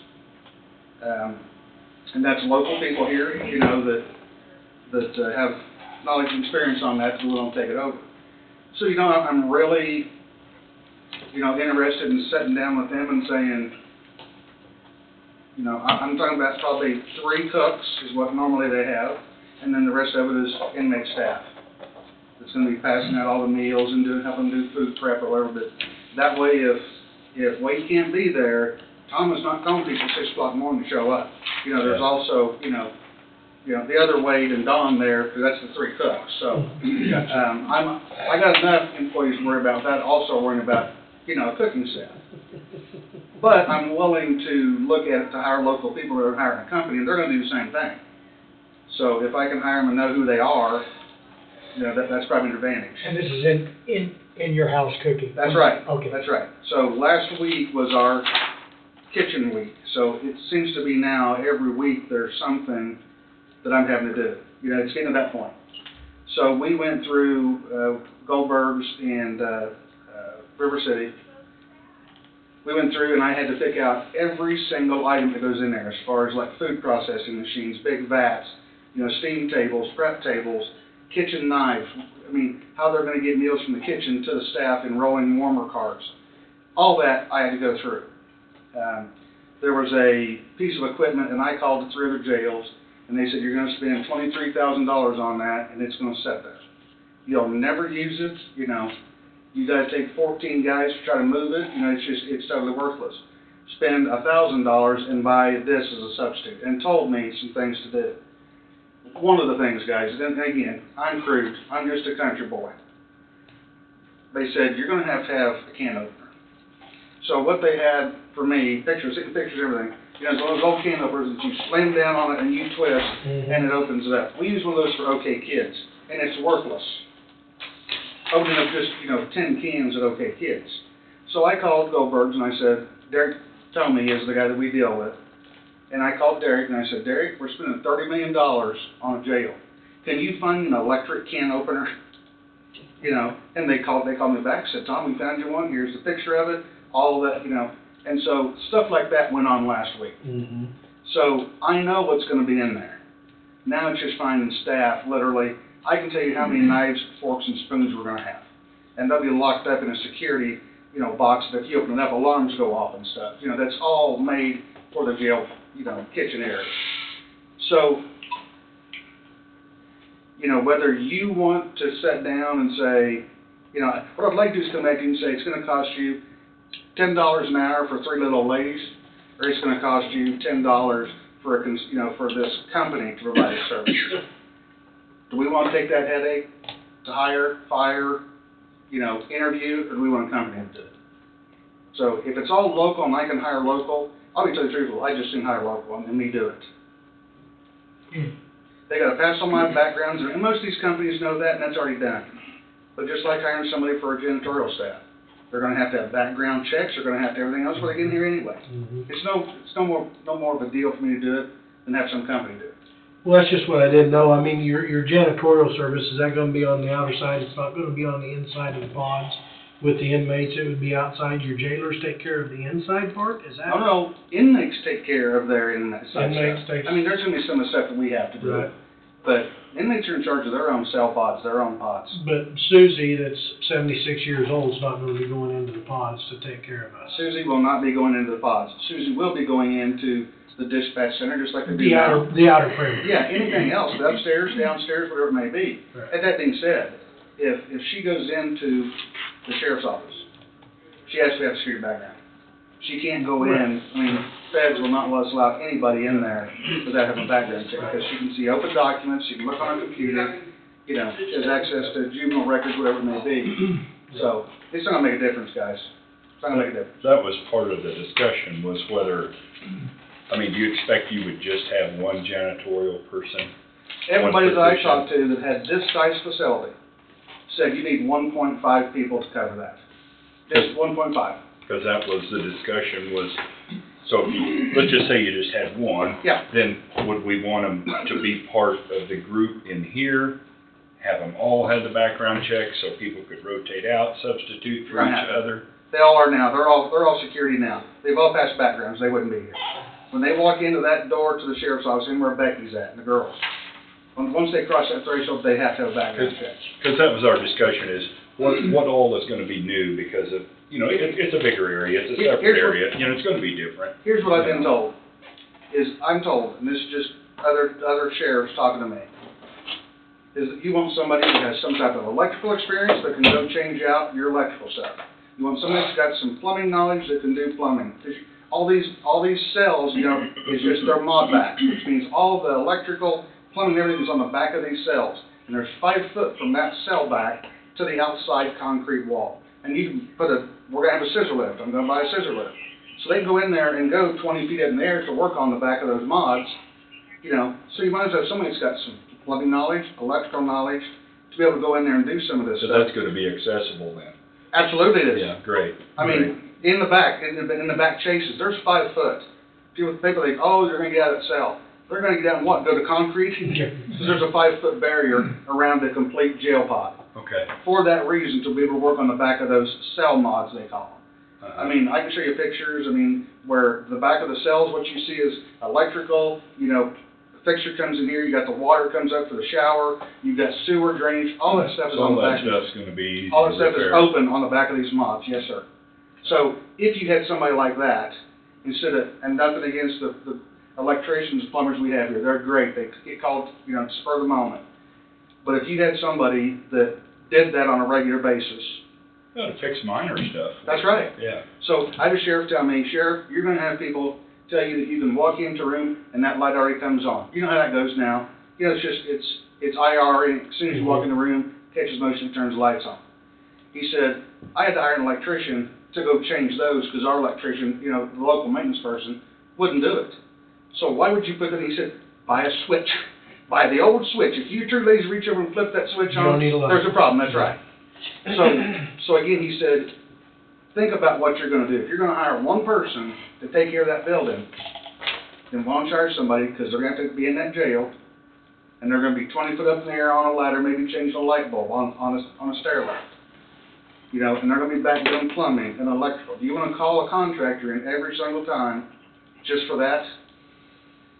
So that would be, in my opinion, the perfect person, somebody that's got background and all that. Guys, that's not gonna be cheap. I mean, somebody that has all that experience probably, but that's what they're telling me. So, if Barbones crawl up on that scissor lift and go 25 foot up in the air to change a light bulb, more power to her. I'm not. Don't ask me to do it, because I'm not getting 25 foot in the air. Tom's got a good friend over there, the sheriff of Lynn County. I wouldn't mind going back over there. Yep. There was 4 or 5 of us over there. I know Wade was and Tom was, and 3 or 4 more people here in Coffee County.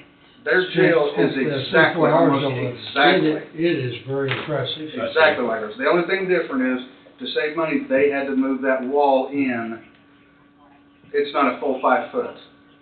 To save money at the very end. 5 foot behind the cell and the outside wall, it's not quite 5? Theirs is not. Theirs is just chase, and now they've got to use it for storage. I think if I probably give some good ideas now, if we just over there and look. Not us maybe, but you. Oh, I'm telling you. You and Mike and. We've been over there again. My jail staff was over last week going through things, how they run the kitchen, how they run their food service. They got federal inmates over there, how the federal paper's going. Kevin, friend, the sheriff in Lynn County, has been very good to us. I think it'd be good to me. Very good to us. And I'll guarantee you, if you guys want to go over, like I said, Kevin will be waiting for you with open arms. Does do our janitors work in the jail now? So, no, they don't go into jail. Okay. Anything that's needed like that, our jail staff covers that. Okay. So, a new person, would that be incorporated then in, I mean, would all the house cleaning and janitor and maintenance be all under one umbrella? I mean. Yes, I would think so. Just the way it is. So right now, if we had this new facility built, they would have to do all the downstairs, you know, all the office space. They'd have to go, other than the jail, they won't go to the jail portion. But there's all the downstairs sheriff's office. Upstairs, of course, is all the prosecutor's offices, and that's all carpeted, that's all linoleum, whatever, you know. So they're gonna have to do upstairs and downstairs in that building. I guess they would be interchangeable with the courthouse and over there, I guess is what. If as long as Charlene or whatever trains them to go over here, absolutely. Okay. And vice versa, I mean. Right. There's gonna be things that sometimes, whoever's working over there, if Wade's working over there, sooner or later, Wade's gonna want some vacation. And somebody's gonna have to come take over. Right, okay. But the jail, inside the jail itself, we'll be self-sufficient in that. Okay. I don't believe that you guys will be going into the jail portion. And since Amber's here too, the conversation, we had it a little bit this morning. An additional position would also cover Road and Bridge, and then Amber had mentioned the JSB. And Amber, maybe if you want to touch on the JSB and what's happening with it right now, why it's important to have somebody at least go over there on a semi-regular basis, whether it be once a week or something like that. Well, we have Highway Patrol, Sheriff, EMTs when the weather's bad. Our office is in there quite a bit, the fire department is in there, and we use that building quite a bit. And, I believe Tom has someone that is coming in and doing some light cleaning, but we really need someone to be there pretty regular, and we need someone to be cleaning up there.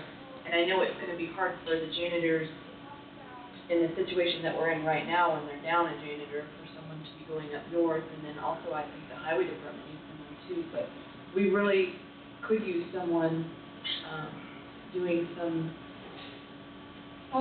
full-time cleaning, not full-time cleaning, but cleaning on a regular basis, and then maybe a little bit of maintenance up there too, because we're doing a ton of maintenance on that building right now that's never been done, so,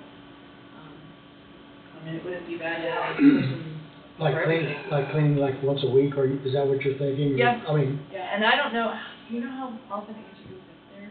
Once every 2 weeks, I think.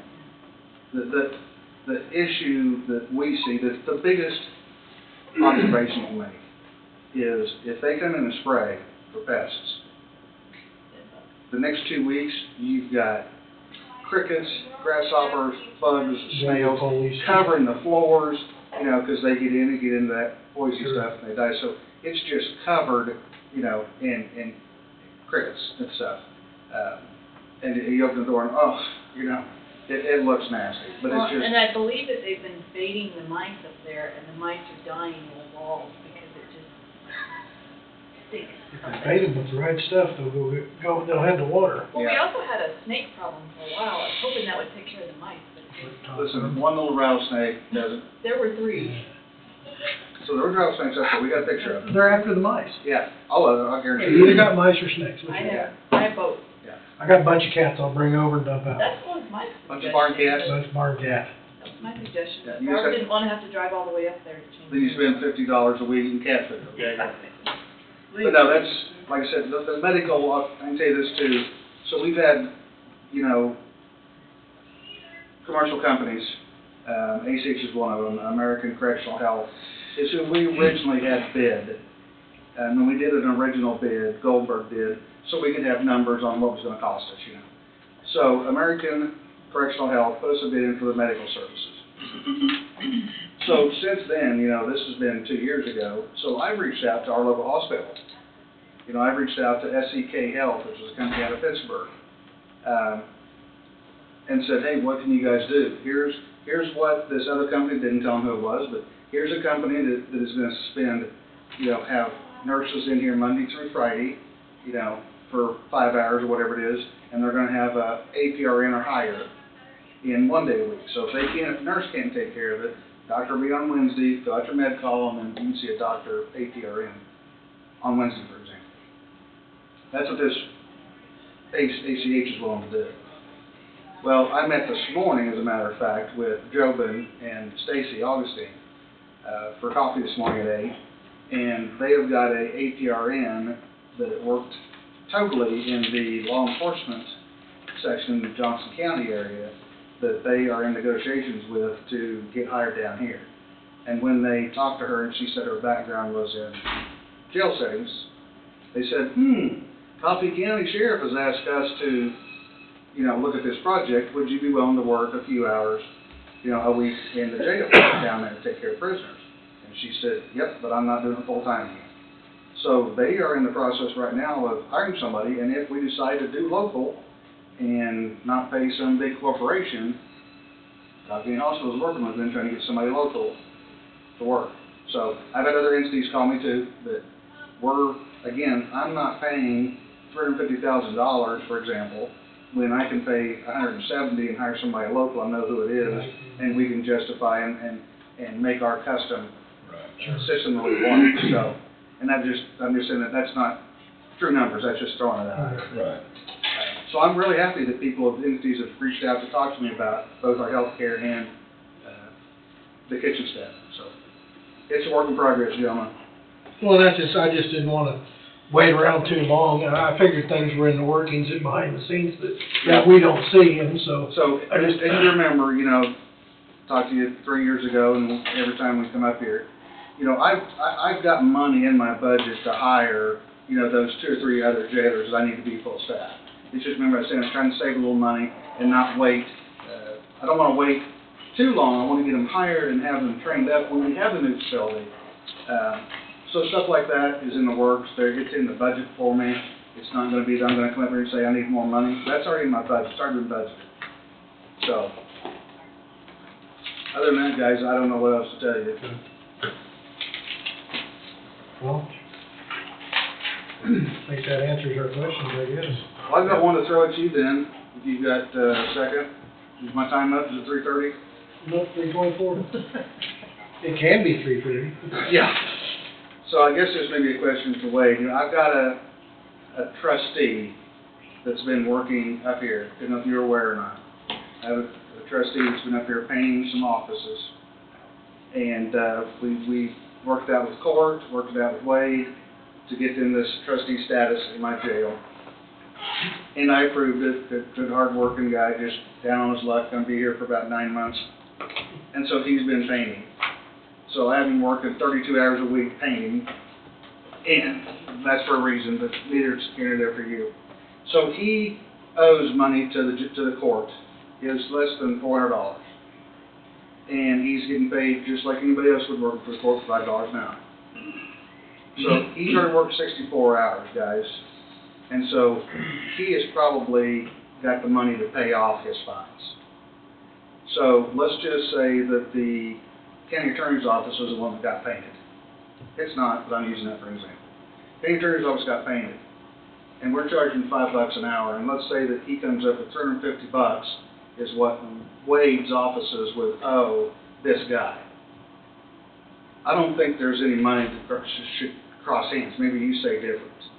But we've already worked out with the judge that if we tell the judge, hey, this guy's did his hours that works up to his fine for $350, the judge is willing to wipe his money off the books, where he comes out even, okay? Well, he's got plenty of stuff to do. He's painting another office now. Barb's got some work for him to do outside. If we continue to pay him $5 an hour, how do you want me to compensate him? I mean, do you mean, like right now, I've got a voucher of how many hours he's worked and what he's done. If I turn that in, can I make a voucher and say, Coffee Can needs to pay this kid, and we'll put it into his commissary account, so when he gets out in 6 months or 9 months, he can take his debit card with him and it'll have money that he's paid.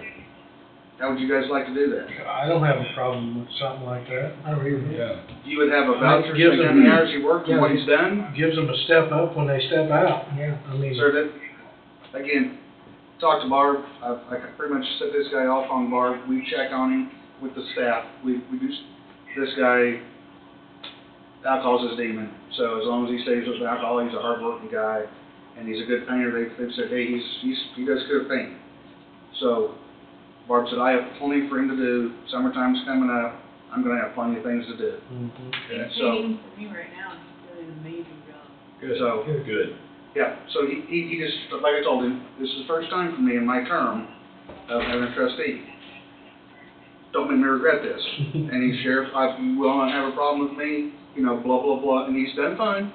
So, if we wipe this off the books, it's time to figure out how we're gonna compensate $5 an hour. Good, I'd say. Yeah, I disagree. It should come out of either county general or janitorial and maintenance. If it were coming out of anything else, I mean, it's for the building, so. I just pulled that courthouse. So what I'll do is I'll just tell my jail staff to keep this up, and at the end of, like this is the end of yesterday, this is the 31st. So I'll figure all this up, figure exactly what the monetary cost is, and we'll use this to wipe stuff off his books in the court. And then next month I'll submit you a end of the month bill just like we would for anybody else for payment, if that's okay with you. That'd be fine. Okay? Hopefully it'll help him when he gets out. Figured the right path. Yeah, like I said, all we can do is give him an opportunity, and he looks to me like a hard worker, so. Other than that, gentlemen, I've used up my time. I never thought I'd be here for 30 minutes, so. Any other questions before I run like the wind? 28. I wanna watch. Get tickets for that. So, okay. Just say one thing before I leave. They're going my gangbusters out there. If you haven't drove by there and looked at the progress. Oh, yeah. So, It looks really good. Sir, all I care about is give me the keys. I keep telling them, just hand me the keys. Let's keep going, boys, keep the weather good. They've really had pretty good weather. Oh, And they've great really- weather. Looks like they've really done well. So if something happens to be asked, I think the cold frigid day that we have the groundbreaking ceremony out here, Yes, sir. I don't know who all went to lunch with Sydney Goldberger. Okay. There was a bill for $122 worth of meals on that day that they billed us for. And they didn't get paid. They didn't get paid for it. Okay, okay, So, yeah, okay. Well, seriously. seriously. I got X-Men. Okay, Yeah, I said, we're gonna rewrite this check. okay. What else you got? So don't order a filet mignon if she says I'm gonna take you out to Okay. dinner. 'Cause we're gonna pay for it anyway. Well, I guess you can if she'll pay Yeah. for it. Jessica, you might mention to Tom, and I don't know how many employees he has that are at step 22, but what that plan is, and then what you're talking about for department heads, just so it covers the gamut. We've been, you got employees that are stepped out, Oh, I've got 3 or 4 here. you know, and so what I was looking at was the department or the step that they're in, or not the pay category that they're in, what is it, 20 through 60? Whatever their step between 21 and 22 is, whatever the difference between 21 and 22, 60 cents, 80 cents, 90 cents would be their increase. That they wouldn't be topped out. They wouldn't be topped out no longer. So that's what we're looking at for going today and future, today and on. It could be reevaluated every year, depending on the board. Yeah. But, you know, I was pretty strong about, sorry, you've topped out, you've been here forever and ever and ever, people top out. Yeah, that's. You know, but it's hard to get somebody to replace that person that's topped out. It is, when they absolutely. retire. And so, Yep. I think if we can keep them here, give them a little extra each year, maybe that'll keep them in the workforce and not have to rely on what little workforce we have to rely on now. Believe me, if I was topped out, I would have been topped out if I, wasn't in the sheriff. I'd have been Yeah. topped out years ago. So, again, I would, if it was me, I'd say I appreciate that. So, I would just expect, you just expect that when you top out, you top out, so. Right. And the elected officials and department heads was looking at, what was that, 60 cents an hour, I think? Well, it was 2,200 this year and then like 60 cents an hour after that. You said 110 Right. this year and 60 cents after that. $1.10 an hour, okay, whatever that figures up to. Right. Is that For 22? this year, that's Yeah. correct. So So like that's- $2,280. $2,200. Yeah, $2,280. But that's based on $1.10. And then next year, Go with the, like the 60 yeah, cents. or and that way whatever. we would know where we, You're gonna wind up with compression if everybody keeps getting, I mean, you're still gonna wind up, I mean, I'm just making that worse, adding the topped out ones. Yeah. You know, But getting- then we might have to look at that on down the line too, on the Right. topped out ones, how far we could go with that, but be the policy. At least maybe give them a few more years. Yeah. You know, maybe. No, like I said again, I'm sure that they would be appreciative. So, So you said you have 3? You have 3 existing now? They're existing now that are topped out, I believe. So you need to modify your CP5 as. So, hey, you tell me exactly what needs to be done, and I'll have Angie change it. Whichever ones are topped out.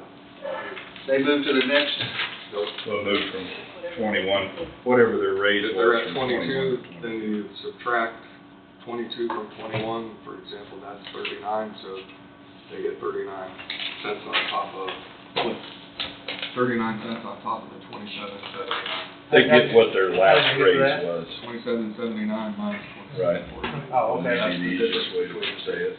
Depends on which, So the difference between these two, that's what they're gonna get. Yeah, what their Okay. last one was. Okay. I'll do that, tell Angie right now. That's what we're looking at. I mean, I think I think everybody's comfortable with that. I think we're gonna have I'm very to, comfortable I with think we're gonna have to make a motion probably to put this through. Yeah, please. I would assume Tom would be, well, I don't know if we're gonna do this today, if we're gonna do it Monday. I think Tom. Pretty well committed, I think. I think Tom would do it for us. Tom doesn't have any employees in the jail that's on that last one. I didn't know if you wanted to stay, I'm not prepared, but I'm not gonna be asking for anything. We're happy with everything the county commissioners did for us. Anything else? I think that's just to bring you up to speed what we was looking at. Okay, appreciate it. I'll Angie get those 3 or 4, whatever it is up there. It's there too. Okay. Thank you. Here's one that's 22, that's only one.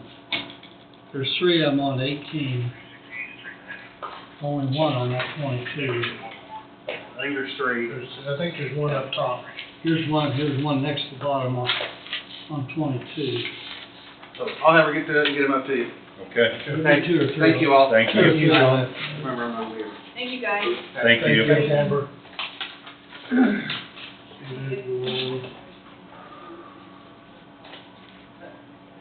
I think there's only 2 on 22.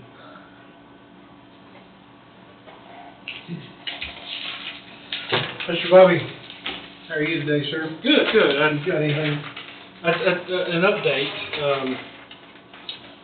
last week, 2 weeks ago, the governor met with Secretary Raimondo.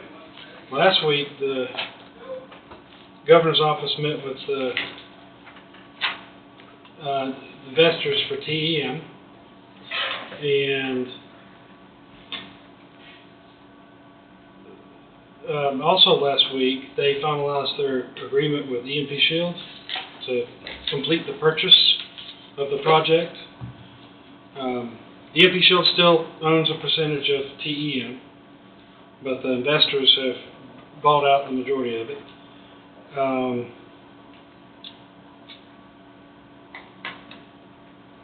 The governor's office requested that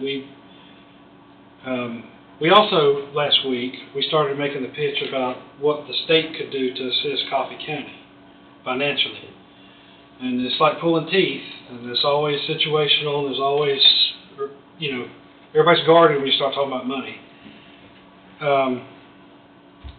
But they requested a few meetings.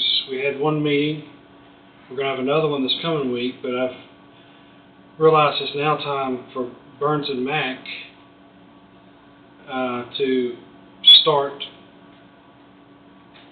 being privy to those discussions so they can do as you intended them to do, keep you updated, and also help with development when that time comes. But specifically, one of the things I was screaming for months ago, we just never got it, we went a different direction, was an actual agreement between TEM and the county, a development agreement, that spells out their obligations to the county, what they are going to do financially, and what they're going to pay for.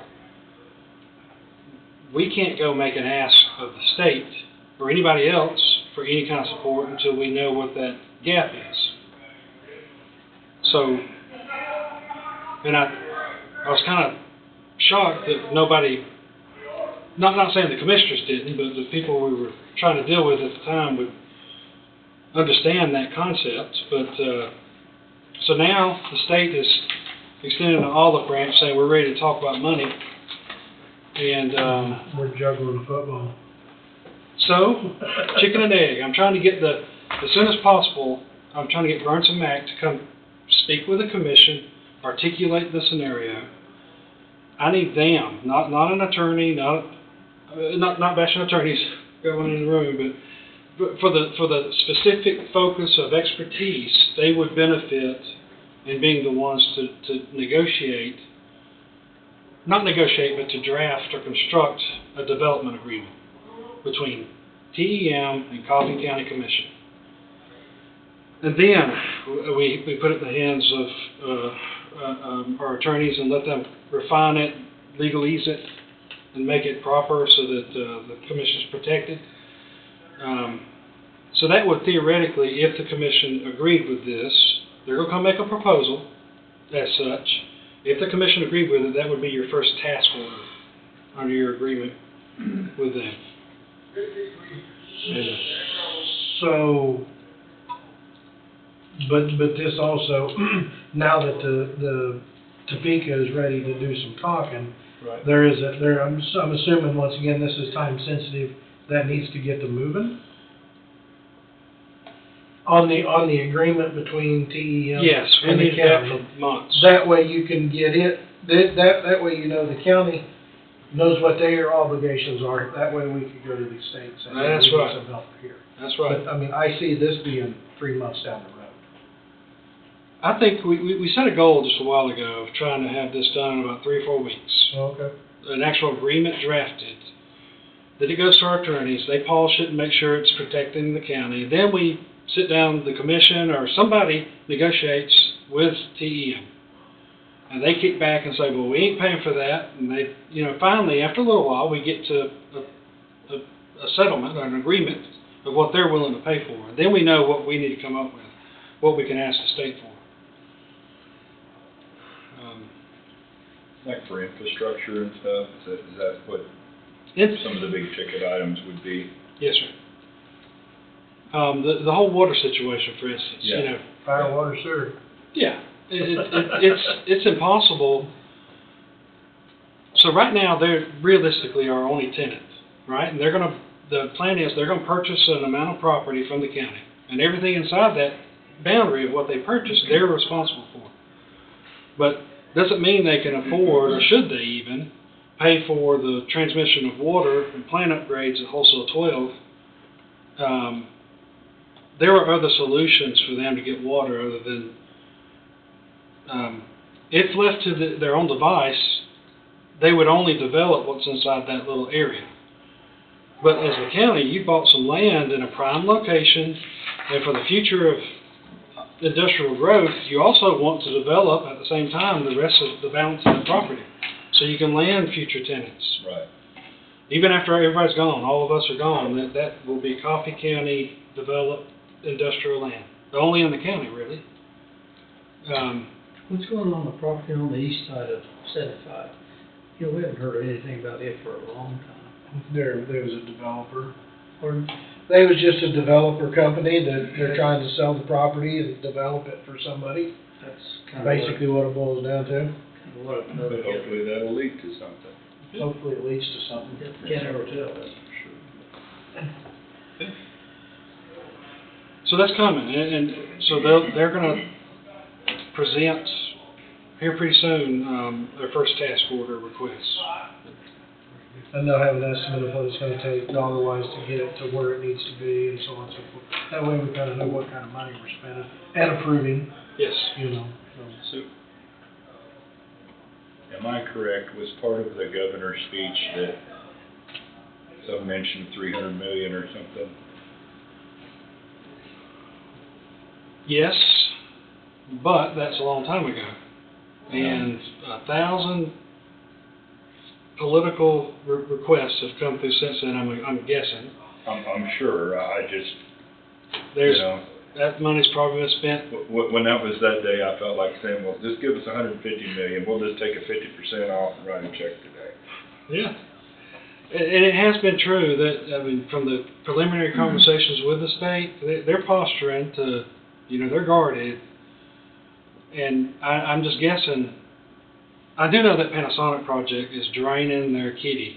And, Johnson County, just like what we're talking about, I'm sure they had a development agreement and all kinds of stuff, but the state has been the one primarily having to fund every little bit. Y'all know what that feels like every time. Yeah. So they're wary. But I thought the state committed so much money contingent on government funding, isn't that right? So they have made a incentive offer to the company, to TEM, of almost $800 million. That is still in place, and that's still solid. The money that the governor spoke about that she had set aside was for the county to assist with infrastructure and stuff like that. That's the money we're talking about that's probably already diverted somewhere else. Maybe they put it in the savings account, just drawing interest, it's up to $500 now, maybe. Yeah, that'd be nice. Yeah, that'd be sweet. No, I'm positive that they will help us out, to what extent? Yeah, yeah, I just, you know, I knew that wasn't in concrete when it was said, I just wondered what the status was on that. Yeah. Because I had no way to get any input on that. Well, hopefully Burns and Mac, we talked about it again just a while ago, their constant communication with the commission, on stuff that I can or anybody else can't really, I mean, they're gonna be they need to be in the center of things moving forward so they can know everything that's said, everything that's done, and even on the finance piece, they need to be involved with that. Well, our meeting last, what was that, Tuesday evening in Kansas City, that was a good meeting, I thought. Got to meet, Carl, and got to meet Carl again. Yeah. And Mr. Jesse. Mr. Jesse, so, good meeting. Good. And they've just come from Topeka. That's correct. So, but we didn't know all that was spoken of at that. They didn't give us the 411 of what was discussed. So, that's for their ears, the ones that was involved. So, but, Well, thank y'all. thank you, Bobby. Do I need to come back on the CP5s? Well, I mean, like I said, we're very, thank you, Coffee County. If it's Well, do we need to share that information that we were talking about? So the people that are topped out, the difference between step 21 and 22, whatever that sense number is, is gonna go to the person that is topped out. As an In other words, increase. what their last raise was, Yep. they're gonna get that raise, So that, and that'll be looked at yearly. but maybe every year. Yeah, but it might be something that's set forward every year. The next is the department head, the same, I think it was 55 or 60, step 55 or 60, I can't remember. It was 60 cents. It's 60 cents. 60 cents for the, so it's 22 For the first year. $1.10 an hour. $1.10 an hour For this year, the 2,080 hours. 2,080 hours would be $1.10 an hour. And then next year, It would be like 65 cents increase for the department. That's gracious, thank you. And if y'all do it, then, but we haven't made a motion. We haven't made that motion yet, but I think we're going to. That's where we are. it's a tough thing. Mr. Don said it a while ago. It's hard to, there's no winning. There's no winning. Oh, yet. yeah. It's always somebody deserves something and, Right. you know. You want Those to banks award- that deserve something. You'd like to award That's what everybody bothers me when I what they're think- worth, you know? And sometimes you've got that employee that's worth twice as much as the other one, but in a public setting like this, it's hard to Gotta keep treating reward that, everybody equally. to reward that person properly, you know? It's frustrating. Oh, yeah. Well, thank you. Thanks, Bobby. Thank you. Thanks, Bobby.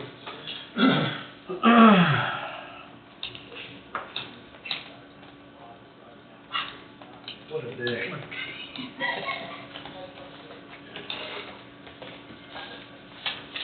It hasn't been that bad, I mean, we've had some good. Yeah, it went a little better than I thought. Yeah. We've had some good. Really, discussion. That's what I would say. Yeah, yeah. I was thinking, oh. It's 7 o'clock here. Nobody stormed out or anything. No, I mean, I thought we had good dialogue with everybody. Yeah. So we've kind of promised this, halfway promised this to everybody. Do we need to make motions That's, to do this? Angie's got it wrote up I think we here. might as well do it. See if you like it. I'm gonna read them and let y'all see if you wanna do any tweaking on it. To improve hourly difference of step 21 and step 22 for any employee that is topped out in their category. That is one of them. And the next one is move to approve $10 an hour increase for each department head and elected official. I'm gonna say minus commission, personally. Yeah, I didn't mean that for, So, yeah. well, I mean, it just says elected official, so Right. I would opt out of the increase for the commission. Yeah, I didn't mean, that wasn't my intent. So and Angie just corrected that, to approve $10 an hour increase for each department head and elected official minus the commission. They both sound good, Wade? Yes. And then, I didn't know if you wanted to go over the county attorney's CP5. You covered. We haven't You done can do that. that, you can do that after your motion though. Okay. All right, here's a motion. Move to approve hourly difference of step 21 and step 22 for any employee that is topped out in their category. Also move. I'll second. Moved by Thompson, seconded by McCurry. Any discussion? All in favor say aye. Aye. Motion passes. All right, the next one. Move to approve $10 an hour increase for, should we do 2,080 hours? Well, you really,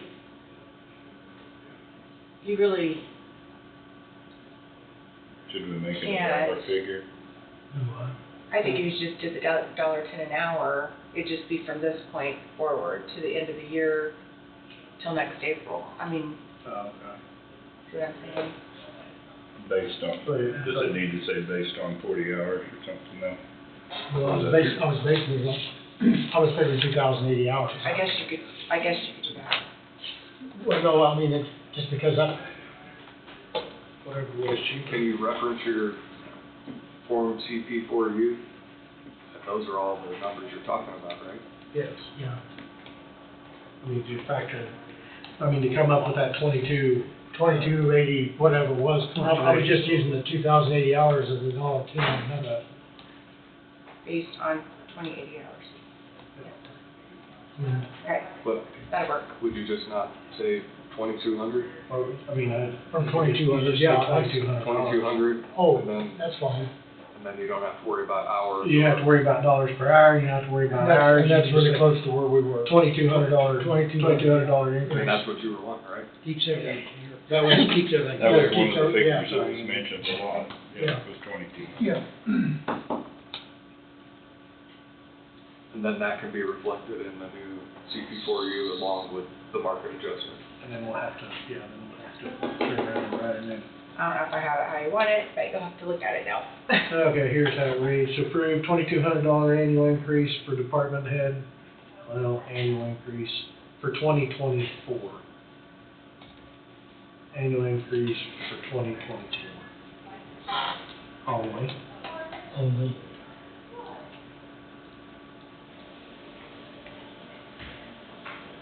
Move to approve $2,200 annual increase 2024 only for each department head and elected official, reference CP 4U, based hours 2,080 hours minus the commissioners.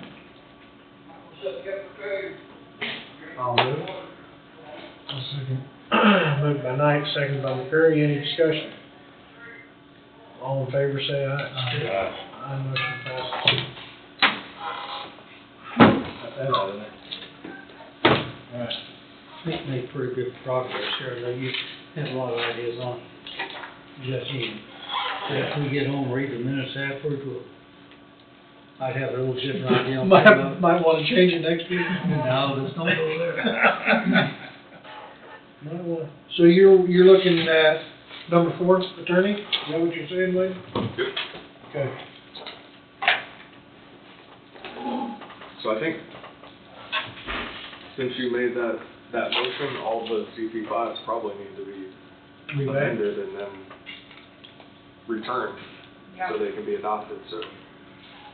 Well, I'd make a whole mess, didn't I? That's a great idea, Jen. I think it won't take it very long to make. I'm sure they'd be happy to make that correction. He's not next Monday, Tom's. No doubt. At least this Monday. He's gonna come back and He'll say, probably come back. what the heck are you guys in there? Leave for a week and everything goes down. Okay. So you don't have anybody topped out in your department, do you, in your attorney? 17 and high. And these is 17, so. She was one that was topped out before this. She was topped out here, son. if you look at, she started in 1989, so. Yeah. 89, wow. Can't get away from it. You're back. Casey's been in here for a little bit. So the other one to talk about is the intern or slash vacant.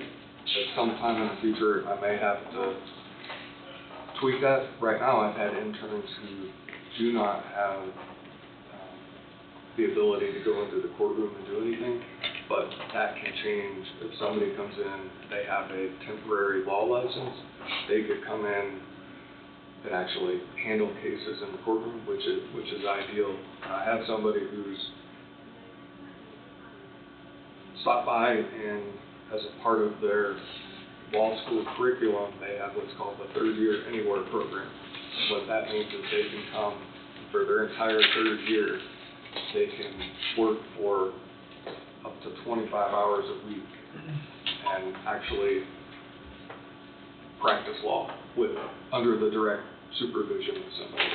And to have somebody who's identified themselves to want to do that here is significant, because just like anywhere else, the attorney shortage is at critical mass, not only in the local area, across the state and across the country. So I just want to say that because I think it will be beneficial and something that needs to be considered budgetarily in the county attorney side to bring in and actually make it worthwhile for somebody to be here moving into hopefully to transition into the future. So I put intern, but I'm not even sure if I should maybe adjust that. But I didn't want to do so without bringing it to your attention first. I'd really like to see you get somebody to help you with your workload. I think you take on a lot of things. I would like to see you have some more help, even if it's on a part-time basis. I think once you get into a part-time basis, you're gonna wonder how you ever go along without the individual. Well, it may mean I'm not here for 6 hours on Sunday, on Easter. Right. Right, exactly, but that's my point. It was such a nice day, I'd be taking your car out for a drive, so I would. I will tell you, I also have, and that's just my drive. It doesn't matter if I have all the things going on. That's my drive. I've always been that way. My dad was that way. So if I don't have that, then there's a problem. Mm-hmm. So if you don't see me here, if you don't have me that way, then you probably better look to doing something different. Thriving on chaos. Yeah. I understand that, but, you know, it's a balance. I want it to be within reason, I guess, is what. Sure. Because everything you do is appreciated, like you said that, so. Well, other than the ones needing to correct their CPs for the topped out people and the department heads. Well, they all need to be corrected now. Corrected. Including department heads. Mm-hmm. I said other than. So either I can send an email, Casey or Angie can send an email to all department heads indicating they need to adjust and update their CP5s accordingly and turn them back in as soon as possible, including me. Including you. And I'm included. Right under the wire. You are, right under the wire. The last motion.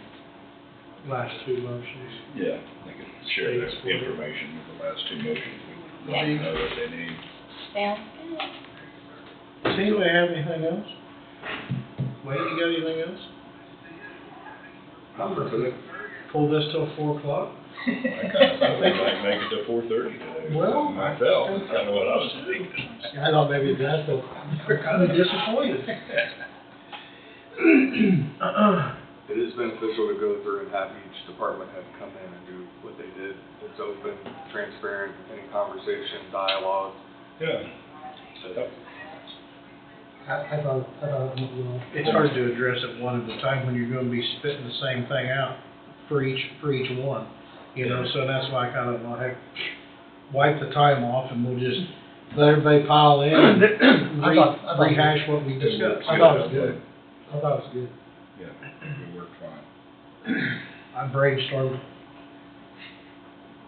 last week and this first part of this week and weekend about the increases and everything, and I wasn't sure. And I knew Dawn was brainstorming, so I'm like, well, we're probably gonna have two separate ideas, is what we're gonna wind up with. Yeah. I think there were about 6 ideas between all of us. Yeah, that's okay. I feel like it worked out fine. I did too. It did work out fairly smooth. See, we get to adjourn today, don't we? We don't have anything the rest of this week. We don't even think so. No, we don't. This is April 1st, isn't it? Gosh darn. So maybe they get them corrected and we'd have that all done then next Monday. Have that done on Monday. Shouldn't be a crunch for anybody. Yep. Give you all enough time to get everything put in, right? Well, prior to then, Yeah. it'll get done prior to Yeah. next. Yeah, they'll get them corrected and we can adopt them or whatever the correct term is for next week.